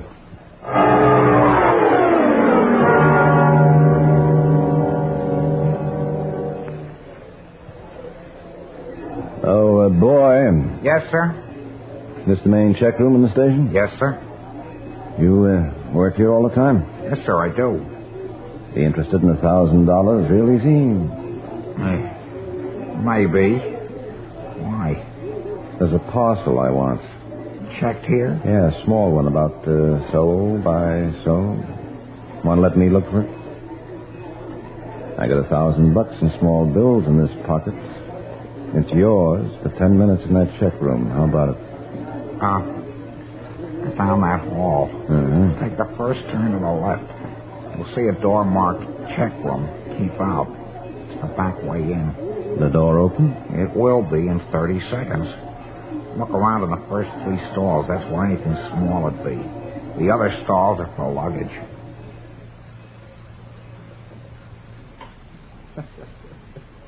So I just went in and took it. How do you like that, Jake? Oh, I'm bored. Yes, he gave it to me just like that. Shows you what money will do, huh? I want to get out of here. This house is too lonely, too isolated. I'm worried. No, that's too bad. You need a drink? I wish this had never happened. Any trouble with Miller while I was gone? No, she's still locked in the room upstairs. We have to get rid of her, Jake. You mean kill her? Murder? She knows you. She knows me. She knows this house. She works for the district attorney. Don't be a sap, Jake. There's only one way to keep her quiet. Oh, I cannot have anything to do with killing. Well, you don't have to actually do it. What? But you'll have to take the rap. You see, Jake, I want things to quiet down. They have to before I can start printing those bills. So, somebody has to be thrown to the wolves. I don't understand. The DA has to have somebody, Jake. If he gets you, he'll be satisfied. He can charge you with possession of forged plates, kidnapping, and murder. Then he can mark the case closed. Somebody has to be the patsy. And now that you've done the plates, you're really not much use for anything, huh? Why, you rotten Jake, you're too old to tangle with me, Jake. I don't. Now, think it over. It won't be so bad. You'll get used to it. Who's that? I will not kill. I won't. Shut up. Who could that be at the door? I don't know and I don't care and I wish I was dead. If you don't keep quiet, you'll get that wish right now. Now shut up. I'll get rid of whoever it is.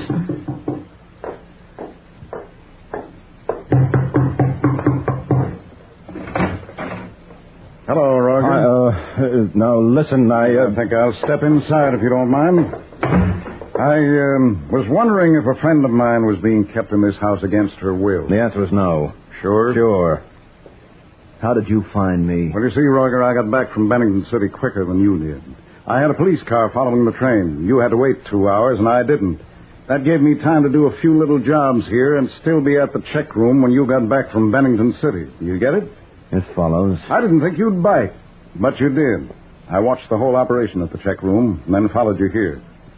Now I think I'll take a look around this house. And I think you won't. Out of my way, Roger. Oh, make one move and I'll plug you. I mean it. Bill, he's crazy, Mr. D.A. He's a maniac. I'm used to maniacs, Jake. I'll kill you. Give me that gun.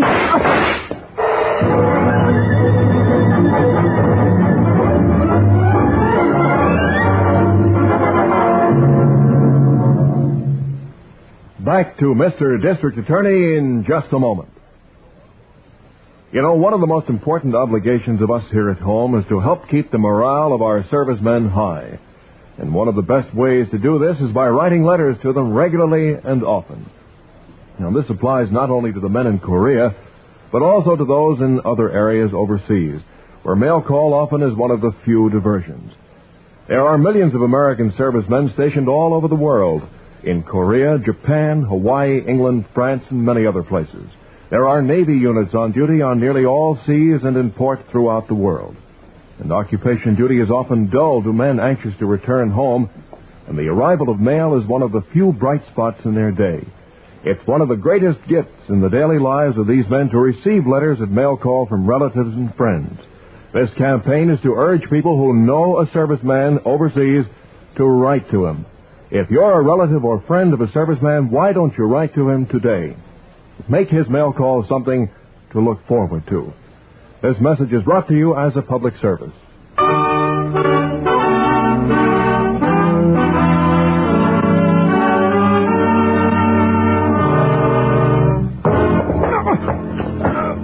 Drop that gun, Roger, or so help me, I'll break your arm. Oh, I'll break it. We'll... All right, get that gun, Jake. Yeah, I've got it. Now, Roger, I'll show you what happens to guys who torture women. What's the matter? Don't you like tangling with men? No, don't. Stop! Not so good with your fists, are you? You need boiling water. She's upstairs, Mr. D.A. All right. All right. Upstairs and to the right. Miss Miller! Miss Miller! I'm here, too. I'm here. It's love.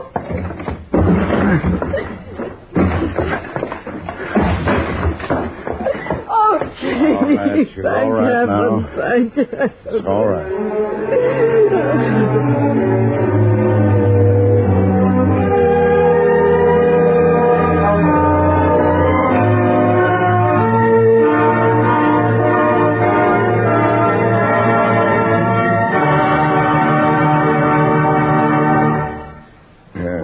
I don't mind admitting it. I've never been so terrified of a man in my life. All right, he'll be taken care of, Miss Miller. He's a 4-time loser, and he'll get life. Boy, that was nice work, Chief, following him from the check room like that. Yeah, you see, Miss Miller, as soon as I found out where the house was located, I called Harrington. The thing was, I couldn't be sure that Roger would fall for the check room gang. Oh, Chief, what about Jake?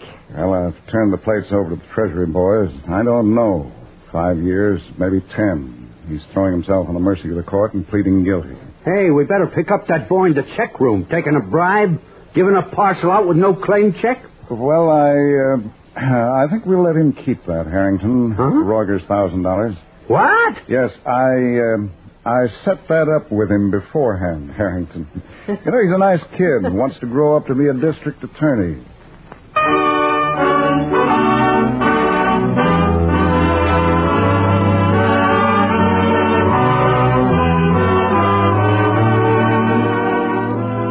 Listen again next week for Mr. District Attorney.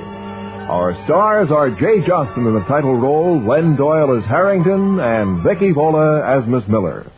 The script was written by Harry W. Junkin. The program was originated by Phillips H. Lord, produced by Bernard L. Schubert, and directed by Leslie Harris. Join us next week at the same time for another transcribed case history from the files of Mr. District Attorney.